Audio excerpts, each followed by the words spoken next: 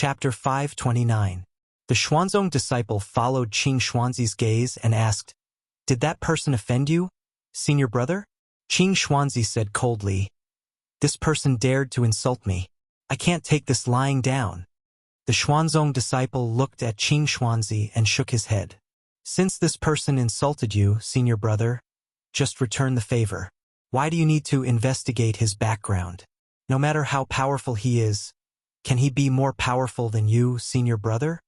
Before Qing Xuanzi could speak, Qing Songzi said indifferently, "Who are you, senior brother? You're the leader of the fourth-generation disciples of Xuanzong. No matter what his background is, whether he's a disciple of the five sects, a disciple of an aristocratic family, or a royal family of a country, can he be more powerful than you, senior brother?" Qing Xuanzi looked at his junior brother with a glint in his eyes. Qing Songzi was right. He was one of the 10 core disciples of Xuanzong. As the head of the 6 Taoist sects, Xuanzong was above the secular imperial power. The core disciples of the other 5 sects couldn't be compared to him in terms of status. As for those aristocratic families and the secular imperial family, they couldn't be compared to Xuanzong. What did he have to be afraid of? As if he thought of something, he looked at Qing Songzi and said indifferently, "Junior brother, you seem to want me to have a conflict with this person." Qing Songzi shrugged and said helplessly, "What are you thinking, senior brother? I just think that you're too cautious and you're embarrassing Xuanzong. If you're worried that this person has a powerful background and you don't dare to provoke him, I'll help you find someone to investigate him. But it might take some time, so please be patient, senior brother." Qing Xuanzi waved his hand and said coldly, "No need to investigate. Why would I be afraid of a nobody?" Seeing Qing Xuanzi leave, Qing Songzi raised his hands and sneered in his heart. "Idiot who only thinks with his lower body. He's just relying on a good master. What right does he have to be one of the 10 core disciples?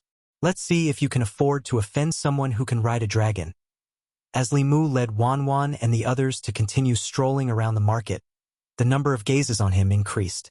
Some discussions and speculations about his identity also began to increase. Some people said that he was a disciple of a cultivation clan, some said that he was a prince of some royal family, and some said that he was a core disciple of one of the 5 sections. Although his seniority in the Fulu school was high, he did not show his face often. As for the other sects, other than a few elders and heads, basically no one had seen him before.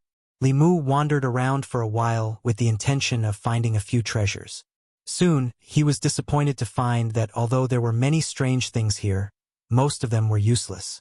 However, he saw some materials that could be used to write heavenly secret talismans. Li Mu walked in front of a small stall selling elixirs, casually picked a few stalks and asked, "How much are these?" The stall owner calculated and said, 500 spiritual jades. "You can take all of them." Li Mu picked up a white stick that was about half an arm's length. It looked like jade and stone, but it was not stone. He placed it in the pile of elixirs and said, "Many of these elixirs are not old enough. 500 spiritual jades is too expensive. I'm too lazy to bargain with you. Including this, I'll give you 500 spiritual jades." In fact, the stall owner did not know what the white object was. It was something he accidentally dug out from the ground 2 years ago. It was abnormally hard and did not have much spiritual qi.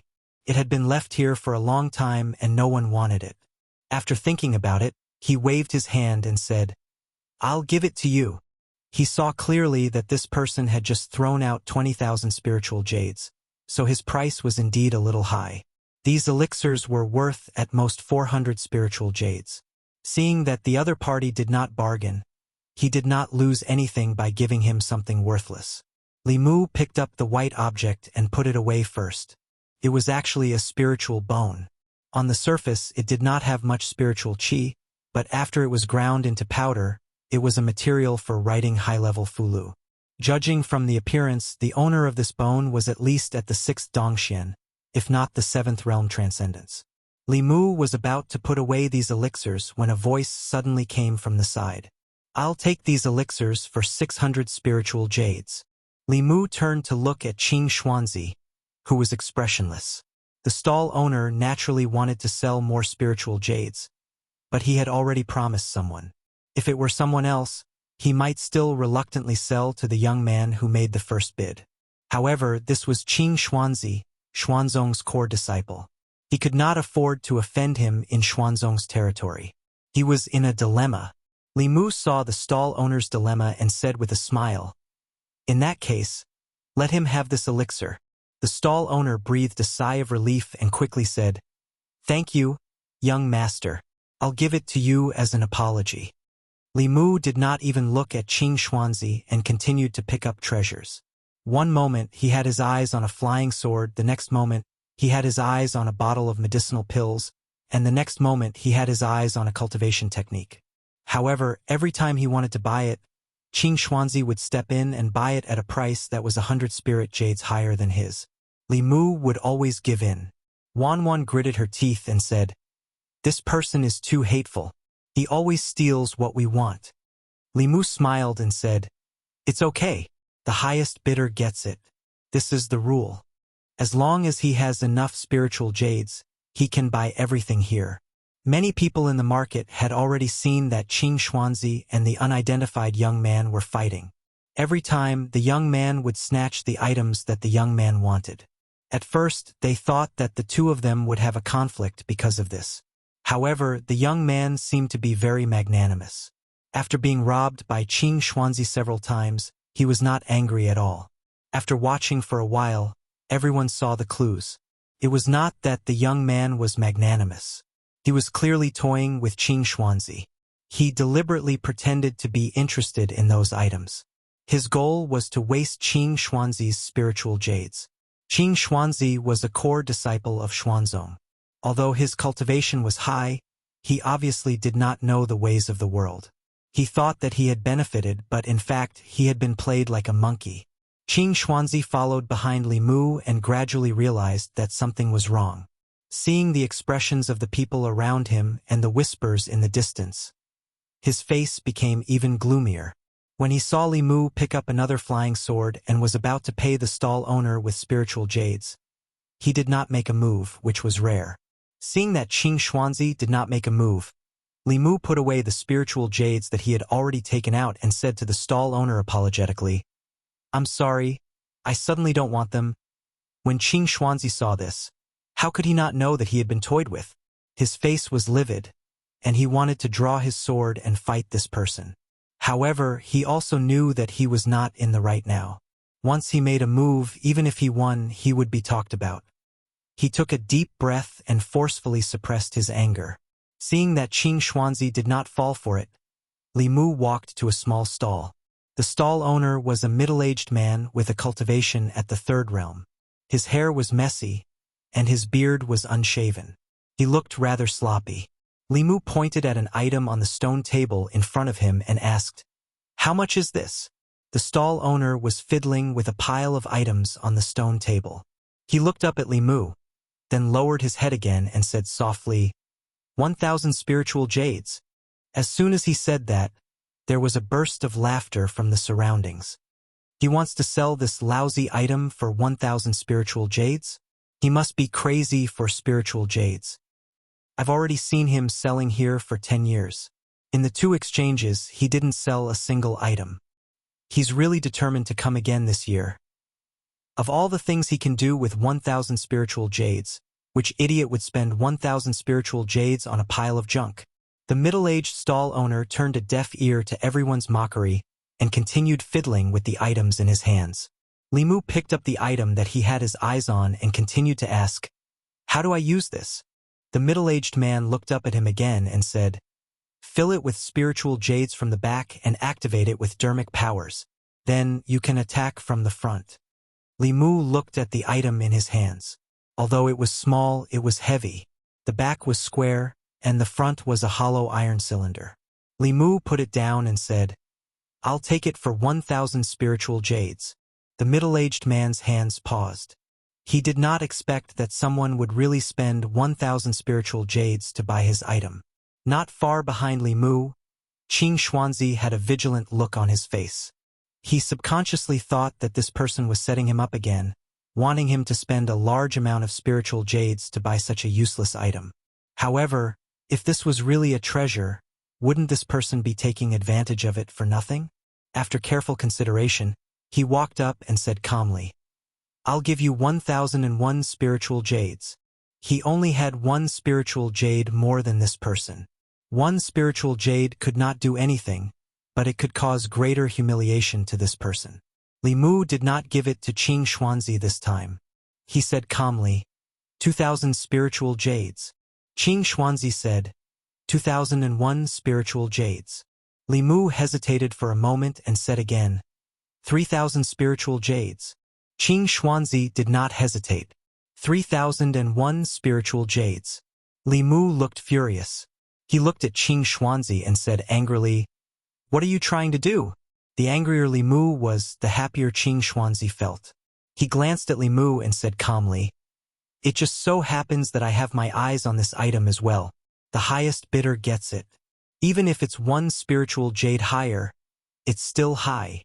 A useless piece of trash was actually bid 3,000 spiritual jades by two people. The onlookers were dumbfounded. Was this the world of rich people? Li Mu looked extremely pained. He squeezed out a few words from between his teeth. "For 1,000 spiritual jades." Qing Xuanzi also hesitated for a moment this time, but when he saw Li Mu's expression, he said decisively, "For 1,001 spiritual jades." The pained and conflicted expression on Li Mu's face melted like spring rain after Qing Xuanzi shouted that number. He smiled at Qing Xuanzi and said, "Congratulations. The treasure is yours." Chapter 530. In the market, when Qing Xuanzi bought the treasure with 4,000 spiritual jades, the crowd was stunned for a moment, and then there was a lot of laughter. It was not common to see a core disciple of Xuanzong being played like this so many times. Qing Xuanzi stood there in a daze, and his face turned from green to black. He was played again. This damn guy made him spend 4,000 spiritual jades to buy a piece of trash. Hearing the laughter around him, Qing Xuanzi's face sank. He took out 40 mid-grade spiritual jades and one low-grade spiritual jade and placed them on the stone table in front of the stall owner. Although he was distressed and angry, he had to pay the spiritual jades. Otherwise, he would lose Xuanzong's face. At this moment, his hatred for the person in front of him was monstrous. He took a deep breath and suppressed the anger in his heart. He looked at the stall owner and asked, "How do I use this?" The stall owner put away the spiritual jades and pointed at a groove behind the item. He said, "Inlay a spiritual jade here and activate it with spiritual power. It will launch an attack from here." Qing Xuanzi did as he was told and inlaid a low-grade spiritual jade into the groove behind the item. He aimed the metal cylinder at the front at the empty space in the distance and activated it with spiritual power. The spiritual jade disappeared instantly, but there was no attack from the metal cylinder. Instead, the item in his hand exploded.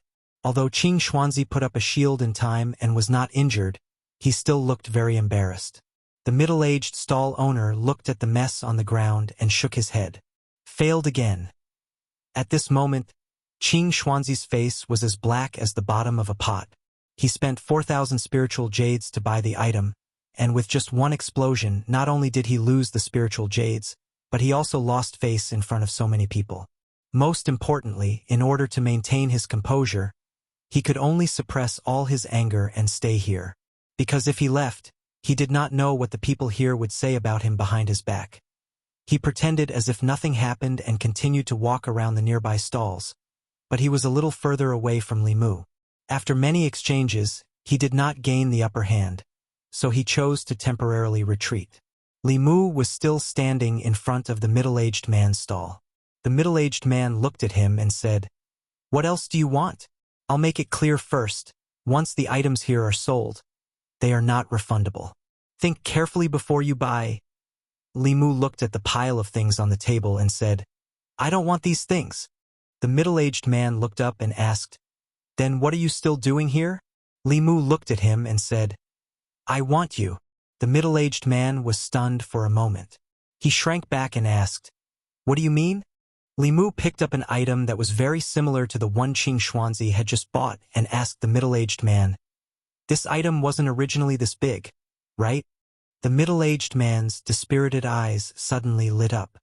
You know these things too? Li Mu shook his head and said, I don't understand. I'm just slightly interested, but I'm looking forward to seeing what they look like after they grow up. I'm even more looking forward to seeing more types of them. They can run on the ground, fly in the sky, swim in the water. The middle-aged man shook his head and said, That would require a lot of spiritual jades, a lot of manpower, and a lot of materials.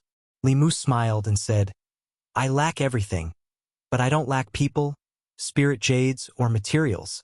The middle-aged man breathed quickly and said, If you can provide me with these things, I'll give you my life. Li Mu shook his head and said, I don't want your life. If you need these things, come to the Department of Worship in the divine capital of Great Zhou and find me. My name is Li Mu. The middle-aged man was silent for a moment. He looked up and said, You can call me Mo Li. Li Mu raised his eyebrows. The successor of the Mahist? The middle-aged man lowered his head and said with a complicated tone, I didn't expect that there would still be people who remember the Mahist. Not long after, Li Mu walked in the market. Wanwan held Li Mu's arm and asked in confusion, Young master, what did you mean by what you said to that person? Li Mu smiled and didn't explain too much. He only said, He is a very capable person. I invited him to work for the imperial court. After walking around the various streets and seeing that they were not as curious as before, Li Mu planned to take them to the Fulu school's shop here. He had just taken 2 steps when his right wrist was suddenly gripped tightly. He looked to his right and found that Cheng Xian was holding his hand tightly. Her eyes were fixed on a stall. That stall sold all kinds of cultivation books. There were Fulu basics, alchemy basics, and array basics. Cheng Xian's gaze was fixed on one of the books. It was a thin book, but there were only a few crooked glyphs on the book. Li Mu didn't recognize a single word. He knew the Great Zhou language, the Xin language, and the Yao language, but he had never seen the one in front of him. Cheng Xian didn't say anything, but she had already conveyed her intentions to Li Mu. Li Mu walked toward the stall, but a figure beat him to it. Qing Xuanzi walked to the stall and picked up the thin book. He asked the stall owner, How much is this book? The stall owner bought this strange book from the secular world with a few taels of silver. He didn't recognize the words on it. Seeing that the other party was a disciple of Xuanzong, he wanted to curry favor with him. He smiled and said, If you want it, 100 spiritual jades will do. Qing Xuanzi didn't recognize the words either. He just felt that the book was strange and wanted to buy it to ask his master. He had just taken out the spiritual jades when a voice came from behind him. I'll pay 1,000 spiritual jades. Qing Xuanzi looked back and saw Li Mu. Anger appeared on his face. He gritted his teeth and said, I'll pay 2,000. Li Mu's expression didn't change. 3,000. Qing Xuanzi gritted his teeth. 4,000. Li Mu continued to raise the price. 5,000. Qing Xuanzi threw the book into Li Mu's arms and sneered. This is yours. Earlier, this person asked him to pay 4,000 spiritual jades for a piece of trash. Now, he asked this person to pay 5,000 spiritual jades for something that was worth 100 spiritual jades. He was very happy, and even half of his anger disappeared. However, when he saw Li Mu pay the spiritual jades directly, he felt that something was wrong. He wasn't as excited as before. The stall owner didn't care about that. He liked these 2 guests too much. He got 5,000 spiritual jades for free. This trip to Xuanzong was complete. He was worried that the other party would go back on his word, so he immediately packed up and left as fast as he could. The people around shook their heads. Although this mysterious young man was smart, he still fell for Qing Xuanzi's trick this time and lost 5,000 spiritual jades for nothing. They had never seen 5,000 spiritual jades in their lives. Li Mu walked to Cheng Xian and asked her with uncertainty, Are you sure this book is worth 5,000 spiritual jades? Can you understand it? Cheng Xian whispered, Of course. This is the secret text of the dragon race. Li Mu was stunned for a moment, then asked, What's written on it? Cheng Xian didn't translate for him. Instead, she bit the tip of her finger and dripped a drop of blood on it. After her blood dripped on the page, it disappeared. At the same time, The thin book in Li Mu's hand suddenly emitted a strange aura. Li Mu was too familiar with this aura. This was the aura of the heavenly book. Almost instantly, he put the book into the pot. However, the moment the aura spread out, many people around still felt it. What's that? That aura is too mysterious. Treasure. It's actually a treasure. The cultivators in the market were shocked. They thought that the young man was tricked by Qing Xuanzi. No one would have thought that it was actually a treasure. The aura just now was so mysterious. This book must be a great treasure, and its value far exceeded 5,000 spiritual jades. Qing Xuanzi was completely dumbfounded. He was completely stunned on the spot. At this moment, he could no longer suppress the anger in his heart and vented it all out. With a thought, a flying sword floated above his head. The flying sword shone brightly and attacked Li Mu. Qing Xuanzi followed closely behind and roared, "Thief! Give me back my treasure!" Facing Qing Xuanzi's aggressive flying sword, Li Mu didn't do anything. But Cheng Xian beside him couldn't stand still. She took a step forward, and a giant dragon shadow rushed out of her body. The shadow let out a dragon's roar and collided with the flying sword. The flying sword was sent flying back, and the sword light immediately dimmed. Qing Xuanzi spat out a mouthful of blood. His eyes were wide open as he looked at Cheng Xian and said in horror, "Dragon race!" The market was instantly in an uproar. Dragon race! That girl is actually a dragon. Oh my God! I actually saw a true dragon in my lifetime.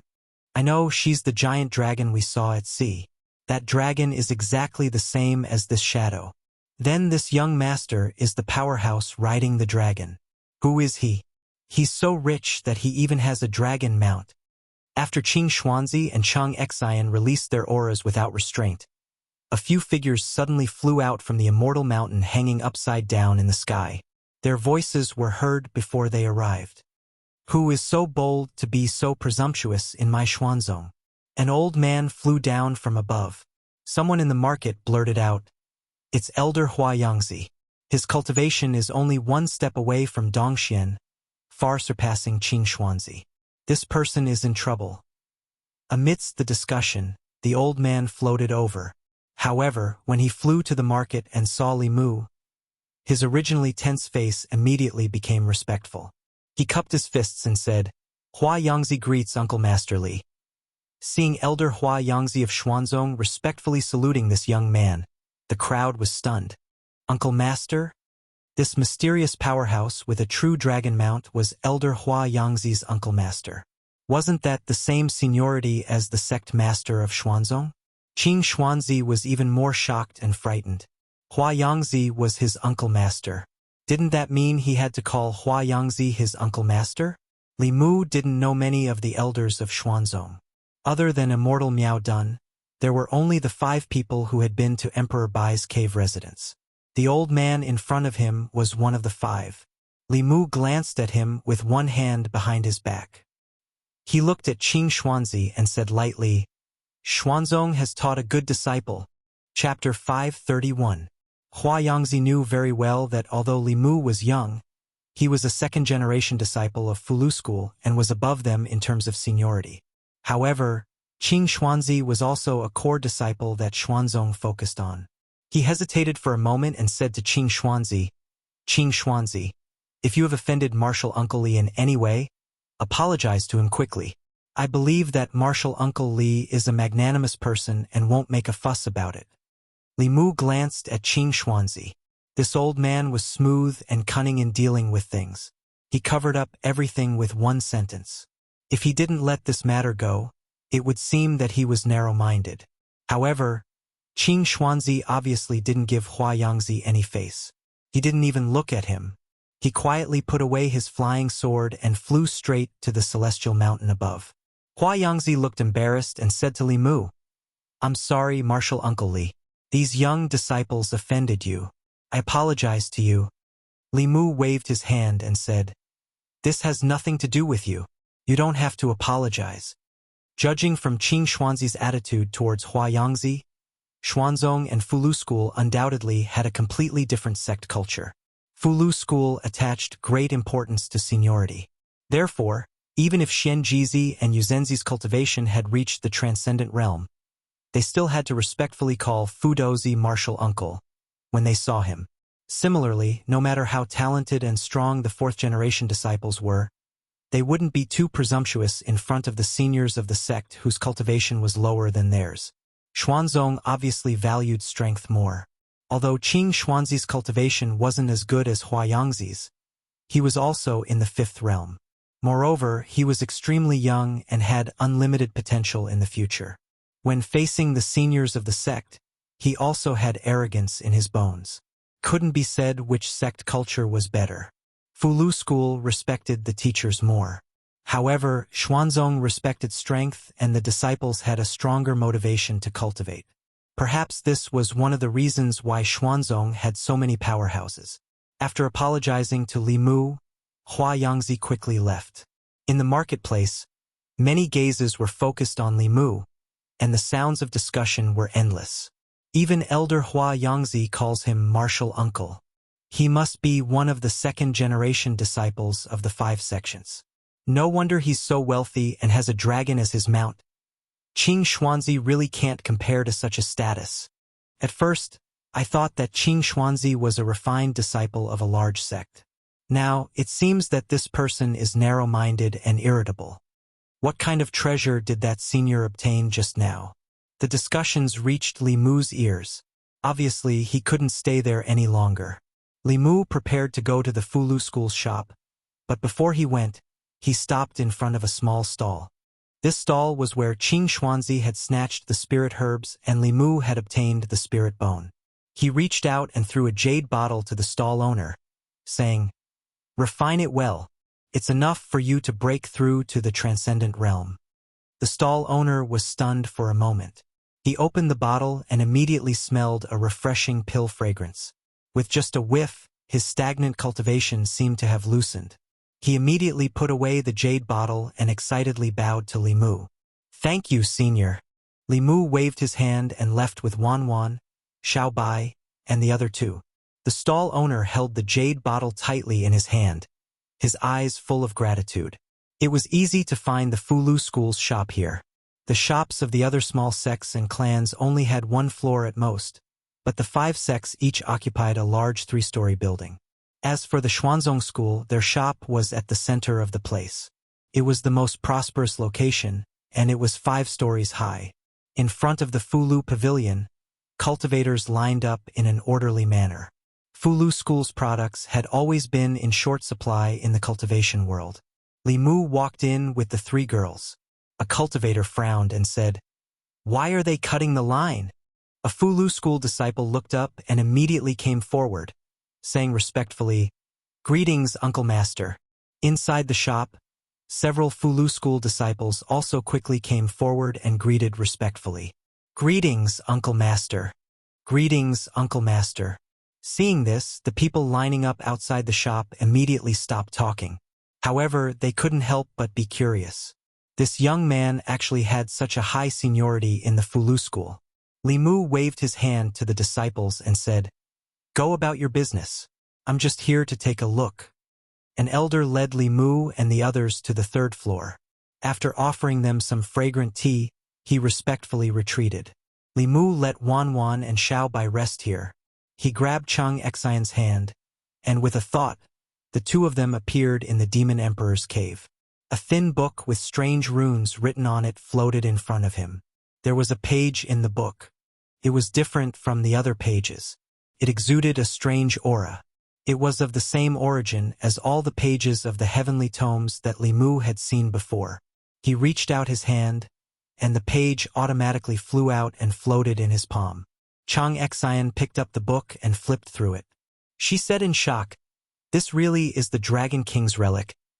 The Dragon Clan's language was widely acknowledged to be difficult to learn. They often used a single character to contain a huge amount of information. Sometimes they used many characters to express a simple meaning. Li Mu didn't understand the Dragon Clan's language. He asked Chang Xian, "Who is the Dragon King?"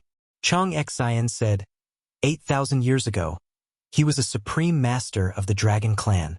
He once united the Dragon Clan of the 4 seas. He was the recognized king of the Dragon Clan, 8,000 years ago, a master of the Dragon Clan. Without a doubt, the Dragon King that Chang Xian mentioned was one of the supreme masters that stood at the peak of the continent. Li Mu became curious about the relic he left behind. He asked Chang Xian, "What's written on it?" Chang Xian looked at the content on the page, and her face gradually turned red. Li Mu was speechless. "Why are you blushing? Hurry up and read it. What does this line mean?" Chang Xian lowered her head and whispered, "The taste of the Snake Clan's women is not bad. Their long legs are too clingy." She also said that she would call her sister over tomorrow. "I'm looking forward to tomorrow." Li Mu cursed in his mind. This can't be that dragon's diary, right? He didn't hear the secret information he wanted to hear. Li Mu continued to point to the next page. "What does this line mean?" Chang Xian's face turned even redder. "The Fox clan is really amazing in bed.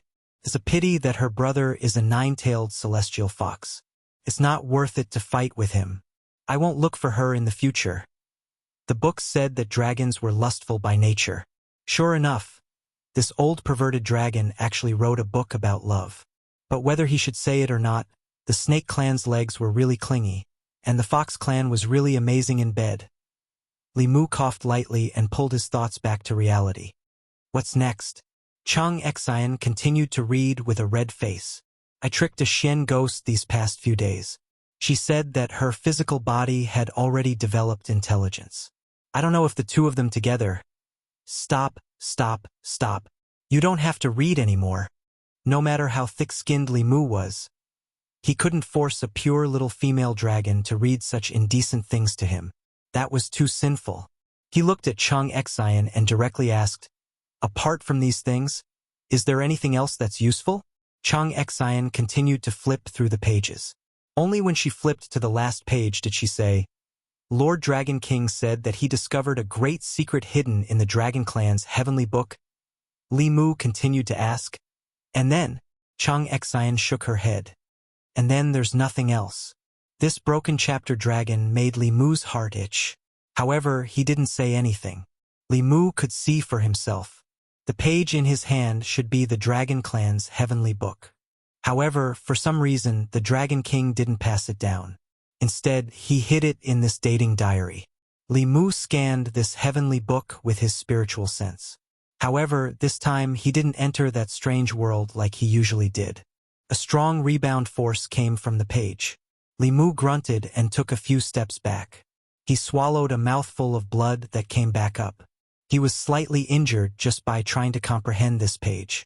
This page of the heavenly book was obviously sealed by someone. As one of the most ancient races, the Dragon Clan had many strange and unpredictable supernatural powers. Li Mu thought for a while and handed the page to Chang Xian. "Try to touch this page with your spiritual sense." Chang Xian closed her eyes and opened them quickly. She shook her head and said, "My spiritual sense can't enter." It was the same heavenly book. Li Mu was hit by a rebound force when he tried to comprehend it. Although Chang Xian didn't comprehend anything, she wasn't injured either. Perhaps it had something to do with her identity as a dragon. However, why couldn't she comprehend this page even with her identity as a dragon? Why did the Dragon Clan from 8,000 years ago cut off the Dragon Clan's inheritance? Li Mu couldn't speculate about this point. He could only put away this heavenly book first. No matter what, he had made a big profit this time. The heavenly book was a priceless treasure. Not to mention 5,000 spiritual jades, even 5 million spiritual jades or 50 million spiritual jades couldn't buy it. It was just that Chang Xian acted too hastily just now. She might have attracted the attention of some people with ulterior motives. Li Mu looked at her and reminded her, "Next time you encounter such things, you must keep a low profile and make a fortune secretly. The fewer people who notice, the better." Chang Xian nodded and said, "I know." Li Mu took the book from her hand and said casually, "Oh right. Teach me the dragon language when you have time." Chang Xian looked at the book in his hand and gave him a meaningful look. Li Mu immediately explained, "Don't think too much. I'm not interested in the romantic history of your Dragon King. I just want to learn something new. We humans have an old saying, There's no end to learning. Once I learn the dragon language, I'll be able to discover this kind of treasure the next time I encounter it. Chapter 532. After leaving the Fey Emperor's cave, Li Mu took stock of his gains. Although he had lost a lot of spirit jades, his gains were also huge. Not to mention the heavenly book. Even if Li Mu couldn't comprehend it, it would still be a priceless treasure. As for the Mahist's successor, it was an even bigger surprise. Even when the 100 schools of thought were flourishing, the Mahist was not unknown. Although the cultivation of the Mahist members was not high, their mechanical techniques were too powerful. Even the top forces of that time had to avoid them. Unfortunately, mechanical techniques required large amounts of precious materials and spirit jades. Not to mention small forces, even ordinary countries could not afford them. Over time, the Mahist disappeared in the long river of history. Great Zhou was strong, and with the Mahist it was like adding wings to a tiger. Li Mu was looking forward to what surprises this person would bring him. In addition, the clothes and accessories that he spent a large amount of spiritual jades on might not be worth it to others, but Li Mu bought them purely because he wanted the women around him to look good in them. He also felt that they were pleasing to the eye, so the spiritual jades he spent were not in vain. Of course, although it was not in vain, he still felt heartache. The spirit jades he had, other than his own meager salary, the Empress's reward, and the Phantom Princess's forced gift to him, were all used up. He couldn't just ask them for more. Li Mu also had a man's dignity. If they took the initiative to give it to him, then so be it. If they didn't give it to him, then Li Mu wouldn't take the initiative to ask for it. As a man, earning his own money gave him a sense of security. Leaving the 3 girls to rest on the 3rd floor, Li Mu walked down the stairs alone. Fulu Pavilion had a total of 3 floors. The 3rd floor was not open to the public. The 1st floor was for goods, and the 2nd floor was used to entertain important customers. Although there were many Fulu on the 1st floor, it couldn't satisfy everyone's needs. Some customers would ask for custom-made Fulu for special purposes. Of course, the price would be more expensive. When Li Mu walked to the 2nd floor, a Fulu school elder was receiving a middle-aged man in luxurious clothes. The middle-aged man was wearing a long robe that concealed his aura. The robe was filled with spiritual qi, and it was obvious that it was not an ordinary item. Judging from the style, it should be a product of the North sect. In the world of cultivators, those who were able to afford the ritual implements of the Northern clan were generally people with a certain amount of wealth.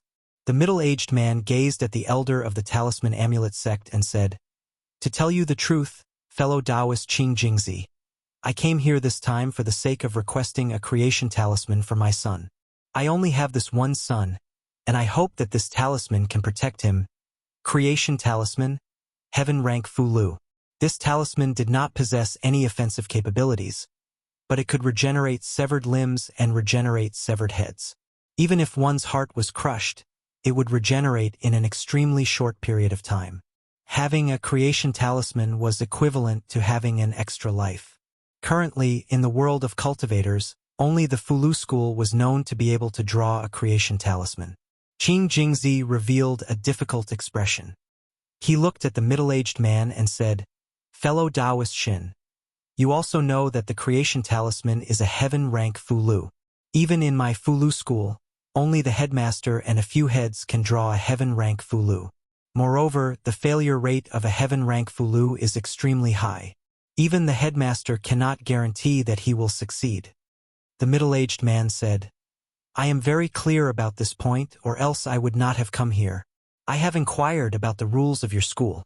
We will prepare 10 portions of talisman liquid for the creation talisman, and we will also give you 100,000 spiritual jades as a reward." Qing Jingzi nodded and said, "There is something I have to say in advance. If the creation of the talisman fails, all the talisman liquid will be wasted.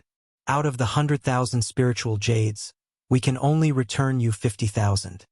Although the middle-aged man felt the pinch, he also knew that in the world, only the Fulu school could draw a heaven rank Fulu. Hearing this, he nodded and said, "I understand the rules of your school. I have already prepared the talisman liquid and spiritual jades." Qing Jingzi was about to put away the spiritual jades when he heard a voice. Qing Jingzi, come here. Qing Jingzi looked back and immediately stood up.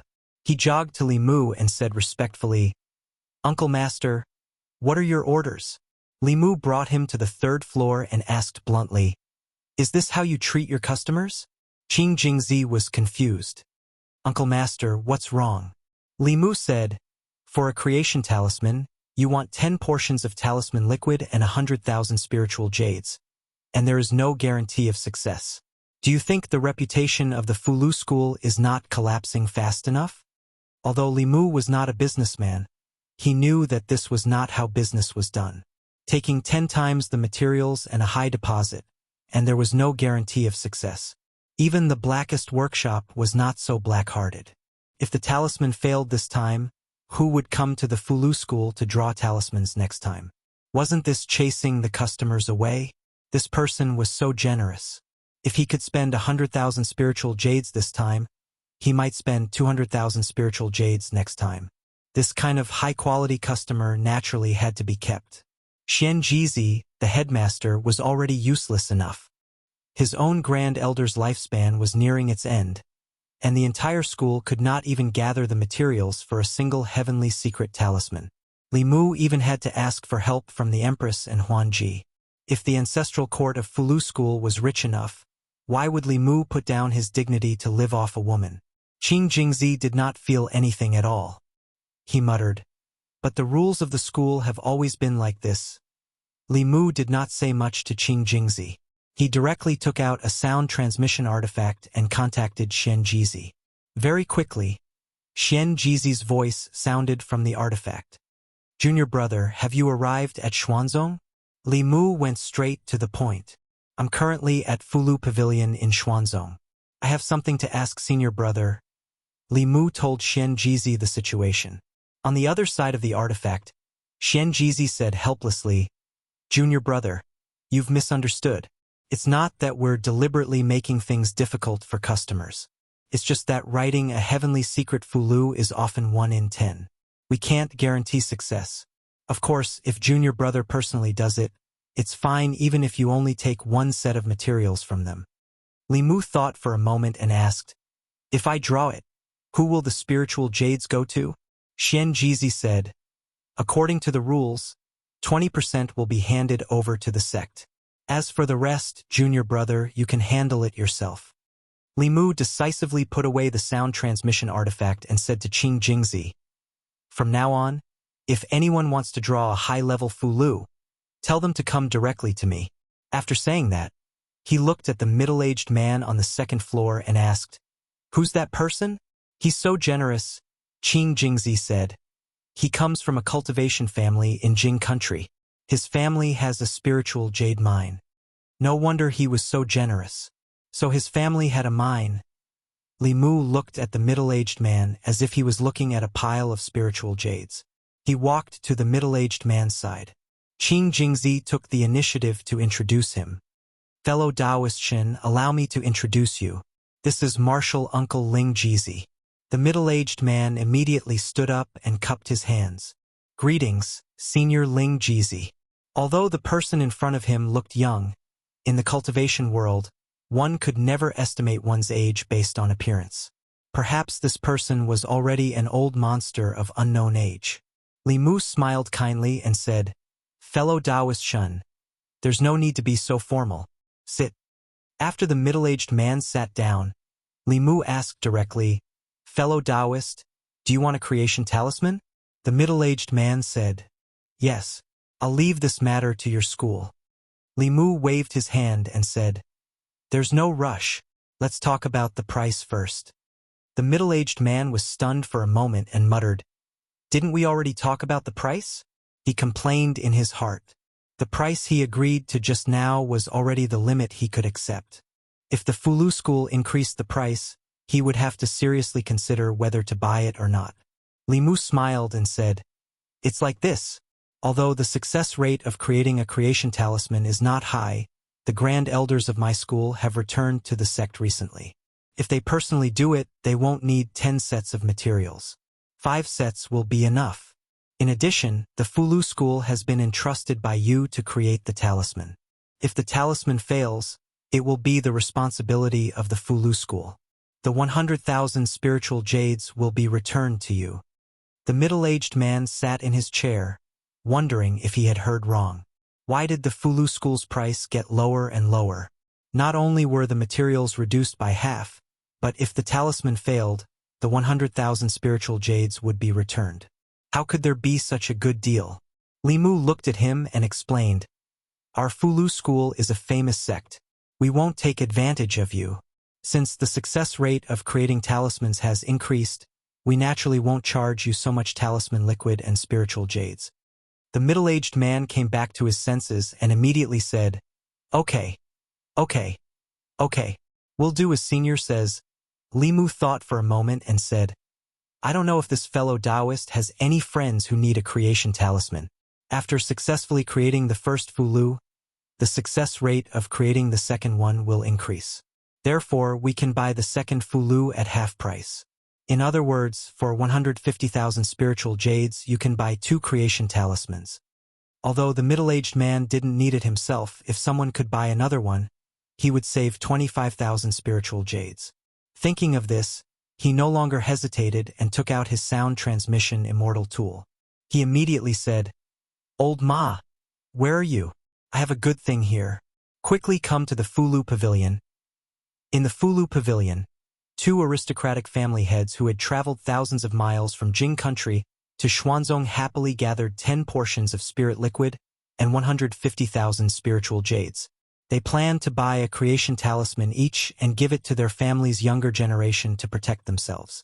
The Fulu school was indeed a Fulu school. They had visited all the shops here, and only the Fulu school could accept the business of the heaven-grade Fulu. Limu personally sent the 2 big clients out and said with a smile, "Fellow Taoists, take care. In the future, let's work together more often. Our sect accepts all kinds of Fulu and will give you preferential treatment. The price is negotiable." At the staircase on the 2nd floor, Qing Jingzi revealed a smile and muttered, 150,000 spiritual jades. If we give Xuanzong 45,000 spiritual jades, we'll make a net profit of 105,000. Limu sensed that something was wrong and asked with a frown, "Why do we have to give Xuanzong 45,000 spiritual jades?" Qing Jingzi said, "Martial uncle, don't you know? All the transactions that our 5 sects conduct here have to be given 30% to Xuanzong. This is also because the 6 sects are from the same sect, so Xuanzong gives us preferential treatment. The other small sects, aristocratic family shops, and stalls outside have to give Xuanzong 40% or even 50%. Limu was stunned for a moment before he strode out of the shop and said to the 2 figures who were about to disappear, "Fellow Taoists, please wait." Chapter 533. In Fulu Pavilion, the 2 family heads returned to the shop and looked nervously at the spiritual jades returned by Limu. They asked, "Senior, this is. If you think the price is too low, we can discuss it again." Limu returned the spiritual jades to them and said, "This is a new rule of our Fulu school. For valuable Fulu items of the heaven realm and above, after the writing is done, you must hand over the spiritual jades and talismans. This way, in a month, you can come to Great Zhou's Shindu to pick up the talismans."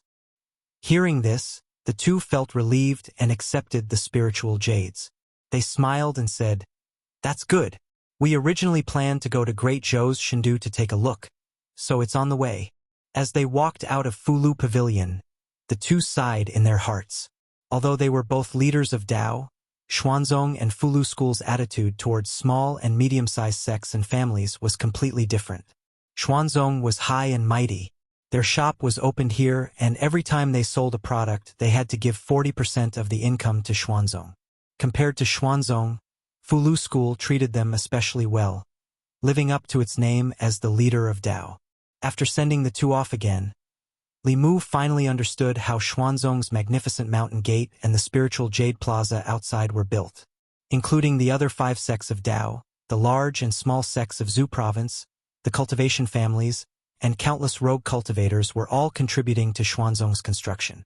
While most of the countries in Zhu province were still in a feudal society, Xuanzong had already taken a step into capitalism. He was the one who wasted his breath, and the one who was tired of writing talismans. In the end, he was actually working for Xuanzong. Li Mu felt a nameless anger rise in his heart. He angrily asked, "Does our Fulu school not have a mountain gate of our own? Why do we have to do business in someone else's place?"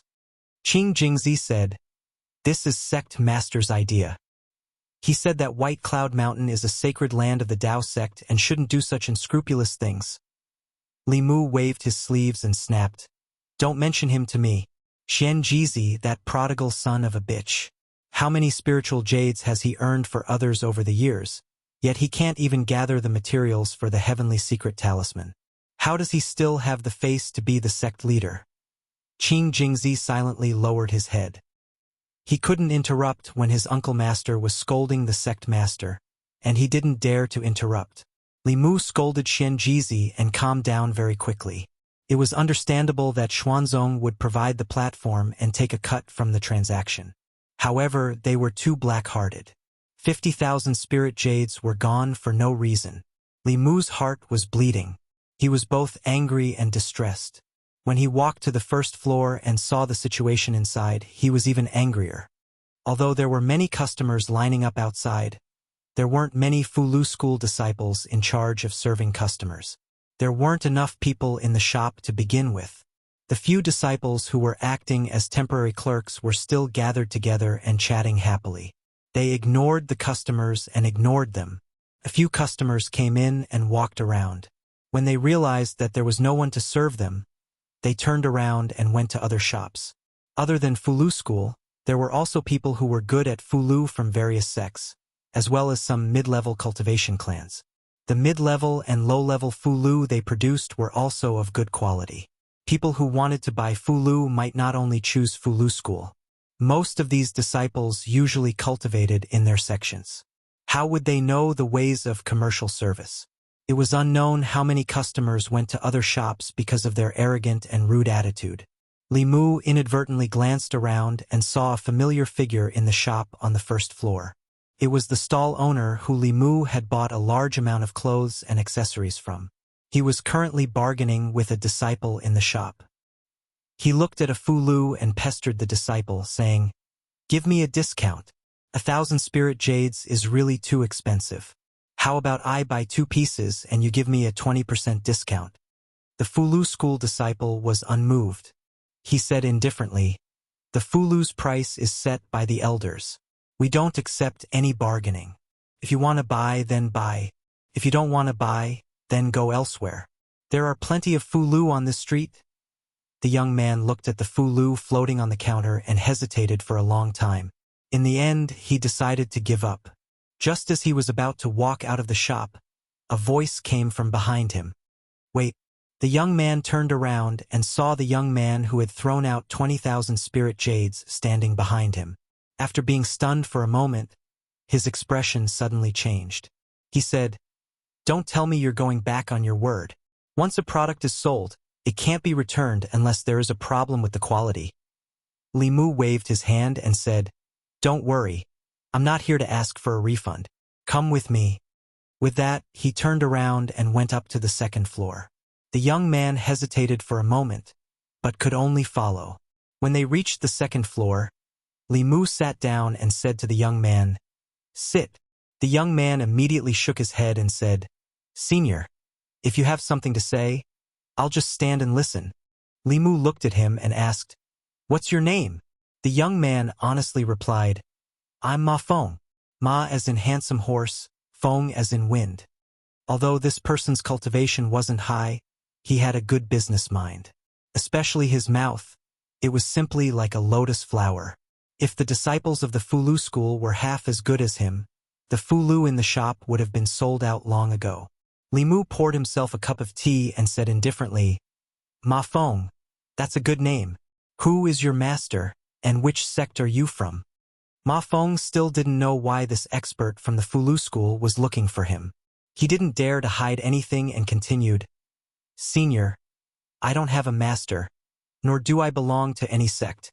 The reason I embarked on the path of cultivation was because I found an introductory book on qi cultivation at an old bookstall when I was young. I pondered on it blindly and unintentionally walked on this path. Li Mu looked at him and suddenly asked, "Are you willing to enter my Fulu school?" Ma Feng was stunned. As a rogue cultivator, he had no sect, no background, and no one to guide him in cultivation. His biggest dream was to enter a sect, but his aptitude wasn't good. Even small sects weren't willing to accept him. Entering one of the 6 Taoist sects was something he didn't even dare to dream of. After coming back to his senses, he immediately knelt down and said loudly, "This disciple is willing." Li Mu nodded and said, "Very good. From now on, you are a disciple of the 4th generation of the Fulu school." Ma Feng immediately took off a bag from his back and placed it in front of Li Mu. He said, "These are the spiritual jades that Martial Granduncle used to buy the immortal clothes and accessories. This disciple will return them to you." He had seen what happened in the market and guessed Li Mu's identity. He immediately changed the way he addressed him. Li Mu waved his hand and said, "These belong to you. Keep them for yourself." Ma Feng put the bag back on his back and said respectfully, "Thank you, Martial Granduncle." Li Mu said, "Get up and talk. I have some things to ask you." Ma Feng stood up from the ground and said, "Please ask, Martial Granduncle. This disciple will tell you everything he knows."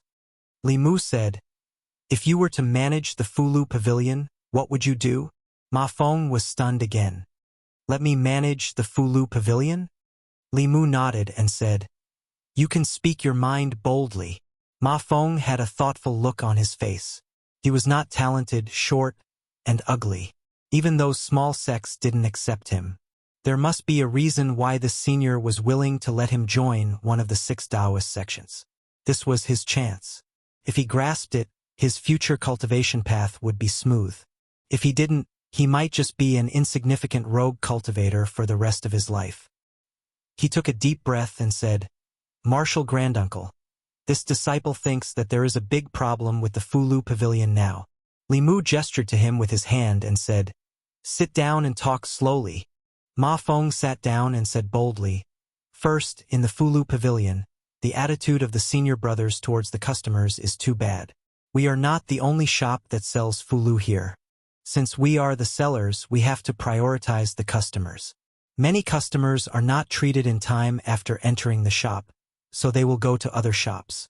In the middle and low-grade Fulu, the quality of our Fulu is not better than the other shops, but the price is too high and there is not much competition. This has caused a large loss of customers." Ma Feng observed Li Mu's expression as he spoke. Seeing that he was not angry because of these words, he continued to speak boldly. "Second, the selling method in the shop is too rigid. 1 Fulu is 100 spirit jades, 2 Fulu is 200 spirit jades, 10 Fulu is 1,000 spirit jades. There is no discount at all, so it is difficult to stimulate the customer's desire to buy. We should set up a variety of selling methods. For example, in the shop, if you spend 500 spirit jades, 50 spirit jades, 1,000 spirit jades, 150 spirit jades. If you buy 2 earth-grade Fulu, you will get 1 earth-grade Fulu for free."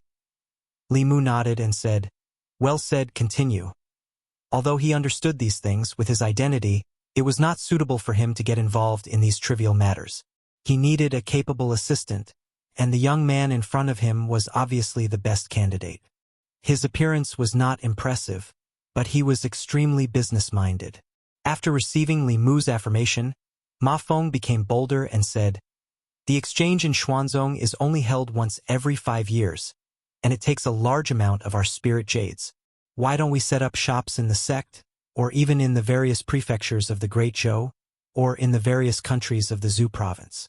With the reputation of our Fulu school, business will definitely be 10 or 100 times better than it is now. At this exchange, loose cultivators and cultivation clans from all over the world will gather here. This is a great opportunity for us. We must let the Fulu Pavilion leave a good impression in their hearts." As Ma Feng spoke, he was no longer limited to the Fulu Pavilion, but looked at the entire Zhu province. He planned a path of continuous development for the Fulu school. 2 hours later, he was still talking non-stop. Xuanzong's location is not good. They are located in the easternmost part of the Zhu province. Many cultivators have to travel thousands of li to get here, and the divine capital of the Great Zhou is in the center of the Zhou province. If we can build a market like this in the divine capital of the Great Zhou and invite the various sects and cultivation clans to move in, we will only take 10% of the spirit jades. This will definitely attract everyone. Unfortunately, this will offend Xuanzong and the Great Zhou court may not agree. Although Li Mu also wanted to do this, and this would bring in a large amount of tax for the court, there was no doubt that this would cause Xuanzong to have no business at all. Offending the number one sect of Taoism, the strongest power in the Zhou province, was clearly not a good choice at the moment. We'll talk about this later. Li Mu stood up and gently patted Ma Feng's shoulder. From now on, I'll leave the Fulu Pavilion to you.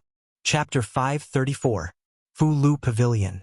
Li Mu brought Ma Feng in front of Qing Jingzi and said, "This is Ma Feng, a new fourth-generation disciple." Ma Feng hurriedly bowed to Qing Jingzi and said, "Greetings, martial uncle." Now was not the time for the sect to recruit disciples, but the head martial uncle and martial uncle all had special privileges. Qing Jingzi was just surprised. This person's appearance was ordinary and could even be called ugly. His cultivation was pitifully low. Why did martial uncle make an exception and let him in? Thinking back to when he entered the sect, he had passed many trials and eliminated many opponents before successfully becoming a disciple of Fulu school. Li Mu continued to say to Qing Jingzi, "From now on, Ma Feng is the shopkeeper of Fulu Pavilion. You will assist him in managing Fulu Pavilion. The two of you will discuss the matters of the pavilion. If there is anything you cannot decide, then come find me." Qing Jingzi's face was filled with shock. He could not believe his ears. A new fourth-generation disciple had instantly replaced his position to become the manager of the Talisman Pavilion, and this caused him to be unable to accept it for a moment. But he couldn't disobey the orders of his martial uncle, so even if he was displeased in his heart, he could only nod and say, "Yes, martial uncle." Ma Feng took a deep breath and puffed out his chest. He said solemnly to Li Mu, "Disciple will do his best to not disappoint martial uncle." Qing Jingzi looked at Ma Feng with an unperturbed gaze. He wanted to see what ability this person had to be valued so highly by martial uncle. Even if he was dissatisfied, he still followed Li Mu's orders and cooperated with this person's actions. Ma Feng first found over 10 young and beautiful female cultivators in the market, and he used them to replace the few Talisman sect disciples in the pavilion before receiving the guests that came to the Talisman Pavilion. Moreover, he promised them that he would pay them 10 spirit jades every day, and they would receive a commission of 1 spirit jade for every 100 spirit jades they sold. He called these female cultivators to the second floor and spent an entire 2 hours teaching them how to attract customers and how to promote the goods in the pavilion. He also made a decision on his own. If a customer bought 2 Earth Rank Fulu tickets, they would get a Mystic Rank Fulu ticket. If a customer spent 500 Fulu tickets, they would get a discount of 50 Fulu tickets. If a customer spent 1,000 Fulu tickets, they would get a discount of 150 Fulu tickets. Qing Jingzi wanted to stop Ma Feng several times, but seeing that Li Mu did not say anything, he forcefully suppressed this thought. He and the Fulu school disciple who had been replaced stood to the side and watched coldly. When this person's various mischievous actions ruined the Fulu Pavilion's business, martial uncle knew exactly what this person was capable of. Xuanzong's Taoist Exchange Conference, or Trade Conference, was held every 5 years and lasted for a month. It was a grand event in the cultivation world of the Zhou continent. During the conference, cultivators from all over the Zhou continent would travel thousands of miles to Xuanzong in the East Sea. Most of them were here to exchange for suitable cultivation resources. In the market, several men were walking together. One of them said, "Which one of you will come with me to the Fulu Pavilion? I want to buy some offensive Fulu tickets for self-defense." Someone beside him said, "If you want to buy low-rank Fulu tickets, don't go to the Fulu Pavilion. It's the same in other shops." The man asked in confusion, "Why? Shouldn't the Fulu school's Fulu tickets be the best?" The man said, "Low-rank Fulu tickets are not difficult. If Fulu school can draw them, other small sects and families can draw them too. There is no difference in effectiveness. Fulu school's tickets are more expensive. Moreover, the Fulu Pavilion's disciples are all arrogant. They don't even look us in the eye. If we enter the shop, no one will pay attention to us. After this person spoke, he immediately received the agreement of the people beside him. Brother Su is right. 5 years ago, I went to the Fulu Pavilion once. The disciples of these large sects are indeed very arrogant. I know of a small sect that also specializes in Fulu tickets. Their prices are much lower than the Fulu schools. Last time, I bought one from them. In these 5 years, those Fulu tickets have allowed me to escape death several times. I strongly recommend you go to that shop. Alright then, if I can save some spirit jades, I also want to buy a magic tool. Just as the group was about to walk past the Fulu Pavilion, 2 beautiful female cultivators suddenly came up to them. They smiled and said, "Fellow Taoists, what do you want to buy? Our Fulu Pavilion has an event today. If you spend 500 spirit jades in the pavilion, you can return 50 spirit jades. If you spend 1,000 spirit jades, you can return 150 spirit jades." The smiles on the faces of the 2 female cultivators were extremely gentle and beautiful. The business of the Fulu Pavilion was closely related to their remuneration. The more customers they received, the more spirit jades they would receive. If rogue cultivators wanted to earn spirit jades to cultivate, they would have to risk their lives every time. How could it be as simple as this? In order to attract customers, they used almost all of their skills. The male cultivators originally didn't plan to come to the Fulu Pavilion, but they couldn't resist the enthusiasm of the 2 beautiful female cultivators and entered the shop with some reluctance. The situation inside the Fulu Pavilion was completely different from the last time they came. There were no longer stiff faces of the disciples of the Fulu school. Instead, there were beautiful female cultivators with sweet smiles. The 2 female cultivators first brought them to a resting area with tables and chairs. They poured tea for them and then asked with a smile, "Fellow Taoists, what kind of Fulu do you need? Do you need me to introduce it to you?" Sitting on comfortable soft stools and tasting fragrant tea, the male cultivators felt embarrassed even if they wanted to leave. One of the male cultivators' throat moved and he said, "I need some profound rank offensive Fulu." One of the female cultivators smiled and said, "Profound rank offensive Fulu. I recommend the Guiding Lightning Talisman, Fire Snake Talisman, and Icicle Talisman. The Guiding Lightning Talisman has a sale today. Buy one and get one free. The Fire Snake Talisman and Icicle Talisman can participate in the full discount." The man's companion tugged at his sleeve and said, "Buy one Lightning Talisman and get one free. This is much more cost-effective than other shops. I've used this talisman to kill several enemies. You'd better buy more." The male cultivator immediately said, "Then I want 5 Guiding Lightning Talismans." The female cultivator smiled and said, "Do you also need other Fulu? For example, the Divine Travel Talisman or something like that?" The male cultivator shook his head and said, "No need. I don't travel often. I don't need the Divine Travel Talisman."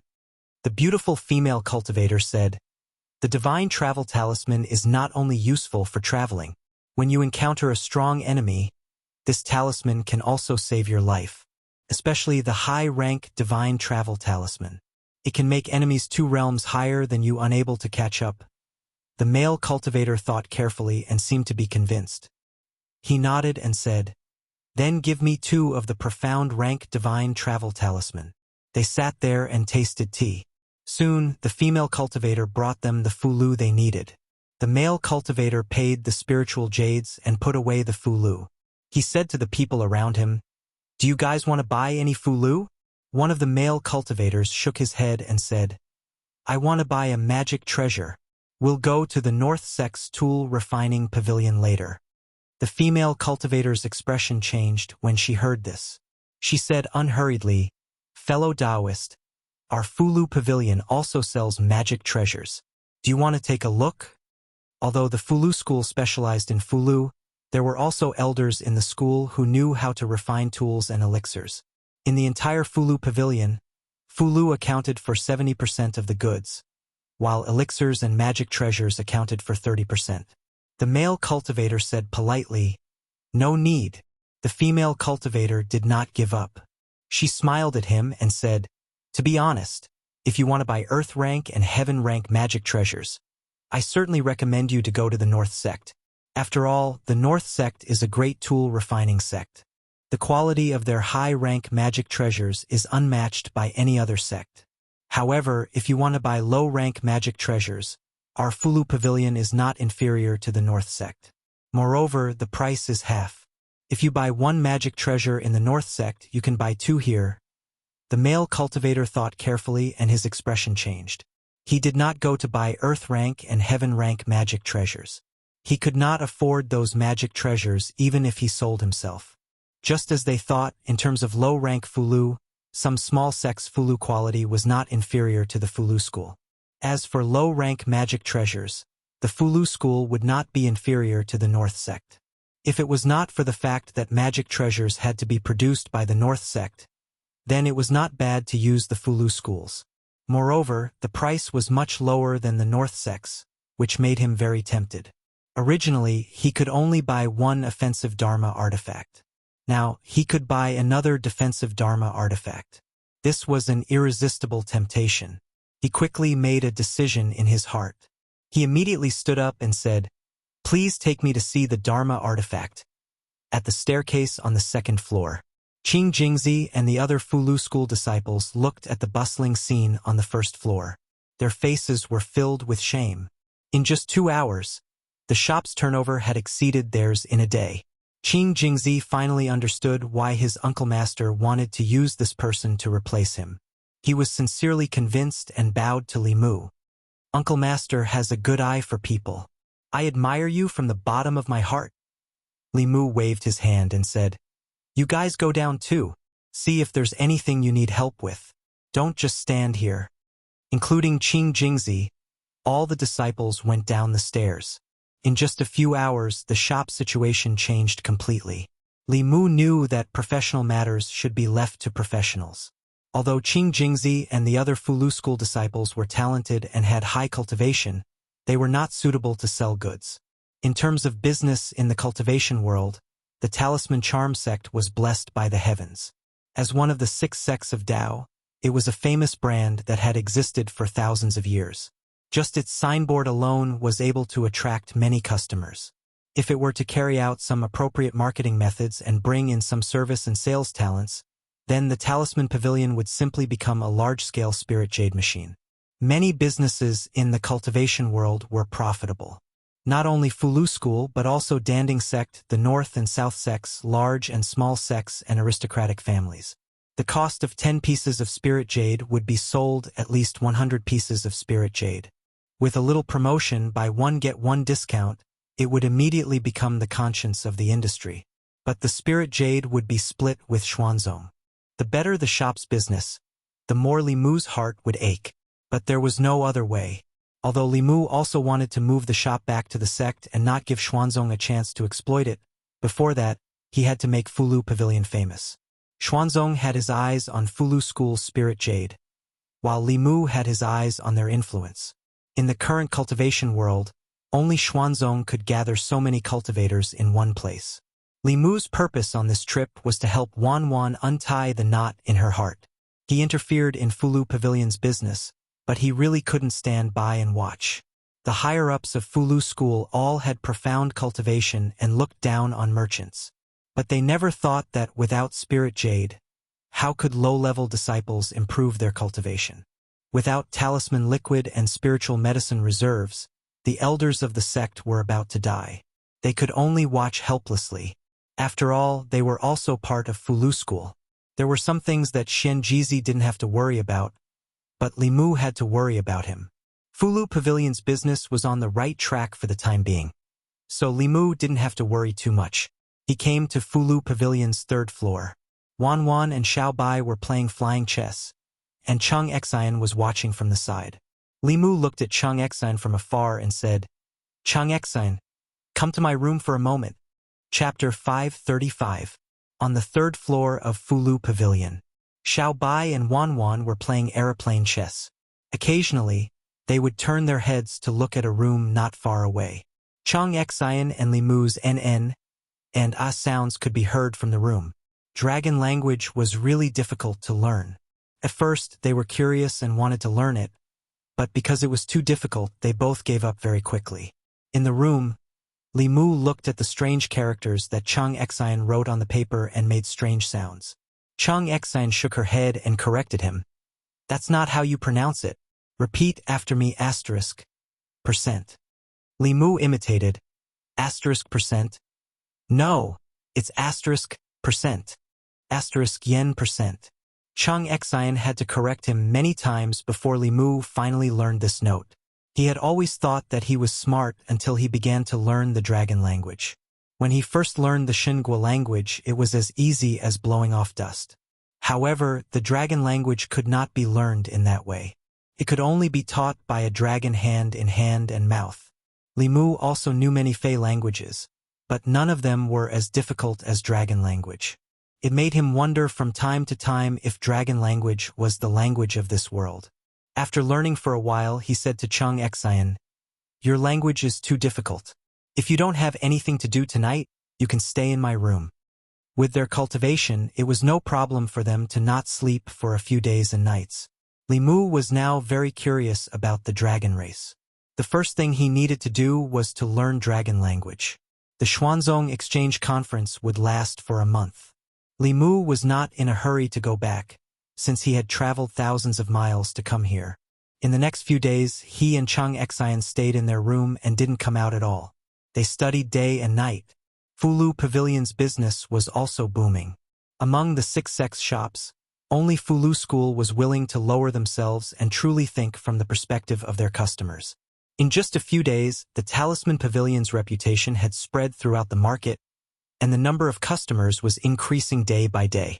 Some customers were even willing to come here to buy low-level elixirs and magic weapons, instead of choosing the Danding sect and the North sect. Pill Cauldron Pavilion, Weapon Forging Pavilion, Spirit Array Pavilion. The disciples of the various sects clearly discovered that the number of customers in their shops for this exchange meeting was much less than in the past. After some investigation, they discovered that many of the customers had been led away by Fulu Pavilion. However, they didn't care too much about it. Cultivators prioritized cultivation. If it weren't for the sect's request, they wouldn't even bother to come here and waste a month doing business. The other sects didn't care, and Xuanzong naturally didn't care either. The better Fulu School's business was, the more benefits Xuanzong would reap.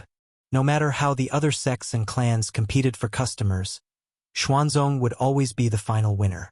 A few days later, under Chang Xian's tutelage day and night, Li Mu finally managed to reach a rudimentary understanding of dragon language.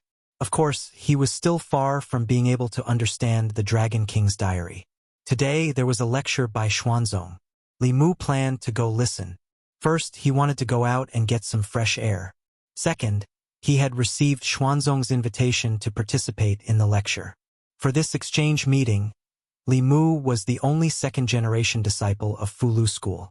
He still had to give face to Xuanzong. There weren't many people in Fulu Pavilion today. There weren't even many customers in the market. On the neighboring island, a large training hall was packed with people. Today, Xuanzong's experts would be lecturing here. They would also answer some questions about cultivation.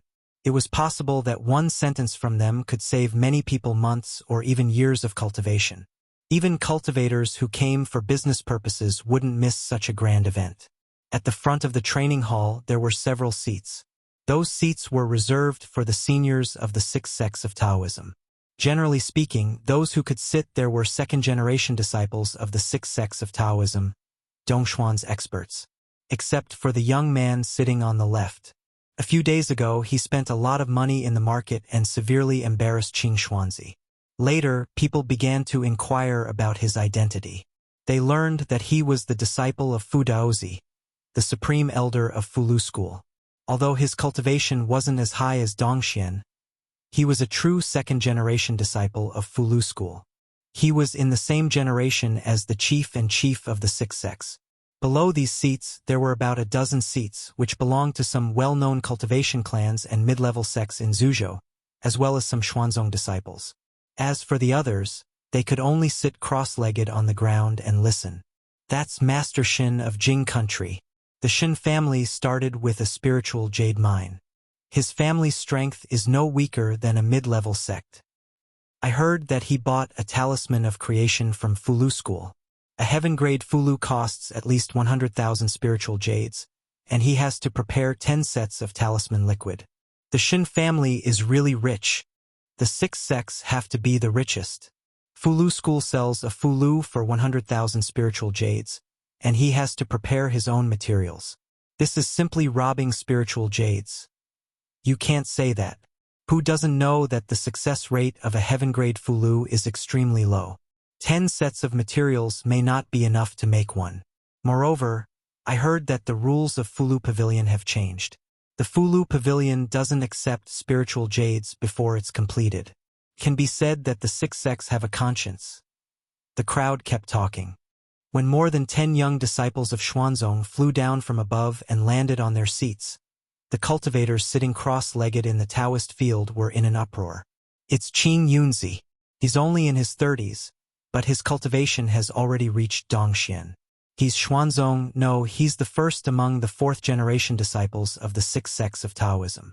He's bound to be the next sect master of Xuanzong. Although his cultivation was piled up by Xuanzong with a lot of resources, his talent can't be ignored to be able to push his cultivation to Dongxian in such a short time. Qing Chengzi, Qing Shuangzi, and Xuanzong's young geniuses have all come out. I really envy them.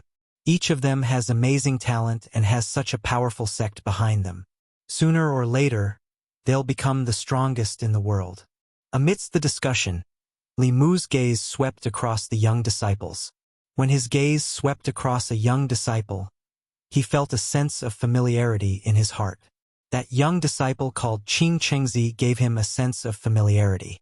However, Li Mu had never been to Xuanzong before, and he didn't know any Xuanzong disciples. He quickly searched through his memory, and soon, this person's figure overlapped with a shadow in Li Mu's memory. A few years ago, when Li Mu was still working in the North County, the wife of the Rat King under the White Demon King was once injured by a human cultivator. The human cultivator who injured the Rat King's wife was the one who killed Xiao Bai's entire family.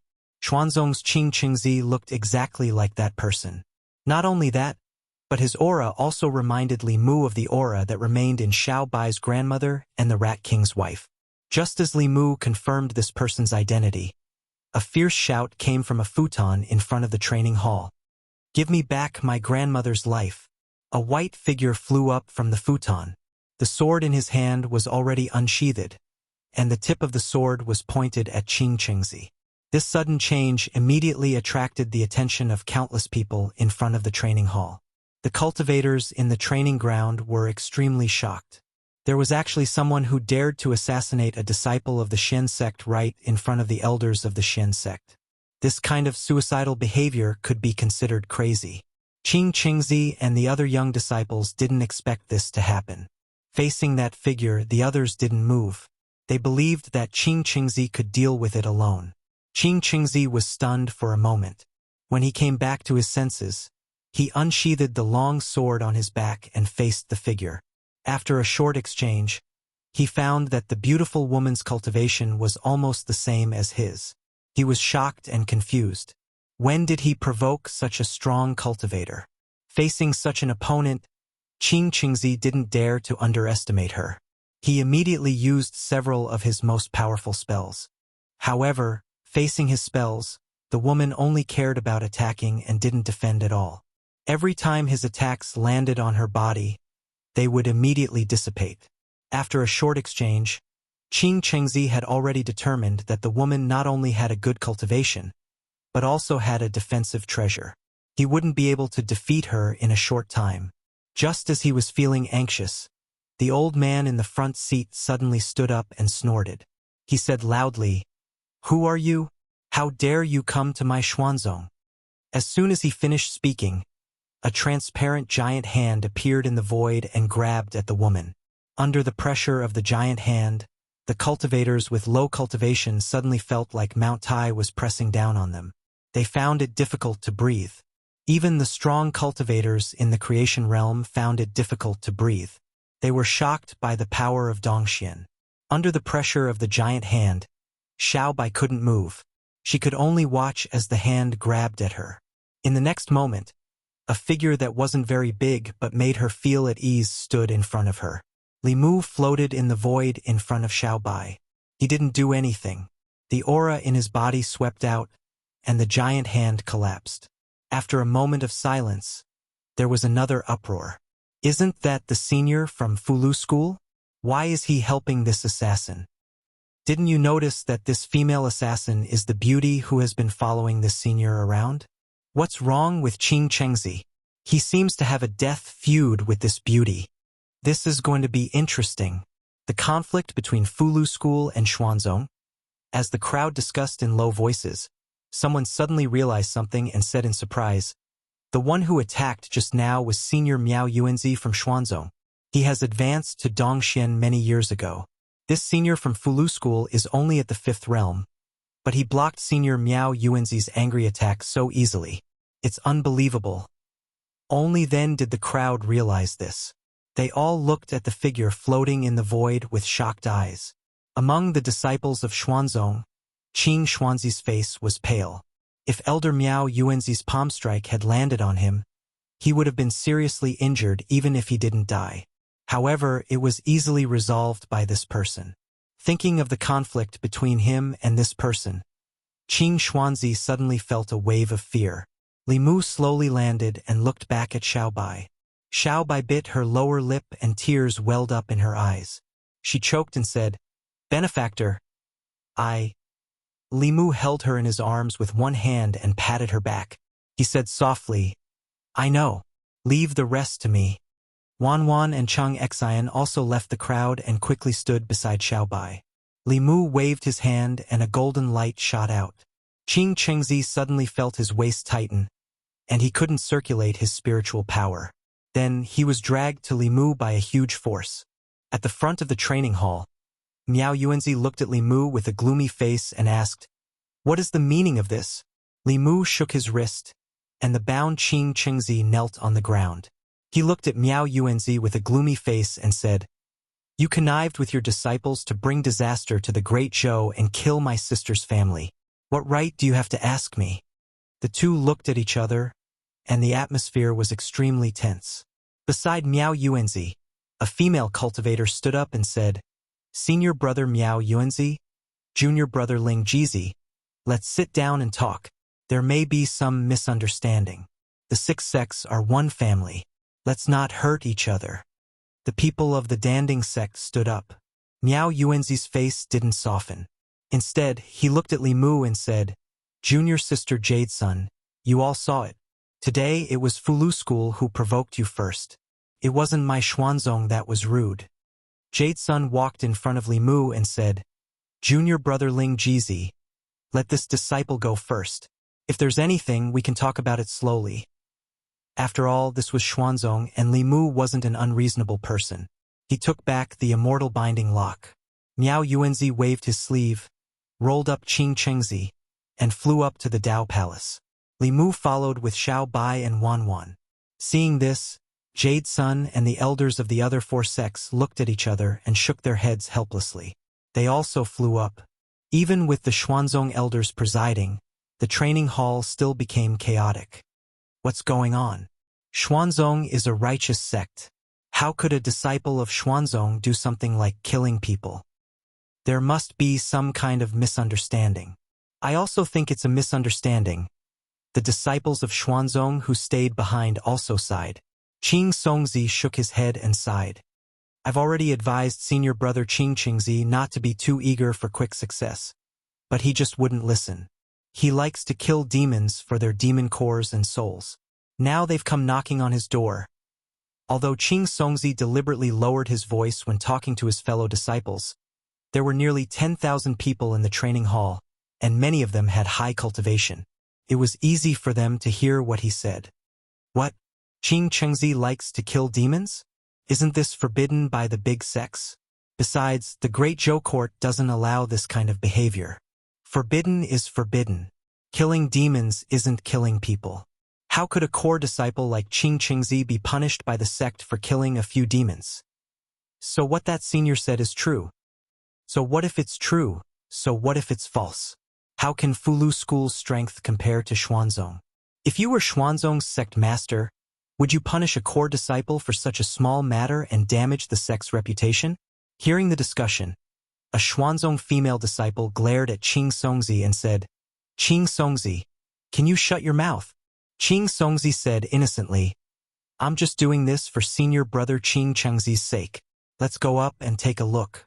I don't know how the sect master will punish senior brother Qing Chengzi. Chapter 536.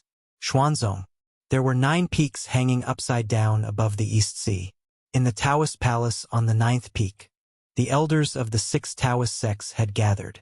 A middle-aged man dressed in colorful robes looked at Qing Chengzi and asked, Qing Chengzi, is it like what Marshal Granduncle Ling Jizi said, that you have committed such evil deeds in the North County?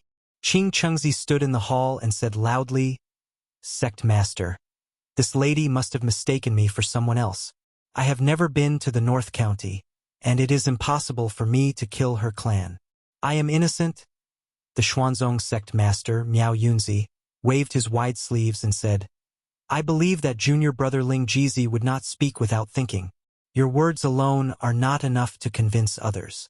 Miao Yuan, take him to Discipline Peak.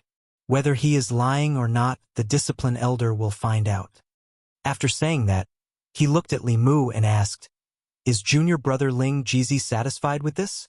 At least so far, as the Xuanzong sect master and a 7th realm expert, Miao Yunzi had shown enough sincerity.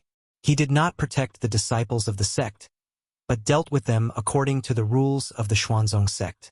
Li Mu had no objections to this. He held Xiao Bai's hand and gave her a comforting look. After Qing Chengzi was taken away, the atmosphere in the Taoist palace was gloomy.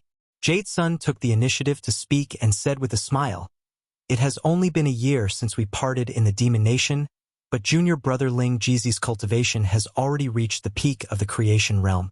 It really makes me feel ashamed. I'm afraid that Fulu School will have another expert soon. Li Mu had a good impression of the senior sister of the Danding sect. He smiled and said, I just encountered some opportunities. Jade Sun said, Junior brother, there is no need to be humble. As cultivators, opportunities and talent are indispensable. The so-called opportunities are also strength. Inside the Taoist palace, while Li Mu and Jade Sun were chatting, Qing Chengzi's face was pale and his body was trembling slightly in Xuanzong Discipline Peak. Standing in front of him was not only the Discipline Peak elder, but there were also 2 martial granduncles of the Miao generation and 2 grand elders of the Dao generation.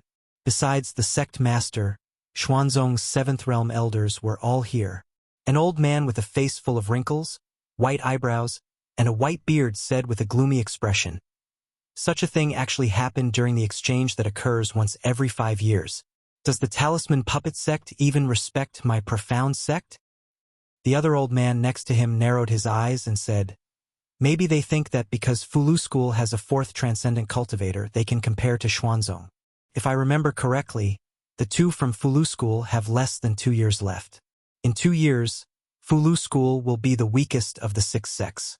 They can't even compare to Danding sect and Spirit Formation sect. Only Taoist Miao Dun looked at Qing Chengzi and asked seriously, Did you really kill that fox demon? Qing Chengzi knew that he couldn't hide it in front of these elders. He said regretfully, I didn't know that the fox demon was the sister of the Fulu School's martial granduncles. Taoist Miao Dun said angrily, I didn't expect you to do such a thing. Come, let's go see the sect master. Elder Bai Mei looked at Taoist Miao Dun and said, Wait. Taoist Miao Dun frowned and said, Martial uncle. Qing Chengzi violated the sect rules. Elder Bai Mei looked at her and said, In the Miao generation, your talent is second only to your senior brother. Now, even Miao Xian and Fulu School's Yuzhen have already transcended. But you're still in Dongxian. Stay in the sect and cultivate. Break through as soon as possible. Don't worry about anything else. Martial uncle, you can leave. Taoist Miao Dun looked at Elder Bai Mei. After taking a deep breath, she bowed and said, This disciple will take her leave. After she left, Elder Bai Mei glanced at Qing Chengzi and said, It's just killing a few demons. Those who are not of our race must have a different heart. The Great Zhou Court is muddle-headed and treats demons as common people. Sooner or later they will be harmed. Now that all the cultivators in Zhu province are gathered here, if we punish a Xuanzong disciple for a few demons, won't we, Xuanzong, be ridiculed by all the cultivators in the world? Qing Qingzi was overjoyed. Since the Grand Elder said so, he had nothing to worry about. The other Xuanzong elders also fell into deep thought. The Grand Elder's words made sense. If it were any other time, given the relationship between Fulu School and Xuanzong, an ordinary Xuanzong disciple would probably be expelled from the sect for committing such a big mistake. Even a fourth-generation core disciple like Qing Qingzi would be severely punished. But now it was the quinquennial Taoist exchange. All the Taoist cultivators in Zhu province were gathered in Xuanzong. If this matter were to spread, it would damage Xuanzong's reputation. As the top sect of Taoism, Xuanzong's reputation was much more important than a fourth-generation disciple. Elder Baimei looked coldly at Qing Qingzi and said, "From now on, you are not allowed to leave the sect until you reach Dongxian." Qing Qingzi had just reached the fifth realm. Although he could enjoy a lot of resources in the sect, he did not know how long it would take for him to reach the sixth realm. Although he was unwilling, he could only bow and say respectfully, "As the Grand Elder commands." Xuanzong, Peak Taoist Palace. Li Mu was still talking with Jade Sun when Miao Yuanzi flew in alone. Miao Yunzi asked, "What's the result?" Miao Yuanzi cupped his fists and said, "Sect Master Senior Brother, just now at Discipline Peak, Grand Elder personally performed a soul search on Qing Qingzi. This matter is indeed not his doing. There should be a misunderstanding." Miao Yunzi frowned imperceptibly and asked, "What about Qing Qingzi?" Miao Yuanzi said, "Although this matter was not done by Qing Qingzi, as a disciple of Xuanzong, he embarrassed Xuanzong in front of so many Taoist cultivators. Uncle Master has already punished him to face the wall in seclusion. He is not allowed to come out for 10 years. The four elders of Danding Sect, Spirit Array Sect, and the South and North sects heard Miao Yuanzi's words, and their expressions changed subtly.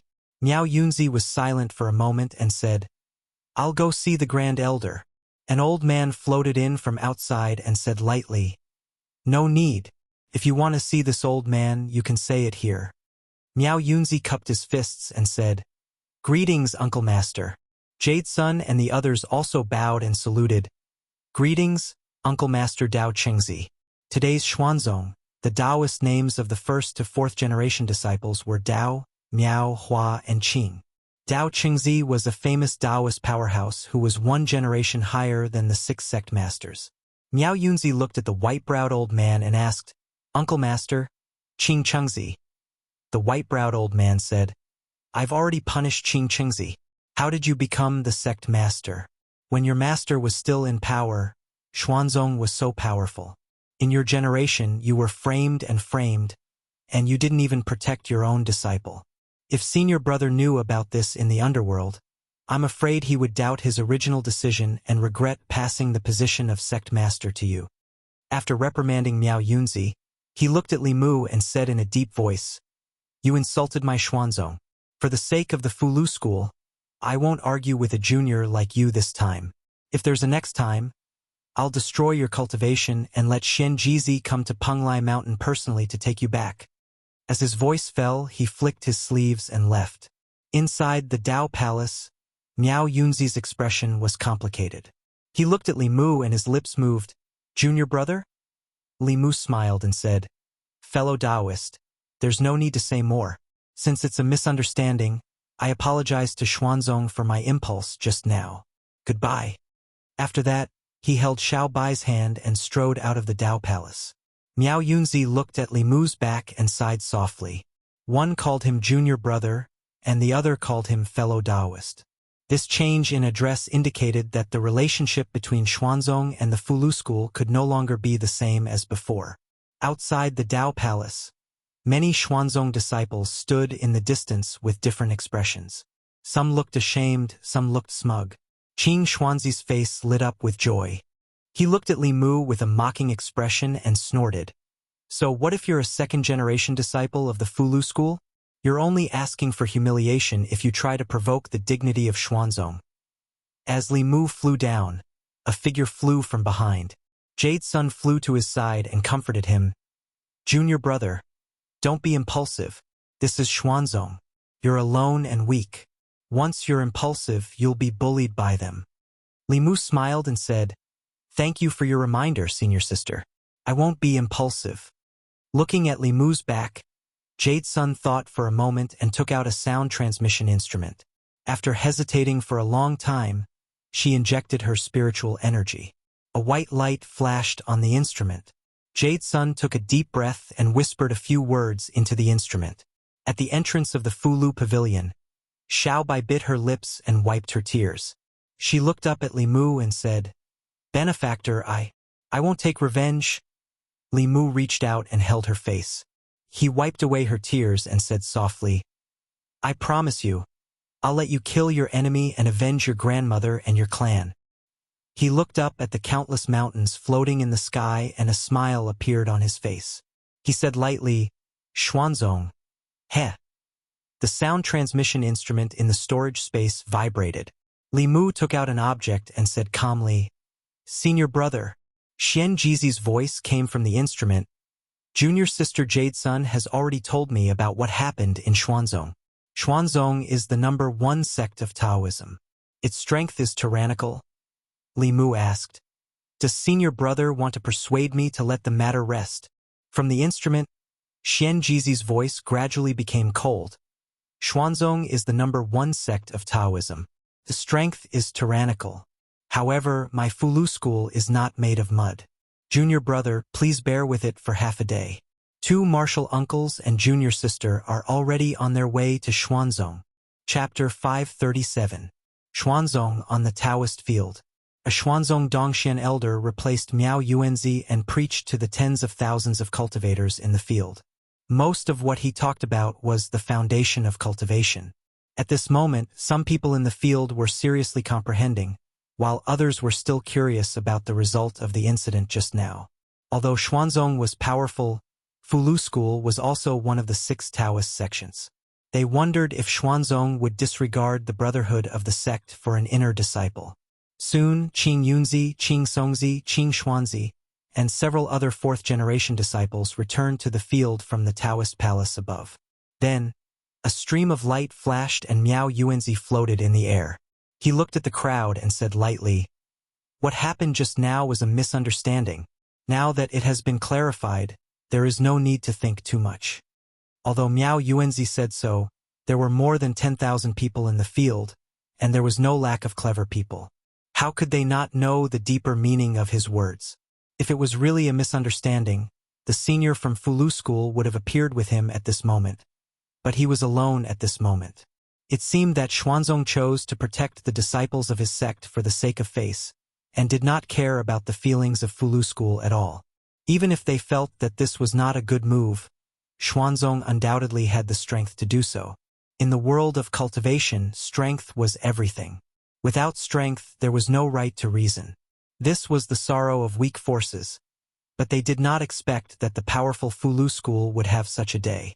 As the #1 Taoist sect, Xuanzong had strength above all in the world of cultivation. Everything included the other 5 sections. In the field, no one blamed Xuanzong, and few people sympathized with Fulu school, because this was the rule of the world of cultivation. At this time, in the market, the cultivators who did not go to listen to the preaching were almost crazy. The Fulu Pavilion had just released the news that they would sell Fulu books below the heaven rank for free. They did not need spiritual jades, and as long as they provided materials for writing talismans, the Fulu Pavilion would write talismans for them for free. The yellow rank Fulu Pavilion provided 1 portion of talisman fluid, 2 portions of profound rank, and 4 portions of earth rank. The Fulu school would then write corresponding talismans for them. Everyone knew that the higher the level of the Fulu, the lower the success rate of forming a talisman. If one went to any sect or family that was good at Fulu and asked for an earth rank Fulu, which one of them would not ask for more than 10 portions of spiritual liquid and a large amount of spiritual jades? As long as they asked for 4 portions of spiritual liquid, they would be guaranteed an earth rank Fulu. What was the difference between this and giving them for free? No, this wasn't a free gift. This was simply Fulu school making a loss. The only troublesome thing was that they could only register now. The Fulu had to be collected in 3 months at the Fulu Pavilion in Chengdu, Great Zhou. No one suspected anything fishy, because the Fulu Pavilion did not want their talisman fluid or their spiritual jades. They only needed to register here, and then 3 months later, bring their talisman fluid or spiritual jades converted from talisman fluid to Chengdu, Great Zhou. The Fulu school would then fulfill its promise. As a great sect with 1,000 years of history, the Fulu school's reputation was not to be doubted. Although the process was a bit troublesome, the return was huge. For a time, there was a long line at the entrance of the Fulu Pavilion. In the market square, no matter if it was the shops on the street or the small stalls in the square, there was not a single customer. Many stall owners and shopkeepers had already packed up their stalls and shops and formed a long line at the entrance of the Fulu Pavilion. Inside the Fulu Pavilion, the disciples and the cultivators who had come at the last minute were furiously writing down the information of the people who had ordered the Fulu. Ma Feng maintained the discipline of the crowd. He gritted his teeth and said, "Damned Xuanzong, I'm not giving you a single piece of spiritual jade." The cultivators in the line outside all had Dharma sound transmission artifacts and were constantly communicating. "Second uncle, hurry up and close the shop. Come to the Fulu Pavilion. Father, hurry up and prepare some spiritual medicine and spiritual jades. We're going to Chengdu, Great Zhou right now. Old Ma, are you at the training hall? Don't listen. Why are you still listening to such useless things at a time like this? Hurry up and come to the Fulu Pavilion. There's a big bargain. Don't blame me for not reminding you if you're late." In the Xuanzong training hall, Miao Yuanzi was preaching. At some point in time, cultivators began to leave one after another. In the past, when he preached, this kind of situation would occur, but it was never on such a scale. Some of them left in a hurry after receiving the message from the Dharma sound transmission artifact. Some saw the people around them leave and also left after asking.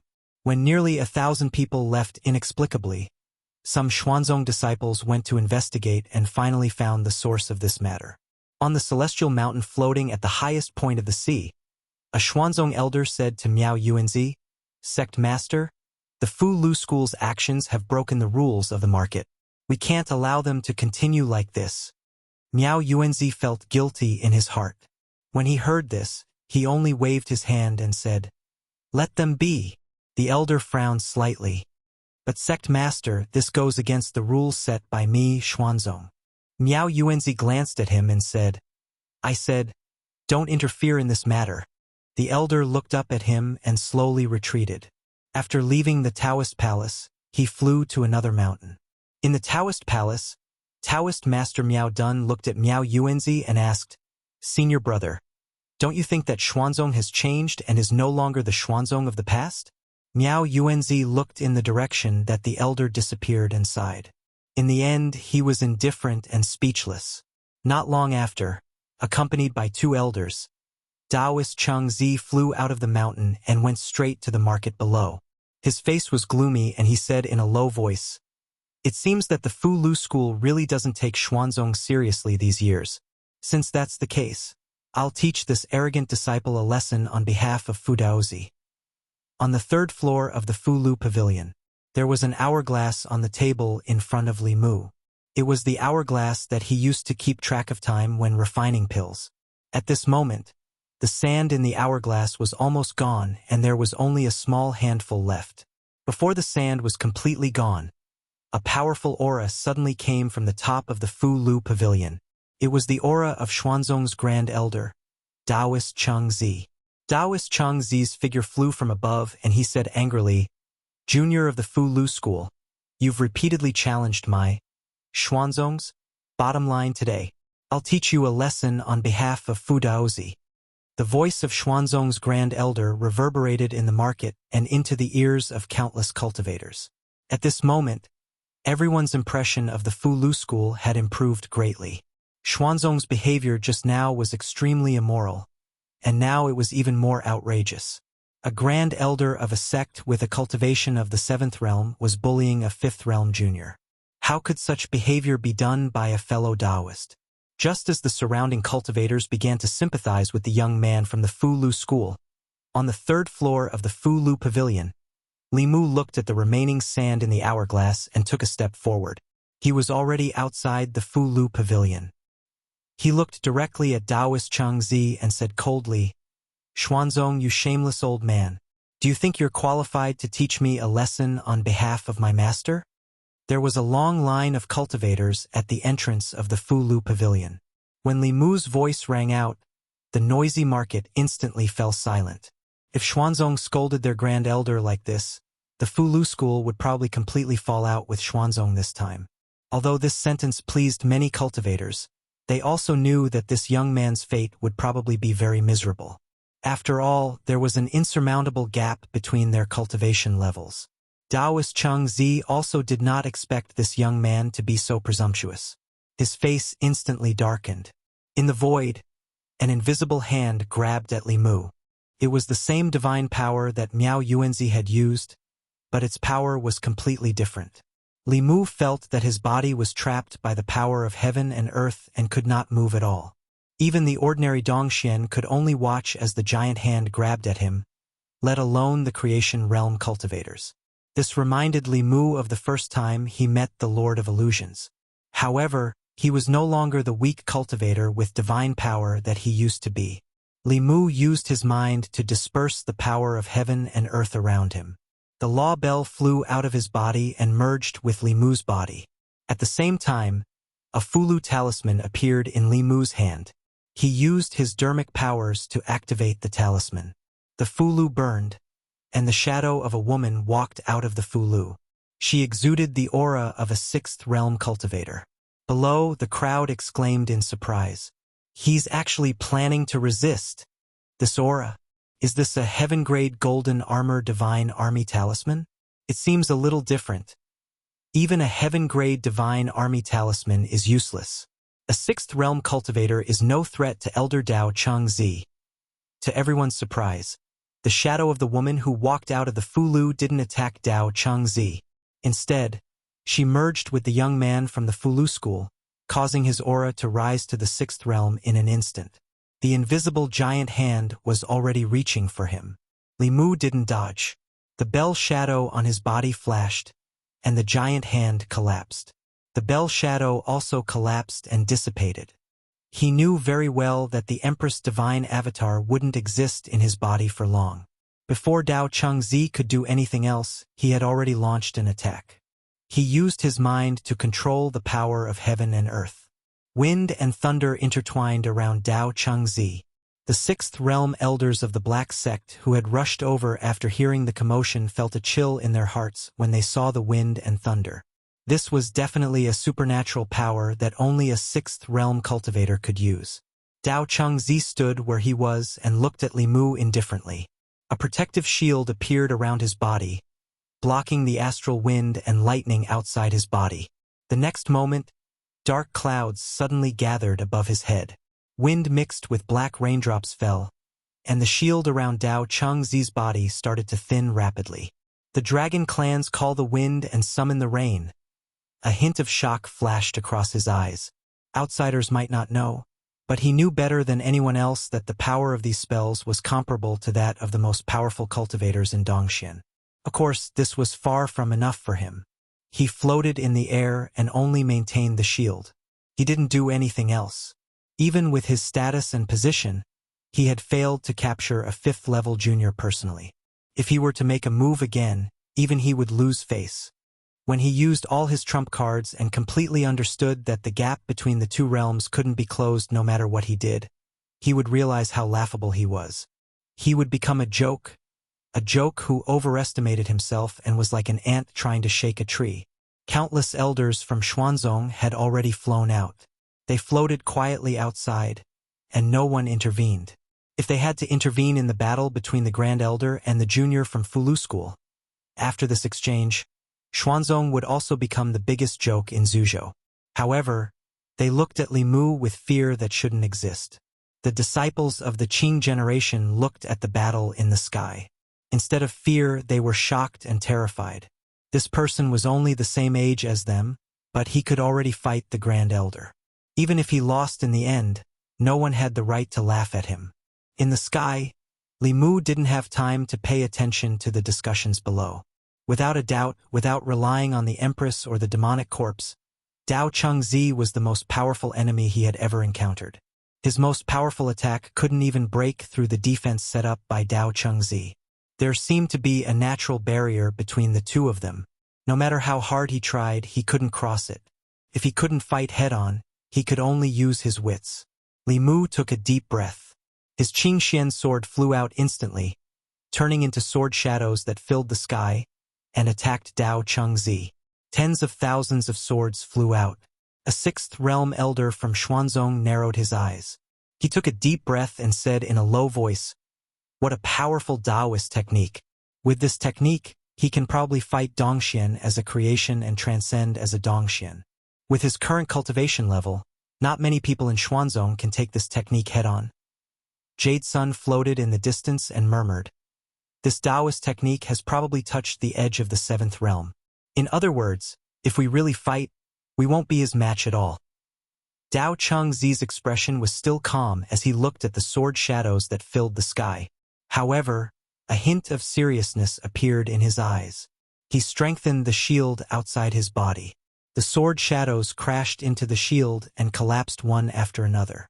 However, the dermic power shield also thinned at a speed visible to the naked eye before finally dissipating. However, there were only a few sword shadows left. Dao Chengzi's dermic power swept out. He stared at Li Mu indifferently and said, "Junior, what other skills do you have? Show them all." Before he finished speaking, his eyes narrowed. The last few sword shadows collapsed under the sweep of his dermic power. However, there was still an illusory sword that didn't slow down. It pierced through his forehead at a speed that couldn't be dodged. The small sword pierced through his forehead. Dao Chengzi's body wasn't injured at all, but his primordial spirit was instantly injured. Under the gaze of countless ancestral state cultivators, Xuanzong disciples, and elders, their Grand Supreme Elder spat out a mouthful of blood. His aura instantly weakened by half. He was injured. He was injured at the hands of a seventh realm junior. Countless people were shocked. Their faces were filled with disbelief. A seventh realm transcendent expert was injured by a fifth realm cultivator? Outside the Fulu pavilion, the Fulu school disciples' breathing quickened. Their bodies trembled as they stared at the figure floating in the air. This was their martial uncle and martial granduncle. This was the integrity of the Fulu school. Two streams of tears slowly fell from Xiao Bai's limpid eyes. Unlike the Fulu school disciples, her eyes were filled with affection as she looked at the figure. In the air, Li Mu's face was pale. He imitated Dao Chengzi's tone and said indifferently, "Old thing, you're still pretending?" Chapter 538. The market, the training ground, and the countless figures floating in the air were all silent. Only Li Mu's voice echoed on the sea. Just now, everyone had witnessed a miracle. A cultivator in the creation realm had actually injured a transcendent realm cultivator in a head-on battle, but he himself was unharmed. This battle was enough to be recorded in the history of the cultivation world. When future generations mentioned the Fulu school and Xuanzong at the same time, they couldn't ignore this battle that spanned two major realms. The elders of Xuanzong floated in the air, still motionless. It wasn't that they didn't want to move, but that they couldn't. The Grand Elder was in the seventh realm, fighting against a fifth realm junior. Did he need their help? Now that things had developed to this point, it was completely out of Xuanzong's control. It was the opposite of their original goal. Xuanzong had protected Qingqingzi because he didn't want the school to be disgraced. Now, all the cultivators on the Zhu continent knew that Xuanzong had protected his disciple and bullied the weak. The Grand Elder's face had been beaten to the ground, and Xuanzong's face had been completely destroyed. If they had known that things would come to this, they would have punished Qingqingzi severely. But now, this had nothing to do with Qingqingzi. Xuanzong needed to establish his authority and regain his lost face. In the air, Dao Chengzi's vital spirit was injured, and his aura was weakened. His face was extremely pale, but not because of his injury, but because of the humiliation. He had been humiliated by a junior in front of all the disciples of Xuanzong, and in front of more than 10,000 cultivators. At this moment, he wanted to kill that person for the first time. His voice was cold as he said word by word, "Junior, you disrespected your elders and deceived your master. Today, I will punish you on behalf of Fulu School." After all, Dao Chengzi was a super expert who had reached the 7th level many years ago. If Li Mu hadn't caught him off guard and mixed the intellectual sword into the 10,000 sword shadows, he wouldn't have been able to injure Dao Chengzi at all. When he was in the 5th realm, his wisdom sword could slash Dongxuan's primordial spirit. Now that his cultivation had temporarily increased to the 6th realm, he could only slightly injure Dao Chengzi. However, he wasn't afraid of Dao Chengzi. In the face of Dao Chengzi's threat, Li Mu ignored it. He turned around and flew toward the Fulu Pavilion. At the same time, on the 3rd floor of Fulu Pavilion, the last strand of sand fell from the hourglass. Dao Chengzi's killing intent surged as he raised a hand at Li Mu's back. But at this moment, 3 streams of light suddenly appeared on the western horizon and sped over. A loud voice exploded in the sky. "Dao Chengzi, do you think everyone in Fulu School is dead?" A huge black sword came from afar and pointed directly at Dao Chengzi. Dao Chengzi hurriedly took out a square shield. The huge sword collided with the square shield and sent Dao Chengzi flying for thousands of feet. The 2 Xuanzong Grand Supreme Elders who had just arrived didn't intend to let him go and chased after him. A Xuanzong Grand Supreme Elder said in shock, "It's Martial Uncle Tian Yangzi and Martial Uncle Tian Qingzi. They actually came in person." Tian Yangzi and Tian Qingzi were famous Taoist experts. The 2 7th Realm Grand Supreme Elders of Fulu School appeared here at this moment. It meant that ever since that incident, Fulu School didn't plan to be friendly with Xuanzong. On the ground, countless ancestral state cultivators were dumbfounded. Today was really an eye-opener for them. Not only did they see Dongxian Transcendence experts injured, but they also saw a battle between Transcendence experts. This trip to Xuanzong was really worth it. Li Mu landed on the ground and walked all the way to Fulu Pavilion. Everywhere he went, the bustling crowd automatically made way for him. Yuzhen Zi didn't participate in the battle. Instead, he immediately flew to Li Mu's side and asked with concern, "Are you okay?" Li Mu smiled and said, "I'm fine. Senior sister, I've made you worry." The spiritual snail in the storage space had been vibrating for a while. Li Mu took out the spiritual snail and injected magic power. The Empress's voice immediately sounded, "What happened on your side? I felt that you used that avatar." Li Mu said, "It's already taken care of. It's not convenient to talk about it now. I'll explain it to your majesty when we return to the divine capital." Zhou Yi asked again, "Are you okay?" Li Mu said, "I'm fine. Your majesty, don't worry." In the Changle Palace, Zhou Yi didn't ask any more questions. He took the initiative to put away the spiritual snail and then said to Mr. Mei, "He should be in Xuanzong now. Order the officials of the East County to investigate what happened in Xuanzong." At the entrance of Fulu Pavilion, Li Mu said to Qing Jingzi, "Pack up and prepare to return to the divine capital." Qing Jingzi led the disciples back to the pavilion to pack up. At this time, a female cultivator walked to Li Mu and asked nervously, "Senior, can we stay in Fulu Pavilion?" Behind her, there were more than 10 pretty female cultivators. They looked at Li Mu nervously. These female cultivators were the shop assistants that Ma Feng recruited. Li Mu said to them, "There won't be Fulu Pavilion in Xuanzong anymore. If you're willing, there's still a place for you in the new Fulu Pavilion in the divine capital of Great Zhou."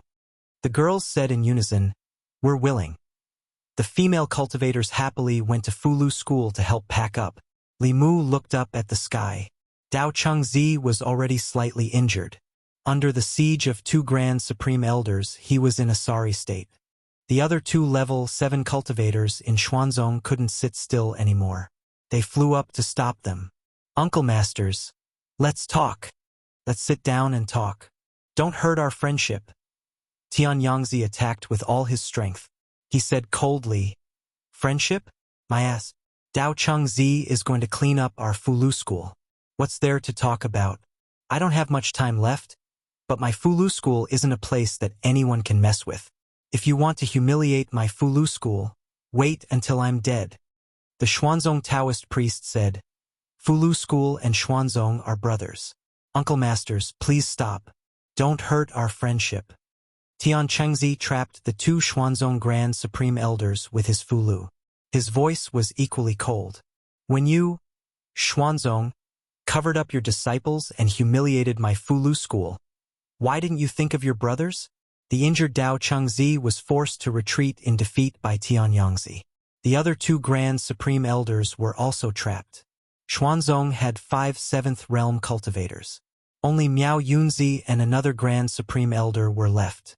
At a certain moment, an angry roar came from an upside-down mountain. An old man flew out and said angrily, Tian Yangzi, Tian Chengzi, don't go too far. He wanted to help Dao Chengzi but was stopped by Yuzhen.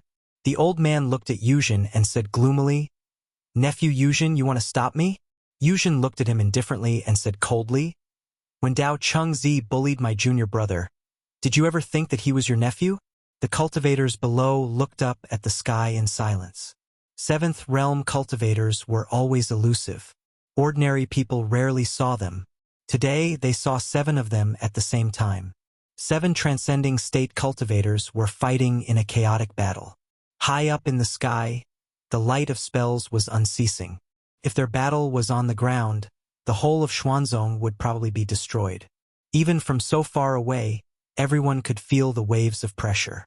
No matter what the result was, Xuanzong's reputation was completely destroyed this time. In the Taoist palace on the highest mountain, the bright light of spells shone into the palace. Miao Dun looked at Miao Yunzi and asked, You're not going to help? Miao Yunzi shook his head. No. Miao Dun said, If you don't help, Uncle Master will have an excuse later. Miao Yunzi breathed a sigh of relief and said, I've been in the sect for too long. I'm bored. I'm just thinking of going out for a walk. Miao Dun was silent for a moment and said, I also want to go out for a walk and find an opportunity to break through. In the market and on the training grounds, the cultivators of the Zhu continent had been looking up for a long time. The battle in the sky didn't have a result. Obviously, the Fulu School and Xuanzong had a big conflict. The 3 elders of the Fulu School came from afar, but the cultivators of the 2 sects couldn't really fight to the death. Up in the sky, the battle was still going on. However, at a certain moment, everyone suddenly disappeared. After a moment of shock, everyone was in an uproar. Where are they? Why did they all disappear? Strange. Why can't I see anyone? In an instant, the elders of the 2 sects disappeared. At the entrance of the Fulu Pavilion, Li Mu's vision blurred. When he reappeared, he was in another space. This space was very big, much bigger than the Emperor's secret garden, but not as big as Li Mu's Demon Emperor's space. Other than the size, there was a big difference between this space and Li Mu's Demon Emperor's space. After the Demon Emperor's space had a new master, it went from being dead silent to full of vitality. There were mountains, rivers, lakes, grass, trees, fish, and insects. It was like a small world. Although there were mountains, rivers, trees, and grass in this space, there was no life. The mountains were gray. The trees on the mountains were withered. There wasn't a trace of green. The water was black. There wasn't a single fish swimming in the water. The grass under Li Mu's feet was yellow. The entire space was dead silent. The 2 Taishang elders and Yuzenzi were beside Li Mu. In front of them were the 4 elders of Xuanzong. In the middle of the withered grass, an old man sat cross-legged. The old man had no eyebrows or beard. There were only a few strands of messy hair on his bald head. Wrinkles crisscrossed his face, mixed with brown patches. He sat there with his eyes closed and his head bowed. There was no breath coming from him. He was like a dead man. But in Li Mu's eyes, what sat there was not a person, but a mountain. This mountain stood tall and lofty, unreachable. Chapter 539. The elders of the Fulu School and Xuanzong were originally at daggers drawn. But the moment they saw this old man, they restrained their fighting spirit and became respectful. Greetings, martial uncle. Everyone bowed respectfully, and even the 2 grand elders of the Talisman Puppet sect were no exception. The old man opened his eyes. Li Mu discovered that his eyes were turbid and lifeless, his pupils unfocused and unfocused. He seemed to be blind. He faced Li Mu's group of 4 and said in a low voice, "Have you caused enough trouble? If you've caused enough trouble, then go back." Although the old man was blind, when he faced Li Mu still felt as if a pair of eyes were piercing through his body. When facing Dao Qingzi, he still had the will to fight, but in front of this old man, he simply could not summon any fighting spirit. Yuzhen's lips moved as if he wanted to say something, but a grand elder stopped him and bowed. "Sorry to disturb you, martial uncle." He waved his sleeves, swept up Li Mu and Yuzhen's grand elder, and flew upwards.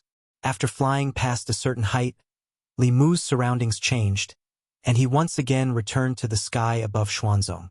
From beginning to end, the old man had only said one sentence, and it was enough to extinguish the anger of the 2 grand elders and make them take the initiative to retreat. The old man's identity was already on the verge of being revealed. It was rumored that Xuanzong, as the number 1 sect of the Taoism, had a deep foundation and even had an 8th realm expert within the sect. Today, Li Mu knew that this was not a legend. The 7th realm expert gave Li Mu the feeling of a tall mountain, but it was not unreachable. He could always see the summit, but in this tall mountain, Li Mu could see the clouds halfway up the mountain. As for how high it was beyond the clouds, he could not even imagine it. Yuzhen's grand elder frowned. "Martial uncle, the disciple that Xuanzong is protecting."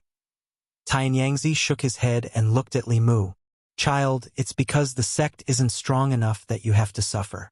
The Taishang elder didn't say it explicitly, but Li Mu understood what he meant. Xuanzong's 8th level cultivator had made his stance clear. It was impossible to take Qing Chengzi away from Xuanzong. Above transcendence was unification of the way. In the entire ancestral state, among the 6 Taoist sects and the Great Zhou court, only Xuanzong had such a powerhouse. No one could defy his will. Li Mu bowed to the 3 and said, "Many thanks, martial uncles and senior sister Yuzhen." The 2 elders smiled and said, "Before we 2 old men die, no one can bully you for no reason." At the entrance of Fulu Pavilion, Qing Jingzi had already gathered all the disciples of Fulu School, including the 12 or so female cultivators. The Taishang elder released a giant boat and everyone flew onto it. Li Mu stood at the bow of the boat, raised his hand, and gently pressed down. An enormous handprint appeared in the sky above the Talisman Pavilion. Boom! There was a loud noise and dust. From then on, there was no more Fulu Pavilion in Xuanzong. Li Mu looked around and imprinted everything here in his mind. One day he would return to this place. Soon, the flying boat turned into a stream of light and flew into the sky, disappearing into the horizon. Countless cultivators looked into the distance. They would never forget their experience in Xuanzong, nor would they forget the immortal legend who dared to fight a transcendence cultivator with a creation realm cultivation. The name of Fulu School's Li Mu would soon be known by everyone in the cultivation world of ancestral state. Xuanzong. On the highest floor of the Taoist palace, cultivators above the 6th level of Xuanzong were gathered. Dao Chengzi looked coldly at Miao Yunzi and asked in a deep voice, "As the headmaster of Xuanzong, when the people of Fulu School attacked the mountain gate, you just stood by and watched. What right do you have to be the headmaster?" Faced with his rebuke, Miao Yunzi took off the Taoist crown on his head and said, "You're right, Uncle Master. From today onwards, I will resign as the headmaster and go out to wander the world to seek the way. The headmaster position will be temporarily taken by other brothers." Senior brother? Senior brother, please reconsider. Several people in the Taoist palace changed their expressions and tried to persuade him. Miao Yunzi just waved his hand and said, "I've made up my mind. There's no need to say more." Dao Chengzi picked up the Taoist crown that symbolized the position of the headmaster of Xuanzong and said lightly, "You are a sinner of Xuanzong. You are indeed unfit to be the headmaster. Miao Xuanzi, you will temporarily take the headmaster position." A figure stood out and took the Taoist crown. He said respectfully, "Yes, master." The grand elder acted arbitrarily and forced the headmaster to abdicate and let his disciple take over. This caused many elders to be dissatisfied. How can the headmaster position be decided by the Grand Elder alone? Grand Elder, you're overstepping your bounds. Even if someone takes over the headmaster position temporarily, he has to ask Elder Tianjizi before making a decision. Faced with the overbearing Grand Elder, everyone spoke up until a figure slowly walked into the Taoist palace from outside. The old man had his hands behind his back and his body was hunched. He limped as if he could fall down at any time. It was such an old man that made all the powerhouses in the Taoist palace bow and greet him respectfully. Greetings, Uncle Master. Greetings, Uncle Master. As the only 8th-level powerhouse in the sect, the old man had dedicated his life to Xuanzong. He used divination to reach the Tao integration stage and divined all the heavenly secrets for the sect. Xuanzong's strength was inseparable from the old man's guidance. The heavenly secrets were hard to predict to begin with. Divining people was already extremely difficult, let alone divining the fate of the number 1 sect of the Taoist sect. For more than 100 years, Elder Tianjizi had made great contributions to the sect with his unpredictable divination skills. However, he had also suffered a backlash from the heavenly Tao. He had lost his sight and suffered injuries that were difficult to recover from. He was Xuanzong's disciple, including the 7th-level elders, and was the most respected existence in their hearts. The old man walked in front of everyone and said slowly, "While Miao Yunzi is traveling, Dao Qingzi will temporarily be in charge of the sect's affairs. Since Uncle Master Tianjizi had spoken, no one in the sect would object." Dao Qingzi was delighted and immediately cupped his hands. "Yes, Uncle Master."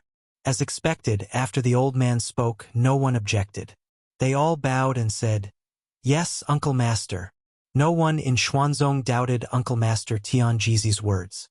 His divination skills were unparalleled in the world. He didn't even need to explain his orders because he could see the future that no one else could. The old man looked at Dao Qingzi and said, "Xuanzong's future is in your hands." Dao Qingzi's expression was solemn. He said, "I will definitely manage the sect well and not disappoint Uncle Master." Not long after, in the sky above the Eastern Sea, Miao Dun looked at Miao Yunzi and asked, "You're leaving just like that?" Grandmaster didn't pass the position to Uncle Master Dao Qingzi because his temperament wasn't suitable to be the sect leader. He was worried that he would completely destroy Xuanzong. "Once you leave, Xuanzong will be able to do whatever he wants." Miao Yunzi said, "This is Uncle Master's intention. Don't you trust him?" Miao Dun was silent for a long time before he said, "I agree with Uncle Master's every decision. Only this time, but he can see much further than us. Is Uncle Master Dao Qingzi really Xuanzong's future?" In a dead silent space, Tianjizi sat cross-legged on the withered grass. He closed his eyes and made a gesture of pinching his fingers. Soon, a trace of blood flowed out from his mouth. In this space, the grass and trees became even more withered and yellow. Tianjizi slowly opened his eyes and murmured, "There can be no construction without destruction. Only by seeking life in death can there be a sliver of fate." In the sky above the Eastern Sea, on the huge spirit boat, Li Mu had already learned the identity of the old man in Xuanzong. Tianjizi was the only elder of the Tian generation in Xuanzong. He was also the elder with the highest seniority in Taoism. With his unfathomable divination skills, he had helped Taoism avoid several catastrophes in his life. One of the important reasons why diabolism did not dare to invade on a large scale was that Tianjizi had not yet fallen. But this was not a reason for Xuanzong to bully others. Li Mu had promised Xiao Bai that he would let her personally avenge the death of her clan members. He had left Xuanzong today, but the matter between him and Xuanzong had only just begun. Li Mu contacted Xianjizi with a communication talisman and told him that he was going to rebuild the Fulu Pavilion in Shendu. Li Mu did not intend to be so ruthless, but now that things had come to this, he no longer needed to give Xuanzong any face. At this moment, a large portion of the Zhu province cultivators in Xuanzong had reserved the Fulu Pavilion. They would come to Great Zhou's Shin, due to collect talismans within 3 months. The price was so low that it defied common sense. If others were to write talismans, they would naturally lose out. But if Li Mu did it himself, he would make a great profit. He wanted to build a cultivation market square in Shen. That was even larger than Xuanzong. The imperial court would only take a maximum of 10% of the profits from the peddlers in the market square. He would also build a Dao field next to the market square and invite experts from the Department of Worship to preach the Dao every few days. The market square and Dao field would be open all year round. With the imperial court's influence and Shendu's excellent location at the center of the Zhu continent, this Taoist exchange meeting in Xuanzong would be the last. When they passed by Shendu, Li Mu and Xiao Bai got off the flying boat first. The two Taishang elders and Yuzhenzi continued north to return to the ancestral court. As soon as Li Mu stepped into the house, the space in the courtyard fluctuated. The empress walked out with Mr. Mei and Shangguan Li. Li Mu walked forward and said, "Your Majesty," Zhou said with a sullen face. "I know." She walked to Xiao Bai and hugged her gently, saying, "Sister will avenge you." Xuanzong didn't even give face to the Fulu school, let alone the Great Zhou court. Li Mu walked forward and said, "Your Majesty, please calm down. Xuanzong is powerful. This matter needs to be discussed at length." Zhou said indifferently, "I won't be so impulsive." She looked at Mr. Mei and asked, "Have you found out?" Mr. Mei nodded and said, "Yes. Xuanzong has a total of 23 orthodoxies in the Great Zhou. They are scattered in the 5 counties in the east. Like the 6 sects of Dao, there was not only one orthodoxy. In addition to the ancestral court, there were also many subsects in charge of providing fresh blood to the ancestral court. Many disciples of the ancestral court were promoted from these subsects. Generally speaking, the Great Zhou court would provide convenience for these subsects. For example, they would be given some blessed land with abundant spiritual energy as a mountain gate for them to use for free. Zhou said coldly, "Order the 5 counties to take back the land the court gave them. Tell them to get lost. From now on, there is no Xuanzong Taoist field in the Great Zhou." Chapter 540. Yantai County, Mount Qingshu. In the current cultivation world, Taoism is the most powerful school. There are 6 schools and countless schools.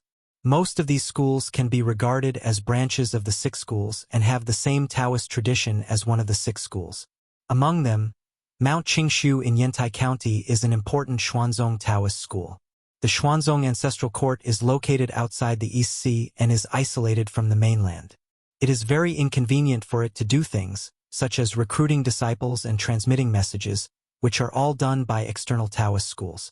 As the Taoist school of Xuanzong, the number 1 school of Taoism, the Qingshu school has an extremely high status in Yantai County. It has about 100 disciples. Its headmaster is a peak creation stage expert and is an elder of the Hua generation in Xuanzong. Xuanzong has a revered status in the cultivation world. The Great Zhou court also opens the doors to them to set up Taoist schools in various counties and gives them extremely preferential treatment in several eastern counties. Not only does it give them famous mountains and caves to use as gates, it also uses the court's resources to build Taoist temples for them and recommend extremely talented disciples for them, etc. Today, a flying boat suddenly flies towards Mount Qingshu. On the flying boat are several cultivators with high levels of power. They fly to the sky above Mount Qingshu, then put away the flying boat and land. The Qingshu temple's guarding disciples recognize that the newcomer is the Yantai County governor. They step forward and say, "Sir, please wait here for a moment. I'll go to the temple to report to the abbot." The Qingshu temple is backed by Xuanzong, so it does not care about ordinary people. Even if it is an official of Yantai County or a cultivator below the 6th level who comes to visit, they must wait outside the gate. But this time, the Yantai County governor does not wait here. He just waves his hand indifferently and says, "No need." His face darkens. He says, "Do it." Boom!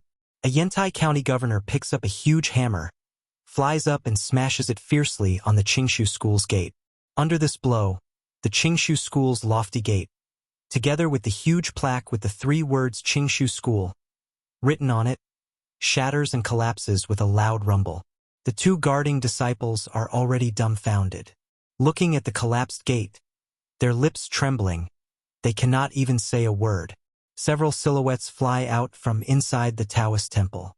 A furious voice says, "How dare you? Which thug dares to break into my Qingshu mountain school?" A man in a Taoist robe flew out of the temple. When he saw who it was, his expression changed and he asked in shock, "County Governor Qin, are you crazy?" The Yantai County Governor stood in the air and said faintly, "His Majesty has decreed that from today onwards, Xuanzong Taoist temples are prohibited within the Great Zhou." "Then where do you want us to go?" the man asked furiously. The Yantai County chief says expressionlessly, "This is your own business. I'll give you a day's time to quickly move out of Mount Qingshu. Otherwise, the county office will take coercive measures. At that time, anyone who dares to obstruct the court's official business will be killed without mercy." The man in the Taoist robe had a gloomy expression. The Yantai County chief did not seem to be joking, and it was impossible for him to make such a joke. This time, the Great Zhou Court is serious. This is a big matter for both the Qingshu School and Xuanzong.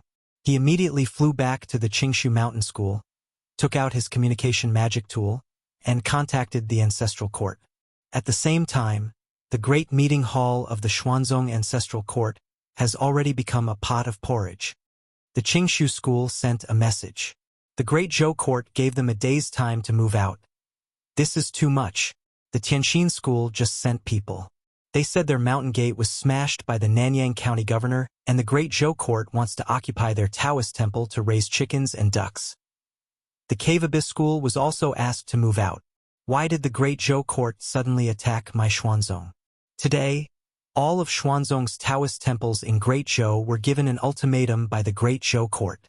They were ordered to move out within a day. It seemed that the Great Zhou Court wanted to expel Xuanzong's Taoist temples and drive them overseas. Dao Chengzi had only been in charge of Xuanzong for 2 days, and this happened. This made his expression extremely ugly. He said coldly, "What is the Great Zhou Court trying to do?" At this time, a Xuanzong elder stepped forward and said, "Martial Granduncle, this must have something to do with Ling Jizi of the Fulu School." Dao Chengzi felt a headache when he heard this name. His reputation was completely ruined by this person. This person made him lose face in front of all the cultivators in the world. Dao Chengzi wanted nothing more than to cut him into pieces. He asked in a low voice, "What does this have to do with him?" The Xuanzong elder Taoist priest said, "Martial Granduncle, you may not know this, but Ling Jizi is not only a second-generation disciple of the Fulu School, but he is also an important official of the Great Zhou. He has authority in his hands.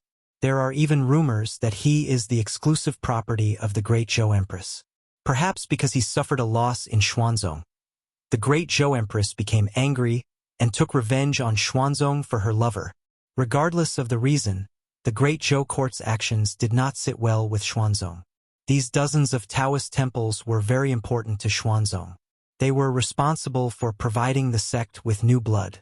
The Great Zhou Court's expulsion of these Taoist temples from the country would not affect Xuanzong too much in the short term. However, in the long term, it was a plan to remove the firewood from under the cauldron. As long as Xuanzong opened his mouth, countless people in the cultivation world would join him. However, geniuses needed to be nurtured from a young age. If they missed the opportunity, it would be very difficult for them to become a top expert in the future. In the face of the Great Zhou Court's coercion, Dao Chengzi was silent for a moment. Then he said, "Move a few more islands and temporarily settle them here. Xuanzong has been passed down for thousands of years and has seen many dynasties change. If the Zhou dynasty thinks that they can challenge Xuanzong, I don't mind supporting a new ruler of Zhou province." No one expected Ling Jizi's revenge to come so quickly. All of Xuanzong's Taoist temples were expelled from the country, and a good exchange meeting was ruined. In just a few days, 30% of the cultivators left for Shindu of the Great Zhou. It would not be long before what happened in Xuanzong in the past 2 days spread throughout the cultivation world of Zhou province. As the #1 sect of Taoism, they had lost all face. Xuanzong no longer had a foothold in Great Zhou. At this time, a group of cultivators came from the Thousand Fox Nation in the distant Life province. Ever since the Thousand Fox country and the Great Zhou dynasty had formed an alliance, they had opened up a trade route to each other. Zhejiang County and the Thousand Fox country had even opened up a trade route. various large sects and families had gradually begun to do business with the demon country. They used spiritual jades, magic treasures, pills, and other items to trade for the Yao nation's abundant spiritual medicines and profited a lot. In the imperial palace, Illusion Princess paced around in her chambers and muttered to herself, "Humph, it's been so long, and he still hasn't come to see me. He doesn't recognize me after he's done with me. Bastard." At this time, Fox 6 suddenly rushed in and said, "Your Majesty, I just heard something from those human cultivators." Illusion Princess said angrily, "I don't want to hear it now." Fox 6 said, "It's about Li Mu." Illusion Princess immediately looked up. "Speak." Fox 6 said slowly, "I heard a few human cultivators discussing something. They said that a few days ago, Li Mu and Xuanzong had a conflict. Even the 7th realm elders of the two sects were alerted." Fox 6 described Xuanzong's matter in detail.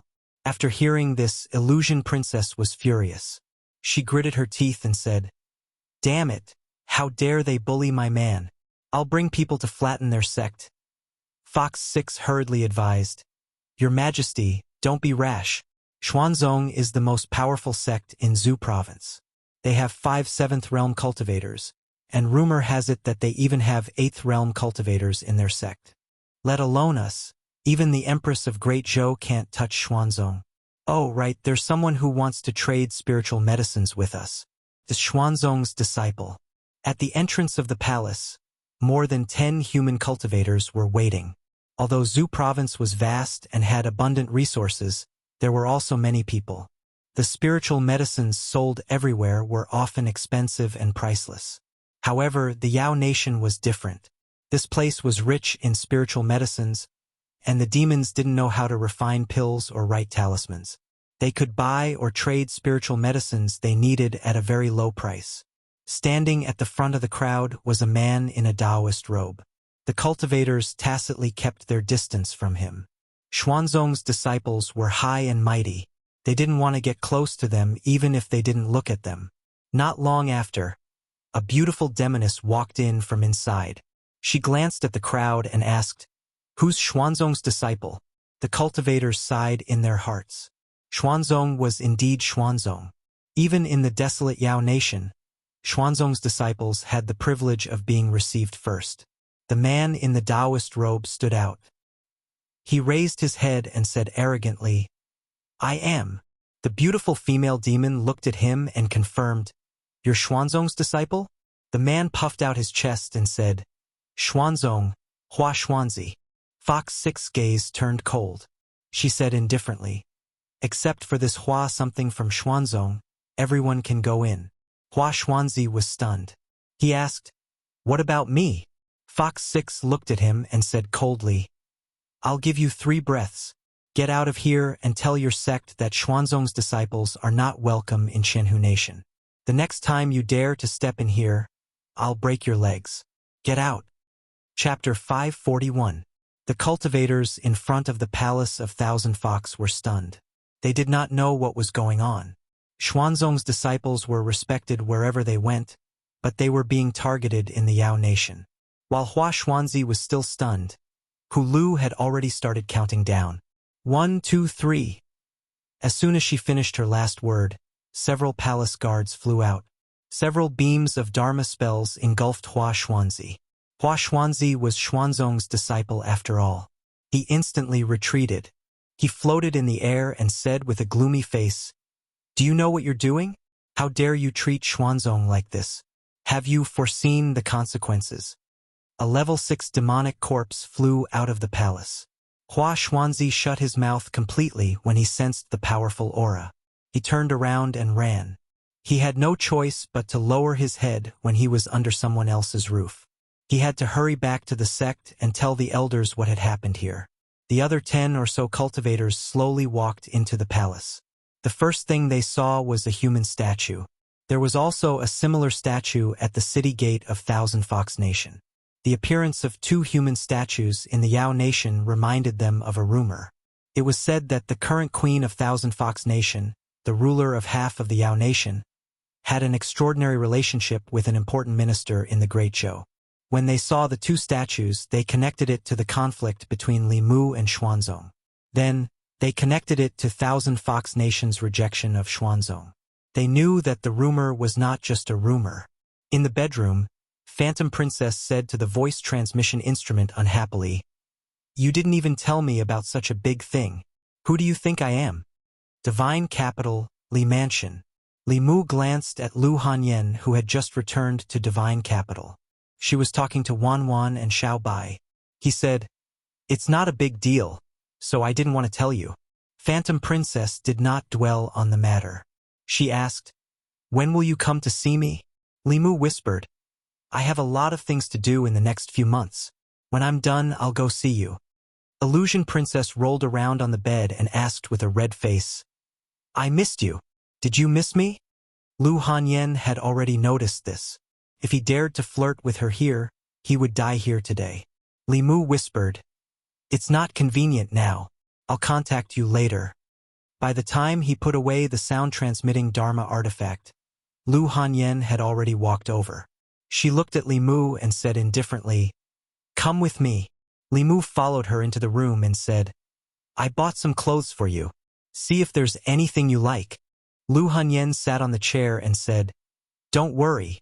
Li Mu continued, "A few days ago, we saw Wan Wan and her parents and family members in the Immortals' capital. They were the same as before. In order to prevent Wan Wan from seeing them sad, I sent people to chase them away." Lu Hanyan nodded and said, "Well done." Then she looked at Li Mu and asked, "Who will you contact later?"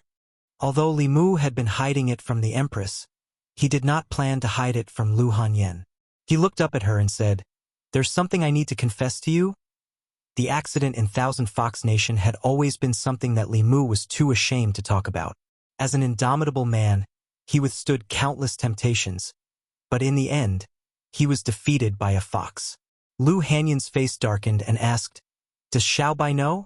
Li Mu shook his head and said, "I haven't told her yet. Listen to me.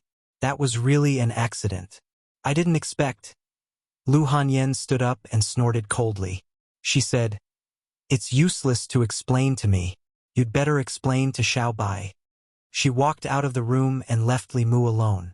Li Mu decided not to tell Xiao Bai that he already had another fox by his side. The most important thing now was to let her take revenge for the murder of her clan and her grandmother. This had become an obsession in her heart. The Heavenly Fox clan's obsession with revenge was so deep that her cultivation had been stagnant for a long time. Li Mu walked to the yard and asked them to choose a few sets of clothes. Then he went to Changle Palace. As soon as he took out the clothes, Zoe glanced at him and said, "They chose these, didn't they?" She got an affirmative answer from Li Mu's expression. She snorted softly and said, "I knew it. If they didn't choose the leftovers, you wouldn't give them to me." Li Mu said helplessly, "Your Majesty, you misunderstood me. I have already chosen a few sets for you. I just wanted to let your Majesty see if there are any that you like." He took out a few other sets of clothes and said, "I have already chosen these for your Majesty." Zoe soon forgave Li Mu and went to the inner hall to try on the clothes. Li Mu looked at Mr. Mei and Shangguan Li and said, "You can also choose a few sets. Although they are not treasures, they look good on you." Mr. Mei glanced at him indifferently and said, "They only gave us the leftovers after others chose?" Li Mu waved his hand and put away all the clothes. He said indifferently, "Take it or leave it." Mr. Mei said angrily, "You heartless man. I even asked Zhu Wei to help you get information. How can you treat me like this?" Li Mu was a little slow in putting away the clothes. He asked, "What information?" Mr. Mei glanced at him indifferently and asked, "Do you want to know the background of Xiao Bai's enemy?" Li Mu said, "Xuanzong's fourth-generation disciple." Mr. Mei crossed his arms and said, "Are you stupid? Xuanzong's fourth-generation disciples are also born and raised by their parents. I mean, what country he is from, what his identity is, and who else is in his family." Li Mu paused and said, "Actually, I was just joking. I have already looked out for Sister Mei's clothes. These clothes are very suitable for your temperament." Shangguan Li asked, "What about me?" Li Mu waved his hand and said, "Go away. You can choose after Sister Mei finishes." Shangguan Li took out a secret document from her sleeve and said, I have the information from Zhu Wei's investigation. Li Mu took a deep breath and a smile appeared on his face again. He said, Good Ali, how could I forget you? I was just joking just now. Of course you should choose first. With Sister May's age, there aren't many things here that she can wear. It won't be too late to choose later.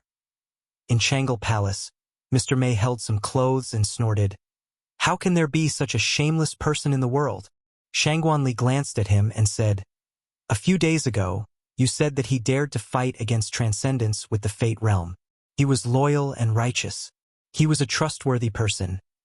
Li Mu held a secret document in his hand. It was sent from Xuanzong by Zhu Wei's spy. Li Mu did not expect that the imperial court spy would be placed in Xuanzong. This secret document recorded Qing Chengzi's identity in detail. Qing Chengzi's original name was Zhao Chun. He came from a cultivation family in Yen. The Yen kingdom was a small kingdom to the south of Zhuzhou. Its strength was very weak, far inferior to the Shin kingdom, the Jing kingdom, and the Yong kingdom. It was a vassal state of the Great Zhou. For the past 100 years, it had paid tribute to the Great Zhou in order to obtain the Great Zhou's protection and prevent other countries from annexing and invading it. Li Mu left the imperial palace and went directly to the Honglu temple.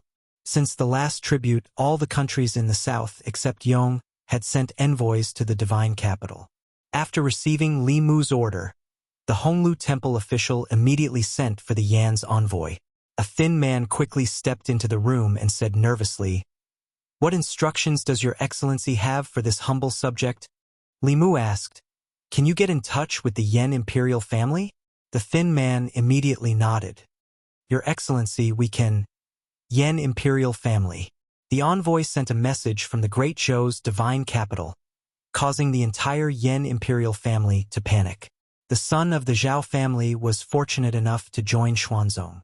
This was supposed to be the glory of the Zhao family and the Yen imperial family. Unexpectedly, he was wanted by the Great Zhou court. The Yen imperial family was a vassal state of the Great Zhou. The Great Zhou court directly sent the document to the Yen imperial family. As the most powerful country in Zhuzhou, if the Great Zhou was angry, a small country like the Yen imperial family would be silently reduced to ashes. After receiving the message from the Great Zhou court, the Yen imperial family immediately held an emergency meeting and made a decision in the shortest time possible. The order from the Great Zhou could not be disobeyed. The Yen imperial family personally issued a decree ordering the Zhao family to immediately recall Zhao Chun. In the Zhao family, after the messenger left, the head of the Zhao family snorted and threw the imperial decree on the ground. He stepped on it and said, Bring me a sound-transmitting Dharma artifact. I want to ask Chang'er for his opinion. Xuanzong. Qing Chengzi knelt before Dao Chengzi and said worriedly, Grand Elder, the Great Zhou court is pressuring the Yen imperial family to force my father to hand me over. What should I do? A small country dares to ignore the Xuanzong. Dao Chengzi stood up and waved his sleeve. He said indifferently, In that case, let the Yen imperial family perish. Chapter 542. In the Taoist palace, Dao Chengzi ordered, Miao Xian, arrange a few disciples to help Qing Chengzi's family take over the Yen kingdom. A figure walked up and said respectfully, Yes, master. The Xuanzong elders were silent for a moment. One of them couldn't help but say, First elder, please reconsider. Our sect is detached from worldly affairs and has never interfered with the affairs of the secular countries. If we interfere with the internal affairs of the Yen kingdom, we will be criticized. Dao Chengzi said lightly, The Yen kingdom is a small country. They are willing to be the loyal dog of the Zhou dynasty and look down on the Xuanzong. If we don't punish them as an example, there will be others who don't know what's good for them in the future. I will show my power. No one is allowed to say anything. Tianjizi had personally ordered that the Grand Elder would take over after the sect master left the sect. The group of elders couldn't disobey his decision. The Grand Elder's personality wasn't good before, but it wasn't like this. Everyone faintly felt that he had lost all face in front of all the cultivators in the world. A demon had already formed in his heart, and it was causing his personality to change from extreme to even more extreme. If this continued, No one knew what would happen to Xuanzong. The more he wanted to protect the sect's reputation, the more the sect's reputation would be lost. If he had dealt with it impartially and handed over Qing Chengzi, the sect's reputation would still be slightly damaged. But things wouldn't have turned out this way. All the dojos were taken back, the outer sect disciples were expelled, and the inner sect disciples were ostracized in the Great Zhou and the Yao Kingdom. In the hearts of all the cultivators, the 1,000-year-old sect's reputation was ruined. At this moment, many elders began to doubt whether Tian Jizi's decision was right. Under the Grand Elder's arrangement, a few elders of the Fifth Realm left the sect quietly and went to the Yen Kingdom. A few days later, in the divine capital of the Great Zhou, in the morning court, the envoy of the Yen Kingdom knelt in the Ziwei Palace and begged, "The rebels of the Yen Kingdom have surrounded the palace. I am under the orders of the King of Yen to ask for help from the Shangguan Kingdom." Li Mu stood in front of the palace, looking surprised. His original intention was to put pressure on Qing Chengzi's family through the imperial court of the Yen Kingdom, but he didn't expect that the Zhao family of the Yen Kingdom would rebel. He once asked the envoy of the Yen Kingdom. The Zhao family was only a mid-level cultivation family and did not have the power to rebel. The power controlled by the royal family of the Yen Kingdom was enough to destroy the Zhao family 10 times over. To be able to force the royal family of the Yen Kingdom into such a situation, there must be someone behind the Zhao family. Obviously, Xuanzong was the only one with such strength and a reason to help the Zhao family. The spies of the imperial court in Xuanzong sent back news that after Li Mu and the others left, the hierarch of Xuanzong, Miao Yunzi, also went out to travel. At this time, the person in charge of Xuanzong was the Grand Elder Taoist priest, Chang Zi. With his personality, who valued face more than anything else, he was capable of doing such a thing.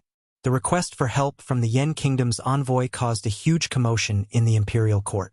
After some discussion, a civil official said hesitantly, "Your Majesty, I think that this is the internal affairs of the Yen Kingdom. Great Zhou should not interfere." The Yen Kingdom was a vassal state of Great Zhou and paid tribute to Great Zhou every year.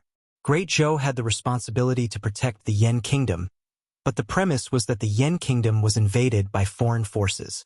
If someone in the Yen Kingdom rebelled, it was the internal affairs of the Yen Kingdom. Since the founding of the Yen Kingdom, Great Zhou had not interfered in the internal affairs of other countries, except for the Shin Kingdom, which provoked the Yen Kingdom. This was the important reason why the southern countries had always been at ease with Great Zhou and paid tribute to the Yen Kingdom. This time, Great Zhou could send troops to help the Yen Kingdom with the reason of bringing order to the chaos. Next time, it might use other reasons to interfere in the internal affairs of other countries. Once this rule was broken, the southern countries would be in a state of panic, which was not good for the stability of the Zhou continent. After some discussion, the officials of Great Zhou unanimously decided that the Great Zhou would not send troops to the Yen Kingdom because of the internal strife.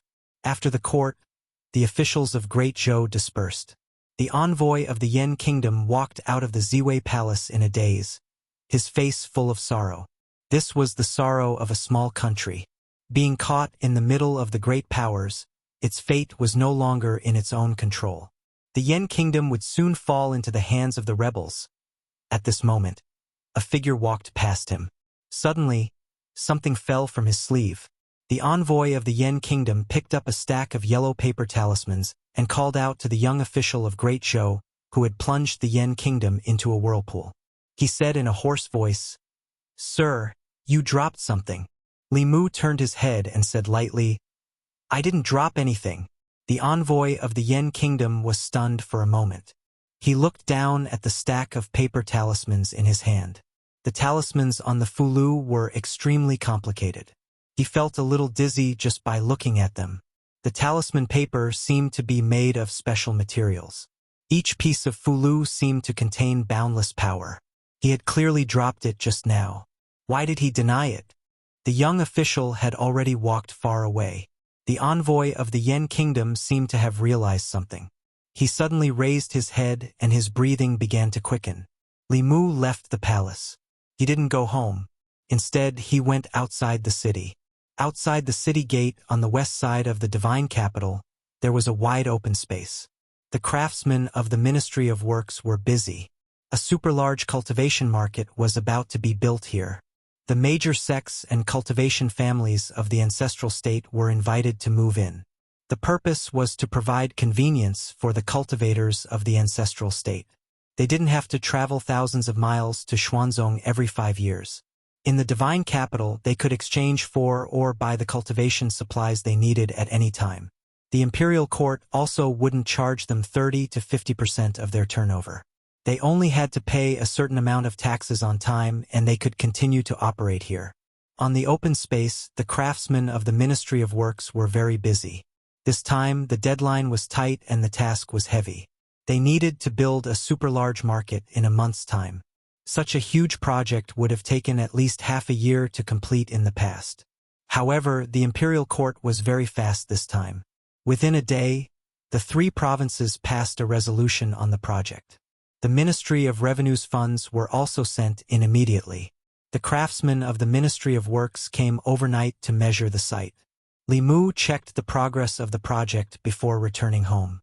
When he was in Xuanzong, he promised the cultivators 3 months. Of course, Li Mu's goal wasn't to make a small profit but to attract business. He hoped that when the cultivators of the Zhu continent came to the divine capital 3 months later, they would be attracted by the bigger, more convenient, and cheaper cultivation market. They would completely forget about the wealth exchange in Xuanzong. Although he wanted to immediately let Xiaobai take revenge, he was still far from being able to face Xuanzong head-on. He could only weaken Xuanzong from the side and look for an opportunity later. In these 3 months, Li Mu recruited the heads of the Fulu school. They couldn't guarantee a 100% success rate for creating high-level Fulu talismans, but they could for low-level Fulu talismans. Li Mu kept the Fulu talismans above the earth level for himself. Those below the earth level were handed over to them. For the next few days, Li Mu stayed at home to draw talismans. On a flying boat from the Great Zhou to the Yan Kingdom, a man touched the Fulu in his arms with an anxious expression. He didn't hesitate to overdraw his mana to increase the flying boat's speed to the maximum. Yan Kingdom, Yan Capital. Recently, a major event happened in the Yan Kingdom, causing the citizens of the Yan Kingdom to panic. The famous Zhao family of the Yan Kingdom recruited a few powerful cultivators from somewhere and rebelled against the royal family. After defeating the royal family's guards, they forced the royal family into the palace. Until the royal family activated the protective array, the 2 sides were in a temporary stalemate. Several figures floated in the air and attacked the array that covered the palace. The light of spells illuminated the entire sky, but the array didn't show any abnormalities other than shaking slightly.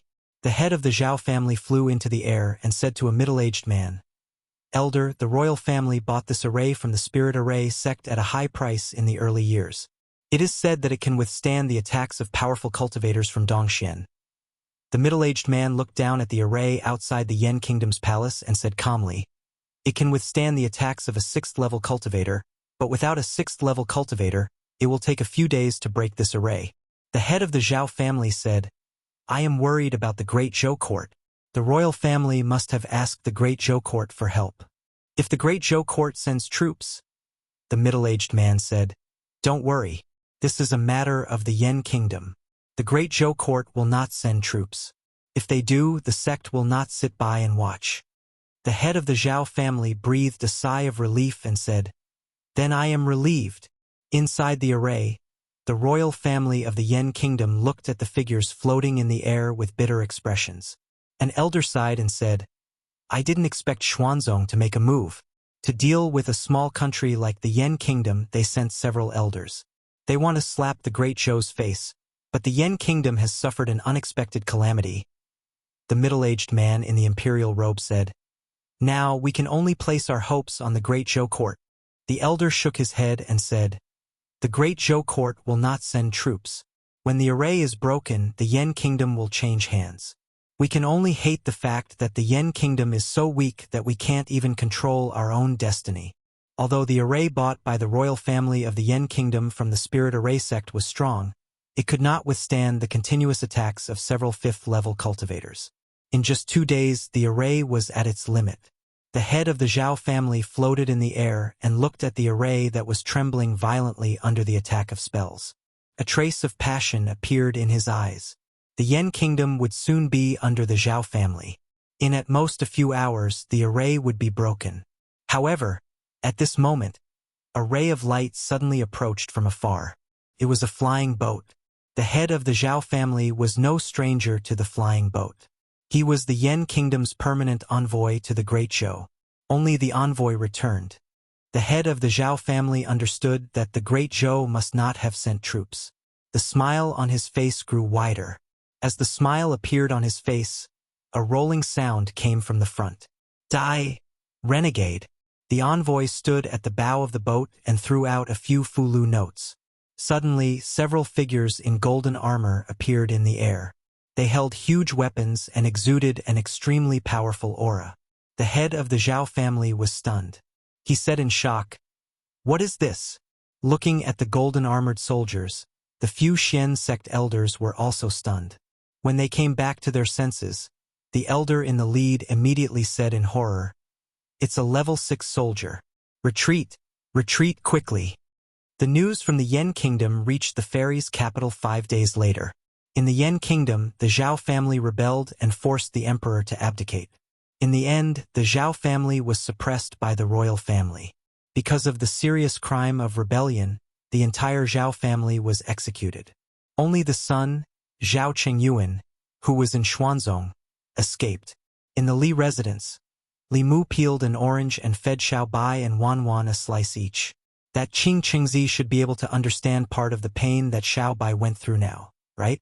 In Xuanzong, Qing Qingzi knelt on the ground with a blank expression. He had yet to recover from the heavy blow. His family failed to seize power and was executed by the royal family of the Yen kingdom. Now, he was the only member of the Zhao family who was still alive. How could this be? How could this be? The Yen kingdom was only a small kingdom. The most powerful person in the royal family was only at the 5th level. This time, the sect directly sent 5 5th-level elders. How could this fail? How could his family die? Dao Qingzi's face darkened. He asked, "What happened?" A 5th-level elder who came back from the Yen kingdom said in grief and indignation, "It's the golden armor divine soldier seal. A heaven-level golden armor divine soldier seal. The royal family of the Yen kingdom summoned 3 6th-level divine soldiers. We were no match for them at all. If they didn't intend to let us go, all the disciples would have died in the Yen kingdom." Miao Xuanzi gritted his teeth and said, "Fulu school. It must be the Fulu school's interference. Other than them, who else can draw a heaven-level golden armor divine soldier seal? The Fulu school forbids the sale of offensive heaven-level golden armor divine soldier seals. How dare the Fulu school break the rules? A golden armor talisman could temporarily summon a 6th realm divine soldier. With such a high-level combat power, it could easily annihilate most of the small and medium sects and small and medium countries, causing great chaos. Therefore, none of the Taoist sects were allowed to sell heaven-tier offensive talismans. This was the consensus of the 6 sections. Miao Xuanzi said coldly, "I'll go ask Xian Jizi and see how he explains it." He came to a Taoist palace and sat on a white jade chair. After activating it with his mana, Xian Jizi, who was preaching to his disciples in the Taoist palace on the main peak of the Fulu school in the north region, felt something and waved his hand. In the center of the Taoist palace, an illusory figure appeared out of thin air. Xian Jizi looked at the illusory figure below and asked, "Miao Xuanzi, what brings you here so suddenly?" Miao Xuanzi asked in a deep voice, "Xian Jizi, don't play dumb with me. Did your Fulu school give the Yen kingdom a few golden armor divine soldier seals? You should know that this kind of Fulu is forbidden to be sold." Xian Jizi denied, "Our sect has never sold the golden armor divine soldier seals." Miao Xuanzi snorted, "Do you think you can recognize it? Other than your Fulu school, which other sects and families can draw heaven-level Fulu, and heaven-level golden armor Fulu at that?" Xian Jizi shook his head. "Our sect has never sold the golden armor divine soldier seals, but a few days ago, junior brother Ling Jizi sent a message saying that the few high-level Fulu he carried with him were stolen. Perhaps it was the thief who stole them and sold them. It has nothing to do with our Fulu school. Lost? Miao Xuanzi said angrily. Xian Jizi, do you think I'm a 3-year-old kid? Xian Jizi looked at him and said lightly, the runes of the golden armor divine soldier seals can be found in any introductory book of talisman Taoism. The world is so big that there are hidden dragons and crouching tigers. It's normal that a master who is good at talisman Taoism can draw this kind of talisman. Without any evidence, don't blame our Fulu school for everything. Do you think that Xuanzong must be behind someone in the Yen Kingdom's rebel army who used high-level Taoist magic arts? Miao Xuanzi's lips moved, but he was speechless. Finally, he waved his sleeves and the projection gradually dissipated. Seeing him disappear, Xian Jizi took out his voice-transmitting celestial artifact. After activating it, he said, Junior brother, next time this kind of thing happens, remember to use a Fulu that they have never seen before. Once the golden armor divine soldier seals are used, everyone will know it's our Fulu school. Chapter 543. Li Mu was the cause of the Yen imperial family's calamity. Even if the great Zhou couldn't send troops to help, Li Mu wouldn't just sit by and watch. The 6 Taoist sects were detached from worldly affairs and never participated in worldly struggles for imperial power. It was Dao Qingzi who broke the rules of the cultivation world first, so Li Mu couldn't be blamed for his carelessness. In fact, Li Mu already knew that Fulu weapons above the heavenly level were prohibited from being sold. This was the consensus of the 6 sections. The golden armor talisman wasn't like the creation talisman. Although both Fulu weapons were at the heavenly level, one could save lives while the other could take lives. Having a heavenly level golden armor talisman was equivalent to having a powerful cultivator from Dongxian, who could destroy more than half of the small countries in the south. If this kind of Fulu could be bought with money, the cultivation world would be in complete chaos. However, Li Mu didn't accept the money from the Yen imperial envoy, so it wasn't considered selling. Moreover, he was standing on the side of justice and had a clear conscience. The Zhao family's rebellion had been destroyed, and Xuanzong was at his wit's end. If Dao Qingzi was crazy enough to send a 6th realm elder to interfere with the Yan's affairs, all the countries in the Zhu province, including the Great Zhou, would unite to resist Xuanzong. The imperial courts of the various countries and the Taoist sects had always minded their own business. No matter which country it was, the imperial court didn't want to have a power above their country. Even the Great Zhou wouldn't interfere with the internal affairs of other countries. Li Mu and Xuanzong had been at odds ever since Dao Qingzi chose to protect Qing Qingzi. Unfortunately, he didn't have a Dao integration cultivator by his side. Otherwise, he could have led his men to Xuanzong's mountain gate and forced them to hand over Qing Qingzi. Li Mu also realized that his own strength and that of the Fulu school were still too weak. Otherwise, Xuanzong wouldn't have dared to offend the Fulu school for an inner disciple. All along, every step he took had been smooth sailing. The conflict with Xuanzong was his first major setback. Xiao Bai's enemy was in Xuanzong, but Li Mu couldn't avenge her. These days, he had been blaming himself. This was probably the first time that Li Mu was so eager to improve himself and the people around him. The cultivation market in the divine capital had to be set up successfully. Li Mu needed enough spiritual jades and spiritual herbs to raise the overall cultivation of the talisman sect's disciples to a whole new level. At the very least, in terms of the number of middle and high-tier disciples, they would not lose to the profound sect. As for the 8th realm cultivators, there was no way. Over the past 10,000 years, the spiritual qi in this world had become thinner and thinner. It was no longer possible for a 9th realm cultivator to be born. Even 8th realm cultivators were hard to come by. Other than Tianjizi of the Shen sect, there was no other 8th realm cultivator in Taoism. The only sect that could have an 8th realm cultivator was the demon sect. However, Li Mu couldn't work with the demon sect. This notorious organization was the enemy of all righteous sections. Fortunately, the only person on the continent who had a chance of reaching the 8th realm was one of Li Mu's closest people. Today, the Empress was wearing a piece of clothing that Li Mu gave her.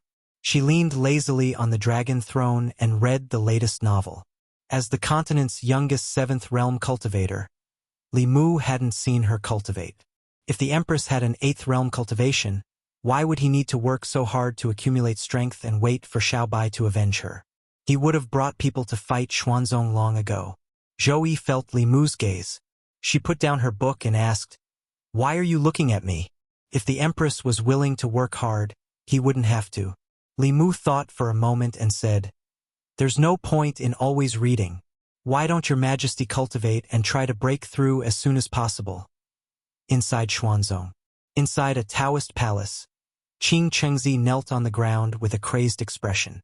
He gritted his teeth and said, "Grand Supreme Elder, the Yan Kingdom's royal family humiliated our Xuanzong. I beg you to send the Chief Elder to the Yan Kingdom to kill the Yan Kingdom's royal family and raise the prestige of our Xuanzong." Dao Chengzi glanced at him and said, "Take him away and make him face the wall for 10 years. He's not allowed to step out of Discipline Peak for 10 years. Qing Chengzi was obviously crazy. If he killed the Yan Kingdom's royal family, Xuanzong would become the most powerful sect of the evil Dao. This was not what Dao Chengzi wanted. The 4th generation core disciples in the palace watched Qing Chengzi being taken away. Qing Xuanzi's face was even paler than Qing Chengzi's. He was glad that he didn't fight Li Mu to the death. Otherwise, he would have been the crazy one. Dao Chengzi sat on the main seat. He closed his eyes and said, "You can all leave." The disciples bowed and left the Taoist palace. When Dao Chengzi was the only one left in the palace, the door of the Taoist palace slowly closed. Darkness shrouded Dao Chengzi. At this moment, a voice suddenly sounded in Dao Chengzi's ears. "Are you angry and unwilling to accept this?" Dao Chengzi's expression changed. He shouted, "Who is it?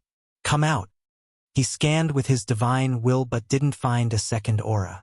At this moment, the voice sounded again. "Don't look for me. I'm in your heart.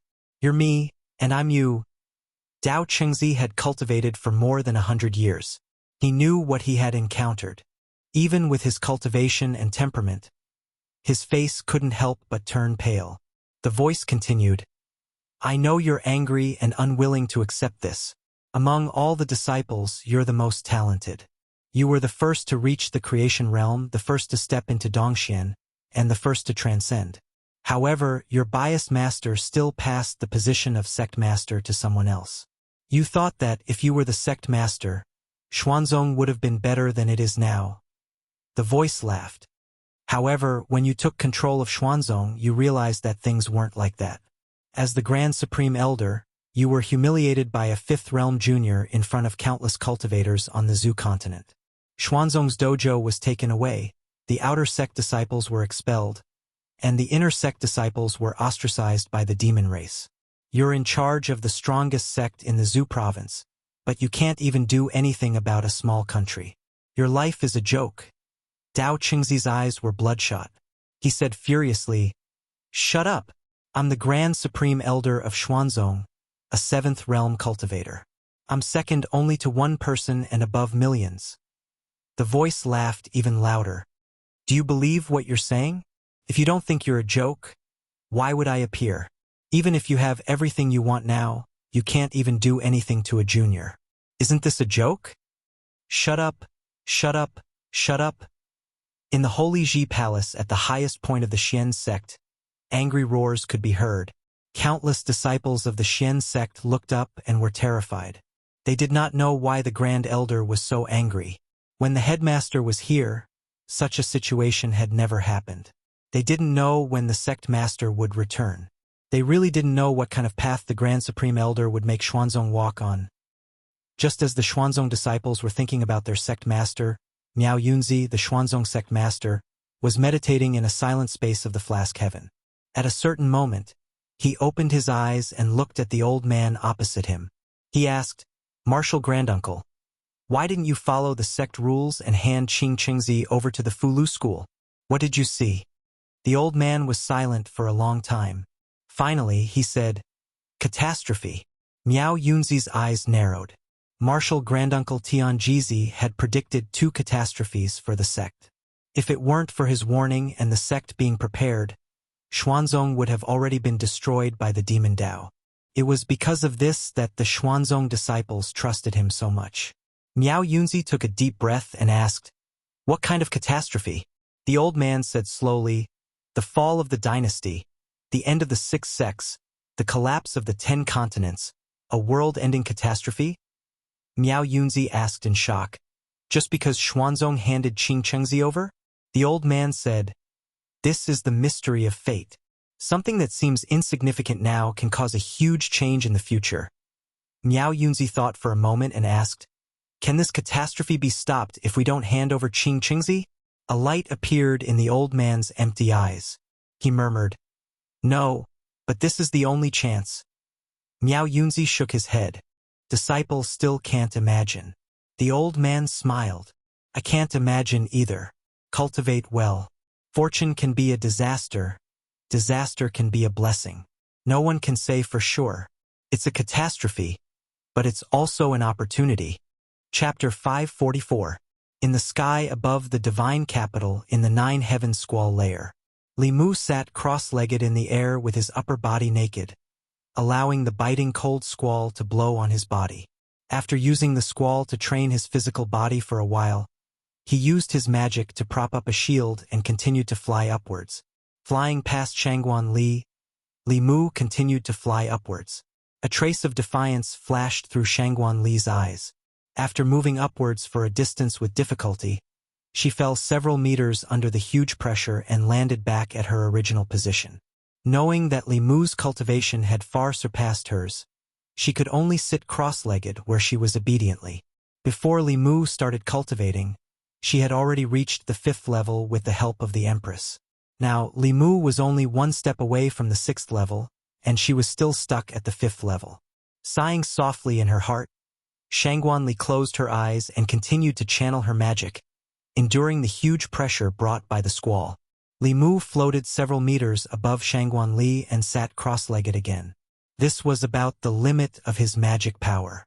He looked up and saw another figure sitting cross-legged in the distance. After Xuanzong was taught a lesson, Li Mu deliberately realized his own slack. If he could use half of the time he usually spent fooling around and flirting to cultivate, he might not be so passive when he encountered similar situations again. Not only did Li Mu become diligent, but he also pulled the Empress to cultivate with him.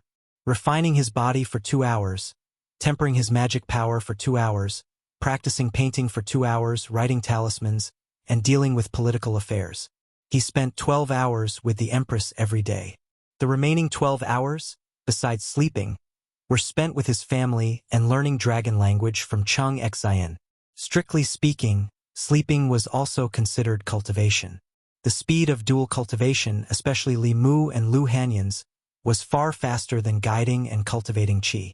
Unfortunately, Li Mu's cultivation seemed to have encountered a bottleneck. No matter how hard he tried, he couldn't see any hope of breaking through. Going from Zhaohua to Dongxian was the first natural chasm on the path of cultivation. Other than hard work in cultivation, to a certain extent, it also depended on luck. If the luck was there, one could break through the realm. If the luck was not there, one could be trapped for life. In addition to breaking through to the next realm, Li Mu was faced with another problem. Outside of Luoyang, the largest cultivation market on the Zhu continent was being built quickly. When the time came, thousands of cultivators from all over the Zhu continent would come to collect their fulu. When the market was completed, there would be no shortage of customers. What they lacked was merchants. A market that could accommodate hundreds of shops couldn't just have one fulu pavilion.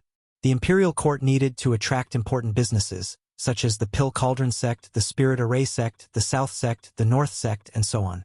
If they could get the support of these 4 sects, they wouldn't have to worry about the market's future customers. The problem was that the Great Zhou court was obviously making an enemy out of Xuanzong. The Fulu school and Xuanzong had shed all pretense of cordiality, but the other sects hadn't. After all, the Taoist sects were one family. They couldn't help outsiders against their own family for a little benefit, even if the imperial court took 20% less of their profits than Xuanzong. If they couldn't convince these 4 sects, then the market that was about to be built in Luoyang would be a joke. Li Mu didn't have any relationship with these 4 sects, nor did he have such great influence. He could only place his hopes on Shen Jizi. For this reason, Li Mu personally returned to Mount Baiyun to discuss this matter with him. Hearing Li Mu's words, Yuzenzi shook his head and said, "This is very difficult. The other 4 sects have no enmity or grudge with Xuanzong. The Great Zhou and Xuanzong are at loggerheads. They won't help outsiders and offend their own sect. Apart from our relationship with the Pill Cauldron sect, we don't have too deep of a relationship with the other sections. On the contrary, Xuanzong has a lot of contact with them." Li Mu had anticipated this situation before he came.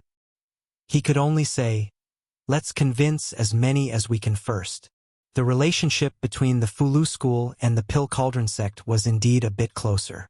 Back in Xuanzong, Li Mu and the Pill Cauldron sect's senior sister Jade Sun chatted happily. Once, the Fulu school even wrote a heavenly secret talisman for the Pill Cauldron sect. Li Mu had even comprehended the heavenly book of the Pill Cauldron sect. Xian Jizi thought for a moment and said, "Then junior sister, you go and contact senior sister Wuchen." Yuzenzi looked at him with a strange expression, but didn't say anything. He left the Dao Palace. Li Mu knew that the 6 sects had a special magic item that could transmit projections over long distances. The 6 sects often used this method to hold important meetings. Not long after Yuzenzi left, he came back and said to Xian Jizi, "Senior sister Wuchen said that if you want to discuss this matter, she wants you to go to the Pill Cauldron sect personally." Xian Jizi said decisively, "Nonsense. If the headmaster of a sect could leave the sect at will, I would have gone with you to Xuanzong last time. You go to the Pill Cauldron sect in my place."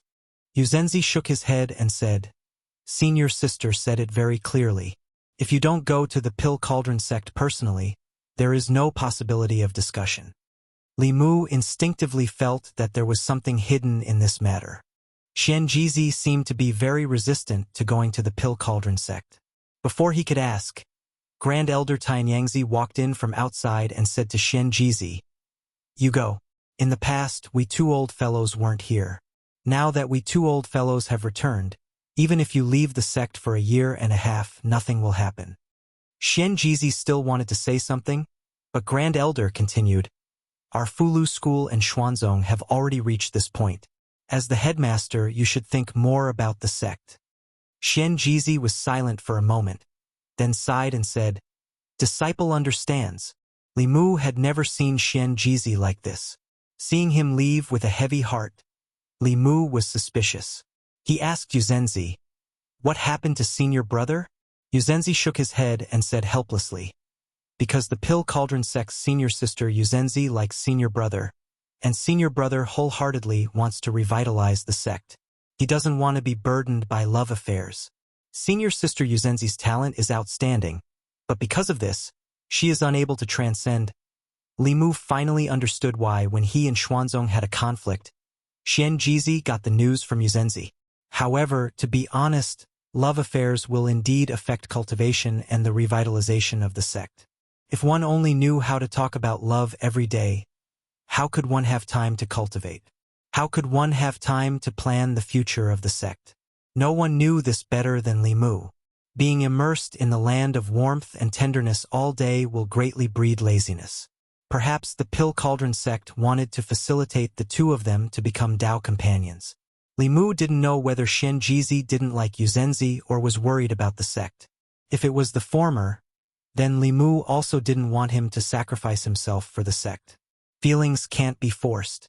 After all, Xian Jizi wasn't a lecherous person like Li Mu. Forcing him to spend his life with a woman he didn't like was rather too cruel. Li Mu walked out of the Dao Palace and saw Xian Jizi standing alone at the edge of a distant cliff. The mountain wind blew his Dao robe, making this figure appear particularly lonely. Li Mu walked to the edge of the cliff and said, "Regarding senior apprentice sister Yuzenzi, what does senior apprentice brother think in your heart?" Xian Jizi said deeply, "Before master's lifespan ended, he gave the Fulu school to me. What I bear is not a love affair, but the rise and fall of the sect. As the headmaster, I must live up to the responsibility on my shoulders, live up to master's dying wishes, live up to the ancestors of the Fulu school, and revitalize the sect." Standing together with Xian Jizi, Li Mu suddenly felt somewhat ashamed. He was also a disciple of the Fulu school and the future headmaster, but he didn't have the same sense of responsibility and mission as Xian Jizi. He never took the initiative to think about doing anything for the Fulu school. To strengthen the sect, to fulfill the wishes of the ancestors, to make the Fulu school the #1 sect of the Tao. For someone like him who controlled countless resources, this clearly wasn't too difficult a matter. Li Mu took a deep breath, and in his heart he strengthened a certain belief. He looked at Xian Jizi and said, "If senior apprentice brother trusts me, then hand the sect over to me. I will do my best to revitalize the Fulu school." Xian Jizi suddenly turned around and walked towards the Tao Palace in large strides. He said, "Senior apprentice brother, change your clothes. You also prepare to go to the Pill Cauldron school." Immediately, Li Mu stood in the mountain wind, looking at Xian Jizi's back as he left with large strides. His expression was somewhat chaotic. Chapter 545. Li Mu suspected that he had fallen into Xian Jizi's trap. It wasn't the first time he wanted to be a headmaster who didn't do anything. When he saw Xian Jizi driving the spirit boat towards the Danding sect at the fastest speed, he was even more certain of this idea. He was still too inexperienced and had accidentally fallen into the trap of these old foxes. But this time, Li Mu was willing to fall into the trap. He wanted to make Fulu school the #1 sect in the world, not to be above everyone like Xuanzong, but to not be bullied by anyone or any power. The Danding sect was located in the Liang state in the south of the Zhou continent. Although the Central Plains was vast and had more believers, the Central Dynasty was also very powerful. Successive dynasties were very wary of cultivation sections. Therefore, Fulu school was in the far north, Xuanzong was in the far east, and the other 4 Taoist sects chose to establish their orthodoxy in the small southern countries. Liang State, Mount Jihua, Danding sect's ancestral court. On this trip to Mount Jihua, Li Mu and Yuzhenzi were also accompanying sect master Xian Jizi. The flying boat passed through the Danding sect's mountain gate and landed directly on the main peak. Li Mu had just seen from the sky that there were neat medicinal fields on each peak of Mount Jihua. The Danding sect started out by refining pills and relied more on spiritual herbs than Fulu school. Since the establishment of the sect, they had been growing all kinds of spiritual herbs. In the square in front of the Taoist palace in the center of the main peak, many Danding sect disciples bowed to them. Li Mu followed Xian Jizi into the main peak's Taoist palace and saw several figures when he looked up. Most of the disciples of the Danding sect were female cultivators, and they were all good at maintaining their beauty. The elders didn't look much different from young women. Several female elders stood behind a woman who looked slightly older. That woman wore a crown on her head. She was the headmaster of the Danding sect, Wuchenzi. Jade Sun stood behind Wuchenzi. Ever since the 3 of them entered the Taoist palace, her gaze never left Xian Jizi. Xian Jizi cupped his fists at Wuchenzi and smiled. "It's been a long time since we last met. Senior sister's cultivation has become even more profound." Wu Chunzi coldly looked at him and got straight to the point. "Xian Jizi, today I can clearly tell you that if you want the Pill Cauldron sect to help you, you must become Tao companions with junior sister Jade Sun. Otherwise, you should hurry back to where you came from." Jade Sun grabbed Wuchenzi's hand and begged, "Senior sister, don't do this." Wuchenzi turned around and glared at her, saying, "You're not allowed to talk." Xian Jizi smiled and said, "That's why I came today." He looked at Jade Sun and slowly extended his hand, asking in a soft voice, "Junior sister Jade Sun, are you willing to become my Tao companion?" They didn't expect Xian Jizi to be so straightforward. Wuchenzi and the elders of the Danding school looked at Xian Jizi in astonishment. Jade Sun Zi was stunned for a moment. Even the strongest man in Dongxian couldn't control his emotions, and 2 lines of clear tears flowed down his cheeks. Xian Jizi reached out his hand and gently wiped her tears, saying, "It's my fault for making you wait for so long." Seeing this scene, Li Mu, Yuzhenzi, and the people of the Danding school tactfully withdrew from the Tao palace, leaving the space for the 2 of them. The lovers finally got married. This was something that made everyone happy and joyful. The elder of the Danding school became the wife of the headmaster of the Fulu school. The 2 schools were as close as a family. Judging from Wuchen Zi's domineering love for Jade Sun Zi, whether or not the two schools could unite would depend on Xian Jizi. This was something that Li Mu was very concerned about. This was because the alliance with the Danding school was the most important part of his plan for the future of the Fulu school. The greatest use of the Fulu was to defend against the enemy. Although the pills could also be used as magic treasures, the most important use was to increase one's cultivation. If the two schools could work together, one would be in charge of external affairs and the other would be in charge of internal affairs. The strength of the schools would be greatly improved in a short period of time.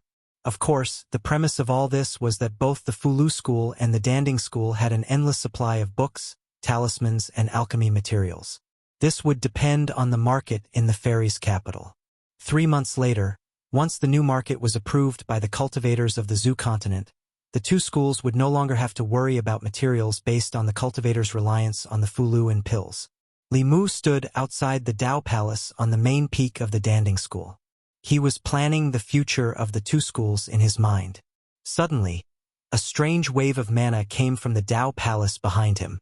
At the same time, the surrounding heaven and earth energy also began to move. Yuzhen Zi was shocked and muttered, "So fast." Wuchen Zi's face was filled with excitement. Li Mu still didn't know what had happened until he sensed 2 auras of the 7th level from the Dao Palace. One was Xian Jizi and the other was Jade Sun Zi. Like Yuzhen Zi, Jade Sun Zi of the Danding school had accepted the school's legacy many years ago. However, Yuzhen Zi had already reached the Transcendence realm a few years ago. Due to the unresolved knot in her heart, her cultivation had remained at Dongxian. Now that the knot in her heart had been resolved, her ascension was just a matter of time. All these years, Xian Jizi's greatest contribution was to bring a 7th-level cultivator to the Fulu school. Including the 2 Grand Supreme Elders, the number of 7th-level cultivators in the Fulu school had caught up to Xuanzong for the time being. Yuzhen Zi saluted Sect Master Wuchen Zi and smiled. "Congratulations, senior sister. The Danding school has another Transcendence realm cultivator." Wuchen Zi glanced at the Dao Palace and said, "I'm afraid I should be the one congratulating the Fulu school." Li Mu smiled and said, "The Fulu Danding school and Fulu school are as close as a family. Congratulations to you. Congratulations to you." Wuchen Zi looked at him and said, "This must be junior brother Ling Jizi who caused a ruckus in Xuanzong, right?" Xian Jizi was the main character in this trip to the Danding school. Li Mu didn't have the time to introduce himself. He saluted and said, "Ling Jizi greets senior sister Wuchen Zi." Wuchen Zi said, "Junior brother Ling Jizi is extremely talented and courageous. No wonder the 2 martial uncles of the Fulu school think so highly of you." Just as she finished speaking, 2 figures walked out of the Dao Palace hand in hand. Jade Sun Zi's aura was completely different from before. She held Xian Jizi's hand tightly with a shy look on her face. She was already a few decades old, but she still looked like a little girl who had just experienced her first awakening of love. Wuchen Zi glanced at Xian Jizi and went straight to the point. Yuzhen Zi said that the Danding school should open a Danding pavilion in the Great Zhou's Shendu. Xian Jizi only smiled and said, "Senior sister and junior brother Ling Jizi can discuss this matter." With that, he held Jade Sun Zi's hand and the 2 disappeared into the clouds. Wuchen Zi looked at Li Mu and was slightly shocked. She knew that Ling Jizi was valued in the Fulu school, but she didn't expect him to be valued to this extent. Xian Jizi clearly thought of him as the next headmaster of the Fulu school, and a future headmaster who would be in charge from now on. She glanced at Li Mu and said, "Come with me." Li Mu and her walked into the Dao Palace. Wuchen Zi walked to the center of the hall before turning around and asking, "Do you know that what you are about to do will cause the Fulu school and Xuanzong to have no room for negotiation?" Li Mu smiled and said, "Is there a way to turn things around now?" The 3 transcendent experts of the Fulu school caused trouble in Xuanzong. Li Mu made Xuanzong's Grand Elder lose face in front of countless cultivators of the Zhu continent. The Empress expelled the Fulu school's outer disciples and used their training grounds to raise livestock. There was no room for negotiation between them and Xuanzong. Wuchen Zi didn't ask any further and said, "Xian Jizi asked you to discuss with me." which means that you alone can take charge of the Fulu school. Since you have decided, I won't try to persuade you anymore. From now on, the Fulu Danding School is a family. If you need the Danding School to do anything, just tell me. Wuxia was the head of the Danding School. If she could say these words, it meant that the Danding School had chosen to stand with the Fulu School in the face of Xuanzong. Li Mu pondered for a moment and then looked at her and said, "This matter isn't urgent. Today is the day that senior brother Shen Jizi and senior sister Jade Sun become Dao companions. Junior brother has a gift for the Danding School." He extended his hand and a jade slip appeared in his palm. He handed the jade slip to Wuxia with both hands. Wuxia took it and inadvertently scanned it with her divine sense. Her expression completely froze. She suddenly looked at Li Mu and said in shock, "This?" Li Mu smiled and said, "This is a small gift.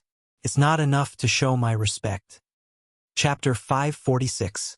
Li Mu had comprehended the heavenly book of the Danding School a long time ago. The reason why he didn't take it out before was because he was a disciple of the Fulu school. Of course, he didn't want other schools to grow stronger. But now, the Danding School and the Fulu school were like family. He didn't need to hide these things anymore. His opponent was the Shen sect, the #1 sect of Taoism, which was filled with powerful cultivators.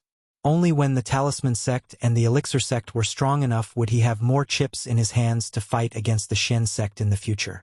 Wuxia looked at the jade slip in her hand. It was as light as a feather, but also as heavy as 10,000 pounds. The Danding School's knowledge of alchemy was passed down to this day. Part of it came from the heavenly book, while the other part came from the enlightenment of the seniors of the school over thousands of years. This was the foundation of the Danding School. The jade slip wasn't big, but the information in it was extremely rich. It contained all the knowledge of alchemy that the Danding School's disciples had comprehended from the heavenly book. There were also countless prescriptions, alchemy notes, and enlightenment that she had never seen before. The Danding School had the hope of reaching the top of Taoism in a limited time if they obtained this item. Was this the small gift that Ling Jizi had mentioned? The small gift he had mentioned was the road to prosperity for the Danding School. She had thought that the Fulu school would benefit from the marriage of her junior sister and Shen Jizi.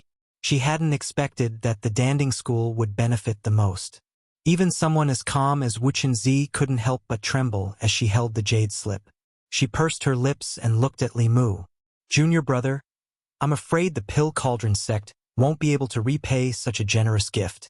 Li Mu smiled again and interrupted her, saying, "Senior sister, you're treating me as an outsider. Our two sects are as close as a family. Senior sister, you even offended Xuanzong for us. This is nothing." Mount Jihua. On the main peak of the Danding School, the sound of bells suddenly rang. The bell tolled 9 times. At first, the disciples didn't pay much attention to it, but when the 9th bell tolled, all of the disciples and elders in the Pill Cauldron sect stopped what they were doing and hurried toward the main peak, with the exception of the elders who were at a critical juncture in their pill concocting. The sky around the main peak was filled with figures flying in the air. Everyone stood on the dojo in front of the main peak according to their seniority. The 9 chimes of the bell meant that all the disciples in the sect were being summoned. Something important must have happened in the sect, or the sect leader had something important to announce. Wuxia walked out of the Holy Ji Palace. All the disciples bowed and said, "Greetings, headmaster." Wuxia stood in front of the Dao Palace and slowly announced, "Just now, Elder Jade Sun has transcended." "What? Elder Jade Sun has finally advanced. With that, our sect will have 4 7th realms. Xuanzong only has 5 7th realms. Aren't we very close to Xuanzong?" Everyone in the dojo heard the news. Whether they were low-level disciples or elders, they immediately jumped for joy. The Danding School only had 3 7th realms in the past. The 2 Grand Supreme Elders were nearing the end of their lifespans. If the sect leader hadn't advanced, there would only be 1 Supreme Powerhouse left after the 2 Grand Supreme Elders reached the end of their lifespans. They would immediately fall to the bottom of the 6 sections. Now that Elder Jade Sun had advanced, even if the 2 Grand Supreme Elders died, the overall strength of the Danding School wouldn't fall too much. Wuxia raised her hand, and the dojo quieted down again. She looked at the disciples of the Danding school and continued, "There's one more thing. Elder Jadesun has already become Dao companions with the sect leader of the Fulu school, Xian Jizi. The Dao companion ceremony will be held soon." The moment she said that, the dojo fell silent for a moment. Then, an even greater uproar broke out. "Did I hear wrongly? Elder Jadesun and the sect leader of the Fulu school have become Dao companions. This is too sudden. I've never heard of this before." The dojo was as noisy as a bustling market. These two pieces of news brought too much shock to the disciples of the Fulu school.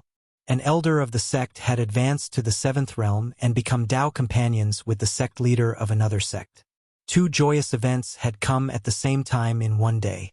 Many disciples were still in a daze.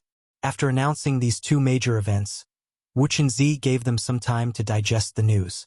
She spoke again. "Peak heads, follow me in for a discussion." For this discussion, Wuxia and the peak heads discussed for 3 whole days.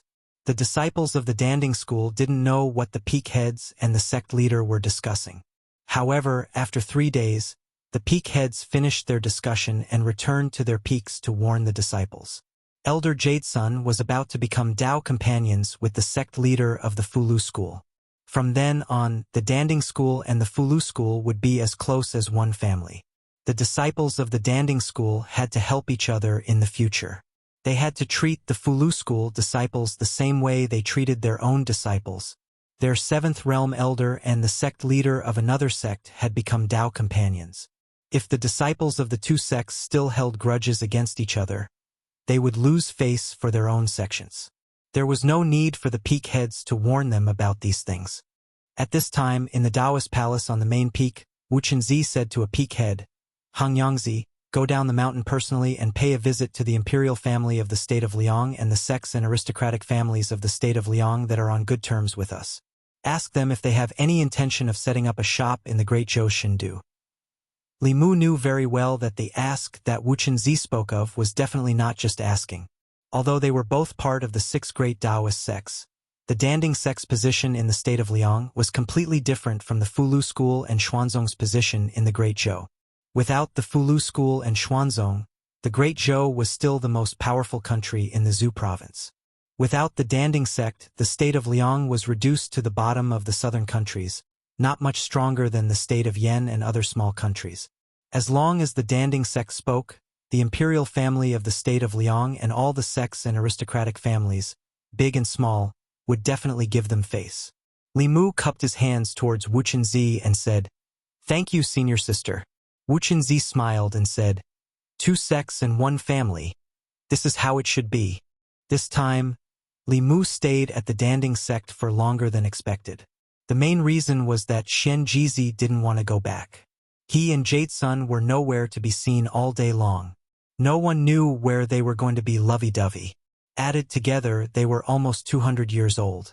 Now was the first spring, but their spirits were no less than those of young people. However, Li Mu couldn't stay here any longer. The support of the Danding sect was not enough.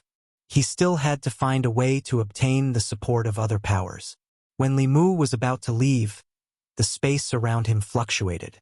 Xian Jizi appeared beside him and asked, "Junior brother, you're leaving?" Li Mu nodded and said, "I'm going to the Yao country." The other 3 sects had no other choice. They could only use the Chenhu country to make up the numbers. There was no Yao country, but it was rich in spiritual medicine and minerals. These were resources that the cultivation world of the Zhou continent lacked. It wasn't easy for Li Mu to come out, so he wanted to see Huanji again. He didn't want her to think that Li Mu had forgotten about her after putting on his clothes.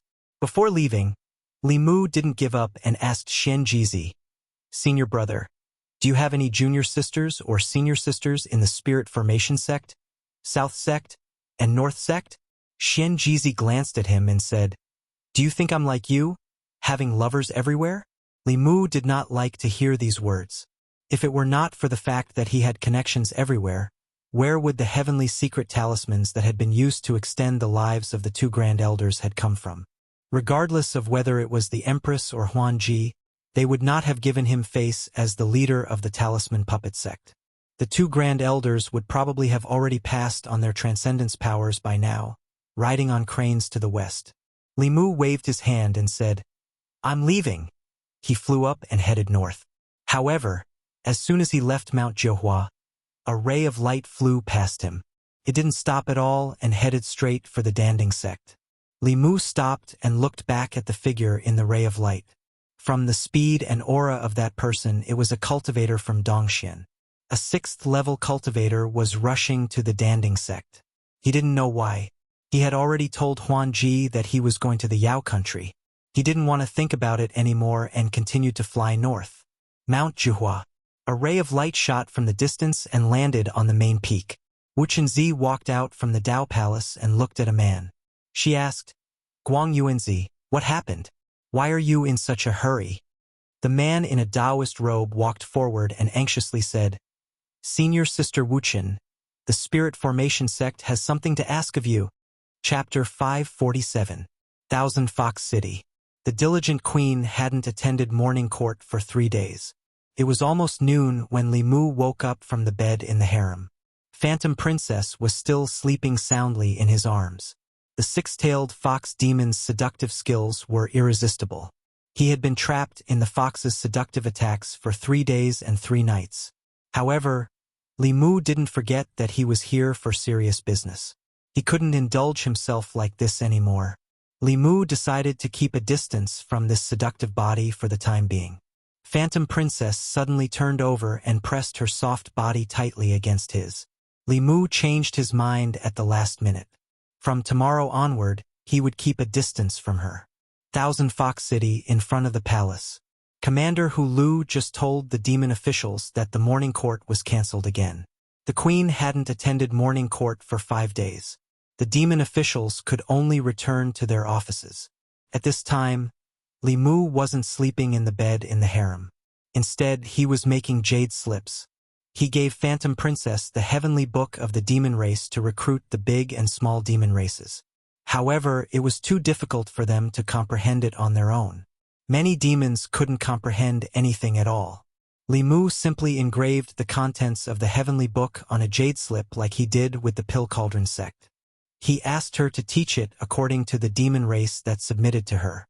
As for the heavenly book of the fox race, Li Mu had already given it to her. The lesson he learned from Xuanzong last time reminded Li Mu that he couldn't be strong alone. He also needed reliable helpers and a strong alliance behind him. In the future, he should supervise the queen's cultivation more. When she reached the 8th level, Li Mu could do whatever he wanted in the 10 continents and 3 islands. There was also Phantom Princess. The Heavenly Fox race was one of the top races. They weren't inferior to the dragon race. It wasn't good for her to indulge in beauty all day long. Li Mu walked to the bed and patted her smooth body. "Wake up. It's time to cultivate." Hu Lu had already made arrangements for the Qinhu Kingdom to open a store in the divine capital. Aside from spiritual herbs, the Yao Kingdom also had some specialties that human cultivators urgently needed. For example, the silk of the Silkworm Demon clan was a material used to make immortal garments. If sold to the imperial court or the northern faction, they could be refined into immortal garments with defensive capabilities. This kind of clothing was extremely popular in the cultivation world.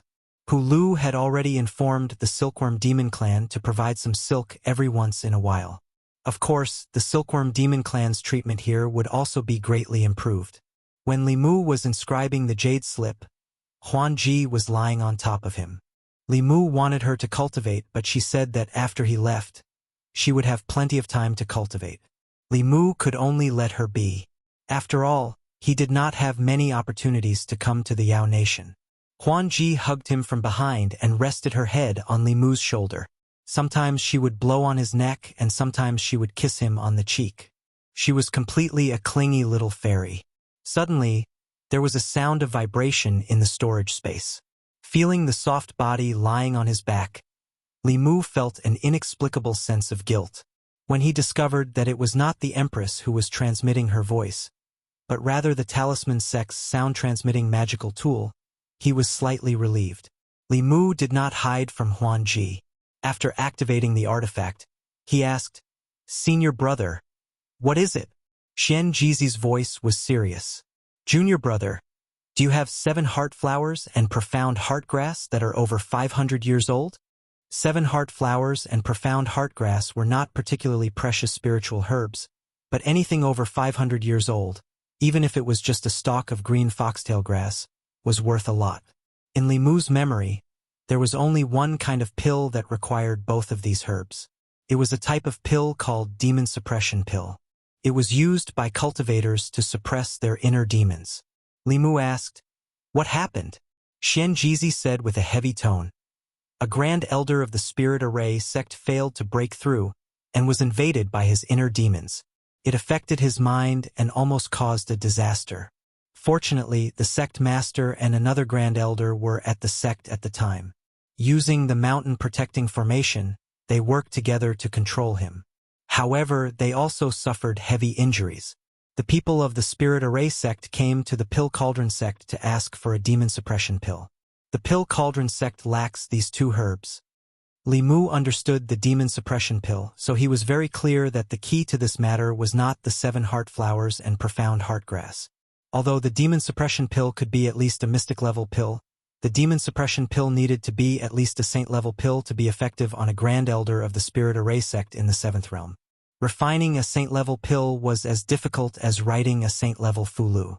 Not to mention the Pill Cauldron sect, even Li Mu himself might not be able to refine it. He could only say to Xian Jizi, "I'll try my best to find it." Li Mu and Illusion Princess searched through the treasury of the Thousand Fox Nation and Illusion Princess's personal treasury. They found many 7 heart flowers and profound heart grass, but they were far less than 500 years old. Spirit herbs that were over 100 years old would emit dense spirit chi and attract cultivators, monsters, and even wild beasts. Spirit herbs that were over 100 years old were rarely found in the wild unless they were cultivated by a family or faction with hundreds or thousands of years of history. Illusion Princess thought for a moment and said, "The Thousand Fox Nation doesn't have them, but that doesn't mean the Tianlang Nation and the Black Snake Nation and Flying Bear Tribe don't have them. I'll have Hu Ju go to their territory and ask." The Tianlang Nation and the Thousand Fox Nation had great enmity. The Black Snake Nation and the Flying Bear Tribe had no relationship with the Thousand Fox Nation. Even if they had them, they might not give them to Hujio. Li Mu thought for a moment and said, "Let's go ourselves." Not long after, he brought Illusion Princess 1 level 7 monster corpse and 10 level 6 monster corpses to the Tianlang Nation. The Blue Wolf King and the former Monster Sect Grand Elders' corpses had been refined into monster corpses by Chen Shi and the others. The tiger monster was at the peak of level 6, but after it was refined, its cultivation level remained at the early stage of level 6. In the Tianlang Nation, the Blue Wolf King sat cross-legged in his cave abode, cultivating with his eyes closed. He had lost his physical body in the Battle of the Thousand Fox Nation. Although he had found another one later, it was impossible for him to recover his strength within 10 years. Therefore, he had warned the Sirius clan and their subordinate demon clans to shrink their territory and avoid conflict with the Thousand Fox Nation as much as possible. He no longer dreamed of ruling the Monster Nation. It was already very difficult for him to keep his current territory. At a certain moment, the Blue Wolf King, who was cultivating in his cave abode, suddenly opened his eyes with an extremely frightened expression. He immediately flew out of his cave abode. Just as he flew into the sky, he saw a dozen streaks of light shooting toward him. It was a powerful aura, mixed with monster chi and corpse chi. One of the corpses was his physical body. The Blue Wolf King's expression changed drastically. He thought that the Thousand Fox Nation had come to exterminate them. Without hesitation, he turned into a streak of light and tried to escape. Without the support of the demon sect, the Tianlang Nation was no match for the Thousand Fox Nation. That human must have brought so many demonic corpses with him to kill him. The Green Wolf King didn't have any fighting spirit, but just as he was about to flee, the 7th-tier demonic corpse had already blocked his path. The other demonic corpses also quickly caught up and surrounded him. The Blue Wolf King had no hope of escaping. He looked at Li Mu and Illusion Princess with grief and indignation. He said, "My tribe has already made concessions. Do you really want to kill us all? Li Mu only wanted to borrow 2 spirit herbs. Just as he was about to explain his intentions, the Blue Wolf King hesitated for a moment and seemed to have made a big decision. He gritted his teeth and said, "From now on, the Tianlang tribe will submit to the Heavenly Fox Nation. This way you will let me go, right?" Li Mu and Illusion Princess looked at each other. They could see the shock in each other's eyes. Although the Tianlang tribe was not as powerful as before, they were still one of the 4 major monster tribes. If the Blue Wolf King led the monster kings under him to fight to the death, the Thousand Fox Nation would have to pay a heavy price to exterminate or subdue them. That was why they had not done anything to the Tianlang tribe. This time, they really only came to borrow 2 spirit herbs. They did not expect to receive such an unexpected reward. Li Mu looked at Illusion Princess, and Illusion Princess looked at Li Mu. A cunning look flashed across their eyes. Li Mu's mind moved, and the monster corpses retreated. The Blue Wolf King was overjoyed. "You agree?" Li Mu looked at him calmly and said, "The heavens are benevolent. Since you are willing to submit, I will spare your life today." Chapter 548.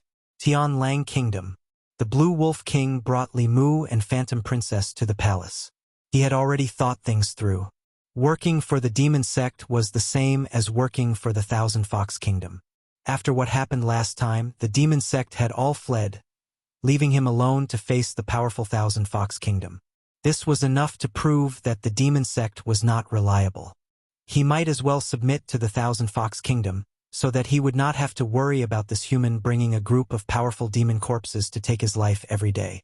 After thinking this through, the last bit of unhappiness in the Blue Wolf King's heart quickly disappeared without a trace. Inside the palace of Tianlang Kingdom, Li Mu looked at the Blue Wolf King and said, "Although you're willing to submit, we can't completely trust you. Hand over a drop of your soul blood." Soul blood was very important to both human and demon cultivators. The Blue Wolf King did not want to hand it over, but a wolf under someone else's roof had to bow. If he did not hand over the soul blood, it would be difficult to resolve the situation today. He hesitated for a moment, but still obediently forced out a drop of soul blood. Li Mu put away the soul blood, then said, "One more thing. Do you have 7 heart flowers and mysterious heart grass that are more than 500 years old?" The Yao Kingdom was very rich in spiritual herbs. The Blue Wolf King did not recognize the 7 heart flowers and mysterious heart grass, but spiritual herbs that were more than 100 years old could be eaten raw to increase one's spiritual power. He had collected quite a few over the years. After all, he had just submitted. In order to claim credit, he took out all the spiritual herbs in his storage space and said, "This is my many years of savings. Sir, please see if you have those 2 spiritual herbs." Li Mu looked at the spiritual herbs, his eyes shining. This old wolf's wealth was too rich. The worst of these spiritual herbs were at least 100 years old, and there was no lack of supreme spiritual herbs that were hundreds of years old. Li Mu waved his sleeve, and the spiritual herbs disappeared. The Blue Wolf King widened his eyes and looked at Li Mu. He opened his mouth and muttered, "This?" Li Mu waved his hand and said, "You don't know how to refine pills or write talismans. Leaving these things with you is purely a waste. I'll help you keep them for the time being." The Green Wolf King was filled with regret now. If he had known that this human was so greedy, he would not have taken out all of his spirit herbs. Now, all of his spirit herbs had been taken away by this human. The day when he could recover his strength was now far away. After taking the Blue Wolf King's savings, Li Mu began to search among the spirit herbs. Very quickly, he found a very strange-looking creature. There were 7 heart-shaped flowers growing on the stem of a certain plant. 6 of them were red and 1 was pink. Every 100 years, one of the 7 hearts flowers would turn red. 6 red flowers meant that this flower was more than 600 years old. The 7 heart flower had been found, and the mysterious heartgrass was also found in the Blue Wolf King. However, its medicinal age was not high enough to be used as an ingredient for saint-grade medicinal pills. Li Mu and Huan Ji could only go to the mysterious snake clan to try their luck. When the Blue Wolf King heard that Li Mu and Huan Ji were going to the mysterious snake clan, he volunteered to go with them. The mysterious snake clan's territory was in a vast swamp basin. This was the best environment for the mysterious heartgrass to grow. The entire mysterious snake clan's territory was covered in a layer of purple poisonous fog. Normal monsters would not be able to enter, but to Li Mu's group, this poisonous fog was nothing. The Blue Wolf King took the initiative to show off. Wherever he went, a gust of demonic wind blew away the poisonous fog. He asked, "Are we going to attack the mysterious snake clan?" Li Mu said indifferently, "No, we're going to ask if they have any 500-year-old mysterious heartgrass." The Thousand Fox Nation's focus was on development, not expansion.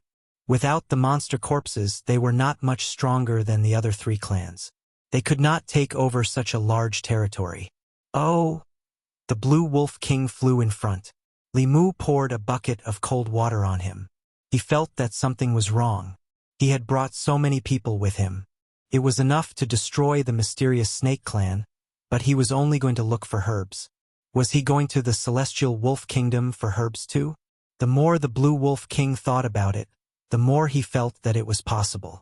He asked tentatively, "Then why did you come to the Celestial Wolf Kingdom, my lord?" Li Mu, "I originally came for herbs, but since you're so sincere, I'll take your soul blood while I'm at it." The Blue Wolf King did not speak again. Li Mu noticed that he slapped himself a few times. He probably would not speak casually in the future. The poisonous fog gradually thickened as the three of them flew. They could no longer see the sun when they looked up. Rugged rocks began to appear frequently in the swamp. Some of these rocks were dozens of feet tall, while others were hundreds of feet tall. They emitted a faint demonic aura. The Blue Wolf King was getting impatient. After asking for instructions from Li Mu, he howled to the sky and shouted, "Zhou Tian, come out and see me!" His aura spread out, and the low-level snake demons in the rocks nearby trembled. An equally powerful aura burst out from the swamp in front of them. In a dozen breaths of time, it arrived in front of the three of them. A thin man in white floated in the air. When he saw the Blue Wolf King opposite him, as well as Li Mu and Phantom Princess behind him, his eyes narrowed. He said warily, "Blue Wolf, what are you doing here?" Li Mu had a good impression of the Snake Clan. He smiled at the man in white and said, "We're here to ask the Snake King for a 500-year-old mysterious heartgrass." The white-robed man didn't believe Li Mu's words at all. The ambitious Blue Wolf King had brought two powerful cultivators here just to ask for a single herb. Who the hell would believe him? This treacherous old wolf must be up to no good. The man in white let out a long howl. In the fog, countless auras closed in. Soon they surrounded Li Mu, Phantom Princess, and the other two.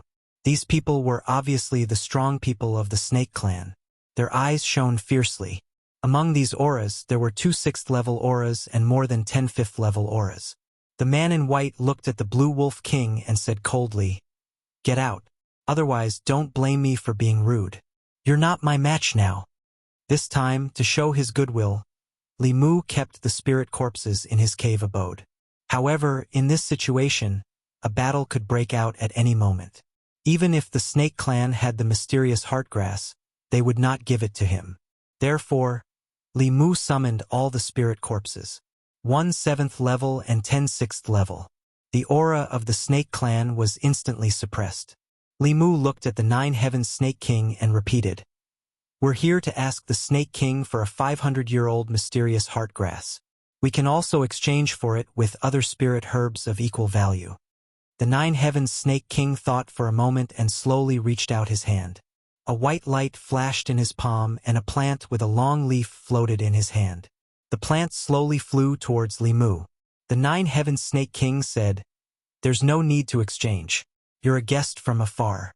This mysterious heartgrass is for you." Li Mu accepted the spirit herb and cupped his hands. "Thank you, Snake King." Then he waved his hand and a jade slip flew towards the 9 Heavens Snake King.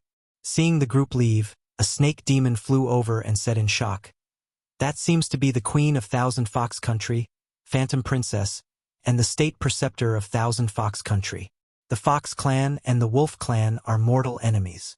Why are they with the Blue Wolf King?" The Nine Heavens Snake King looked in front of him in shock.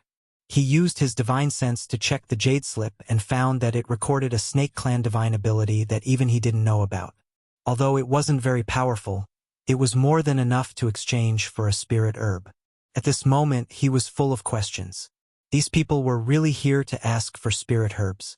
Why was the Blue Wolf King with the people of Thousand Fox Country?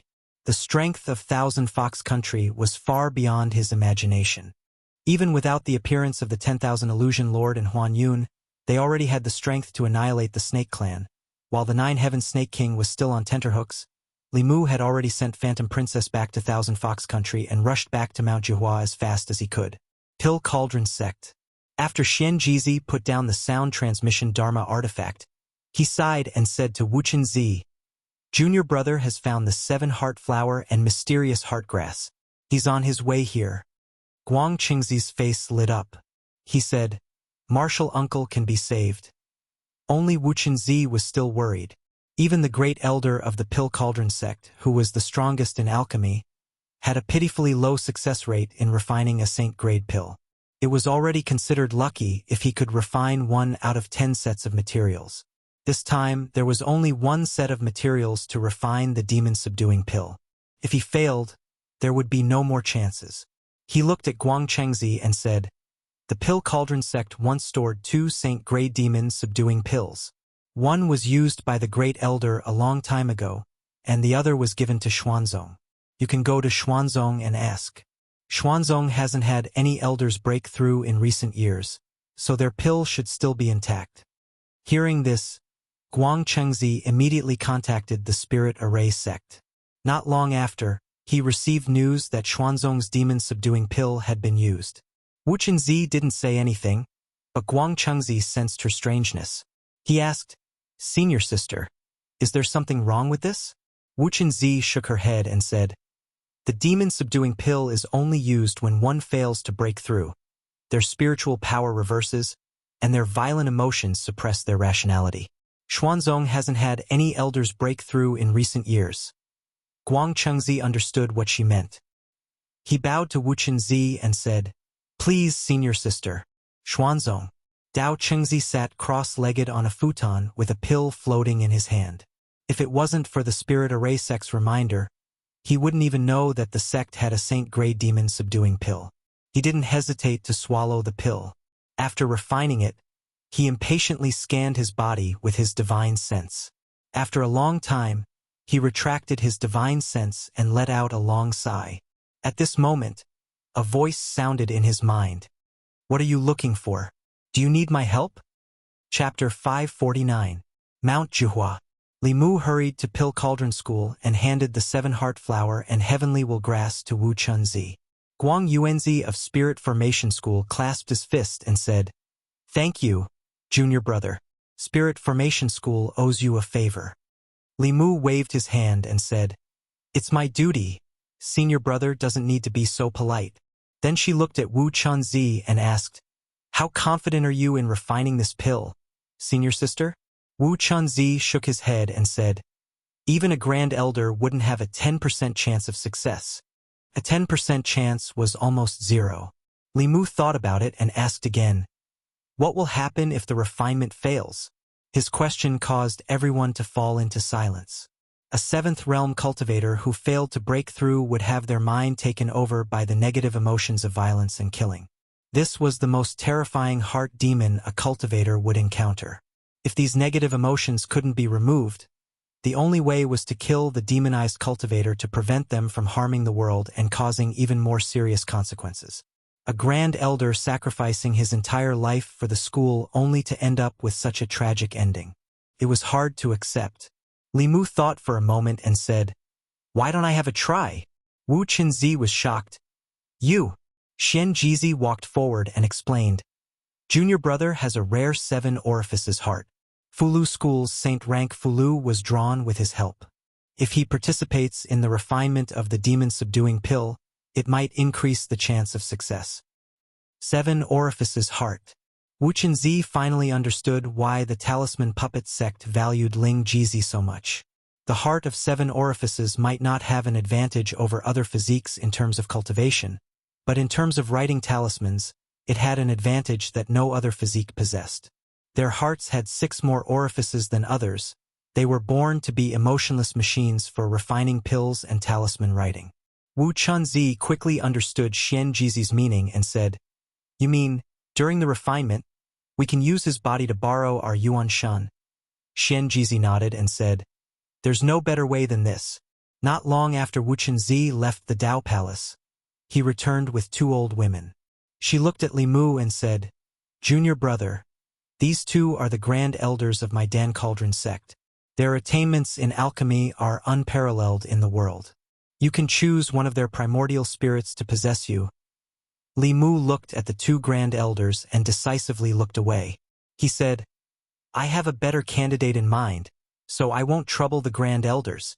Wu Chunzi looked at Li Mu's departing figure and suddenly said to Guang Yuanzi, "Junior brother Ling Jizi wants to open a market in the Great Zhou's divine capital. The Alchemy Cauldron faction has already agreed to settle in the Alchemy Cauldron pavilion there. If junior brother Ling Jizi can refine the demon-subduing pill, your Spirit Array faction will owe him a big favor. I'm afraid you'll have to do something." Guang Yuanzi was silent for a moment before he said, "Senior sister, don't worry. Regardless of whether the evil subduing pill can be refined successfully, the Danding sect will repay junior brother Ling Jizi." Half a month later, in the Great Zhou's divine capital, the clear sky above the divine capital was suddenly filled with dark clouds. Lightning flashed within the dark clouds. To the people of the divine capital, this kind of weather was no stranger. They only looked up and continued with their own business.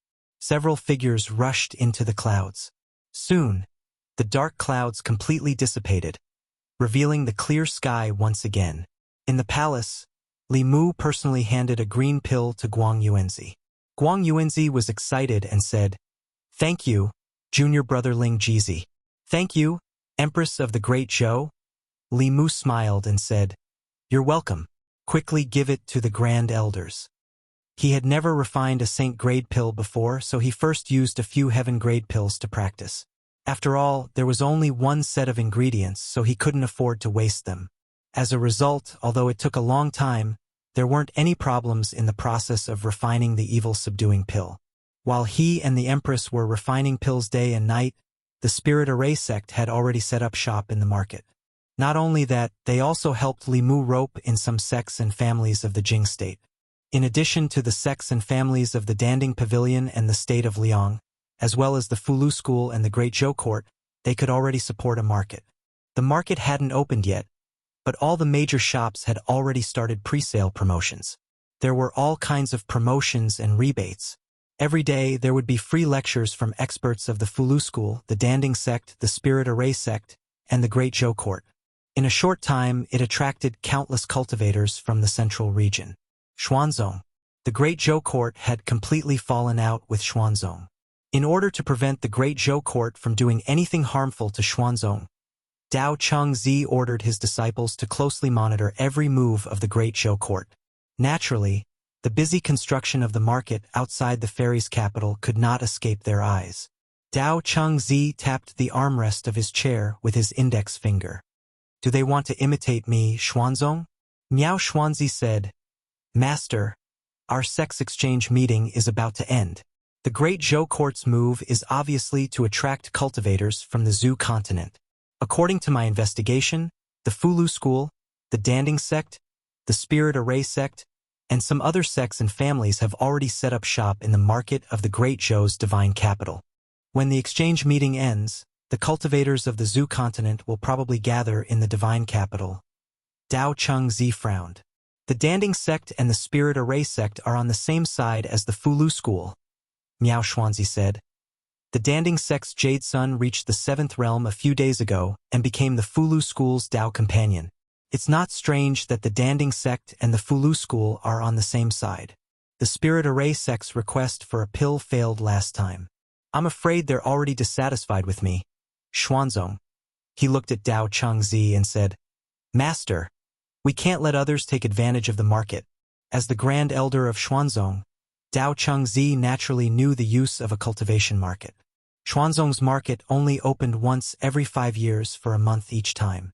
However, The spiritual jades and other cultivation resources that Xuanzong harvested during this month were enough to satisfy the cultivation needs of all the disciples in the sect for 5 years. Dao Changzi snorted. They're trying to steal my Xuanzong's business. They've got a good plan. Miao Xuanzi said, we can't let the Zhou imperial court take advantage of us. Dao Chengzi thought for a moment and said, pass down my order. From today onwards, the sect's market will always be open. The spiritual jades that the sect takes from the shops will be reduced by 10%. Xuanzong's month-long exchange meeting was about to end.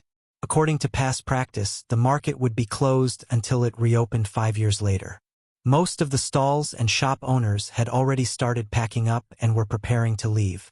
However, very soon, the Xianzong announced that even though the social gathering had ended, the market within the sect would continue to be open. Furthermore, from today onwards, the Xianzong would deduct 10% of the profits from all the shops and stalls. As soon as these two pieces of news spread out, it caused a huge commotion. The cultivators who were ready to leave were in no hurry to go back. They planned to stay in Xuanzong for a long time. Not only could they exchange for cultivation resources, but they could also listen to Xuanzong's lectures. How could there be such a good deal in the past? Of course, there were also some rumors that spread among the cultivators. Have you heard? A market has also opened in Chengdu of Great Zhou. I've heard that the Great Zhou court treats all the shops and independent cultivators equally. They only take 10% of the spiritual jades. Moreover, the shops there have already been built. Merchants can stay in them for free. Only 10% and stay in them for free? Isn't that more generous than Xuanzong? Xuanzong takes 30 to 40% of our profits, and we still have to charge them for using their shops. Why don't we go to Chengdu of Great Zhou? The commission is lower there, and the location is excellent. I'm sure there will be more customers. It's said that there are experts from various sects who preach every day. Xuanzong is the biggest sect in Taoism. They're too greedy. In the Taoist palace, Dao Chengzi's face was a little dark. Even though Xuanzong had opened up the market and reduced the commission of spiritual jades, independent cultivators, merchants, and cultivators attending the exchange were still leaving in large numbers. It was obvious that someone was fanning the flames. However, when Xuanzong wanted to investigate, the market in Zhou's Chengdu had already been discussed by everyone. Within 2 days, 30% of the shops and stalls in the market had been emptied. When it came to the market, Xuanzong was already at a disadvantage compared to Zhou's Chengdu. Xuanzong was far away in the East Sea. Its geographical location was not good, but Chengdu was in the center of the Zhou continent. It had a unique advantage. Once the market in Chengdu was established, who would be willing to come to Xuanzong? Dao Chengzi thought for a moment and gritted his teeth. Reduce the spiritual jades taken by the sect by another 10%. Chengdu Changle Palace. Under Li Mu's supervision, the empress was practicing her art Dao to increase her strength. Li Mu was holding a simple and unadorned book that had mysterious runes written on it. In fact, as long as a market was established in Chengdu, Xuanzong would not be able to do business. The geographical disadvantage could not be remedied by reducing the commission. Even if Xuanzong reduced the commission to the same level as the imperial court, or even provided a place for free, their business would still not be good if there were no customers. Without the market, Xuanzong would be able to obtain at least 70% of the cultivation resources. Since Xuanzong wanted to save face, he would make them lose face as well. After learning dragon language from Cheng Xian for a long time, Li Mu could now somewhat understand the Dragon King's diary. The contents of the diary were more exciting than he had imagined. This lustful dragon had slept with hundreds of races in the 10 continents. Li Mu was engrossed in the diary. Mr. Mei walked in from outside and said that someone was looking for him in the worship department. Li Mu put away the diary and went to the worship department. At the entrance, he saw the successor of Moism.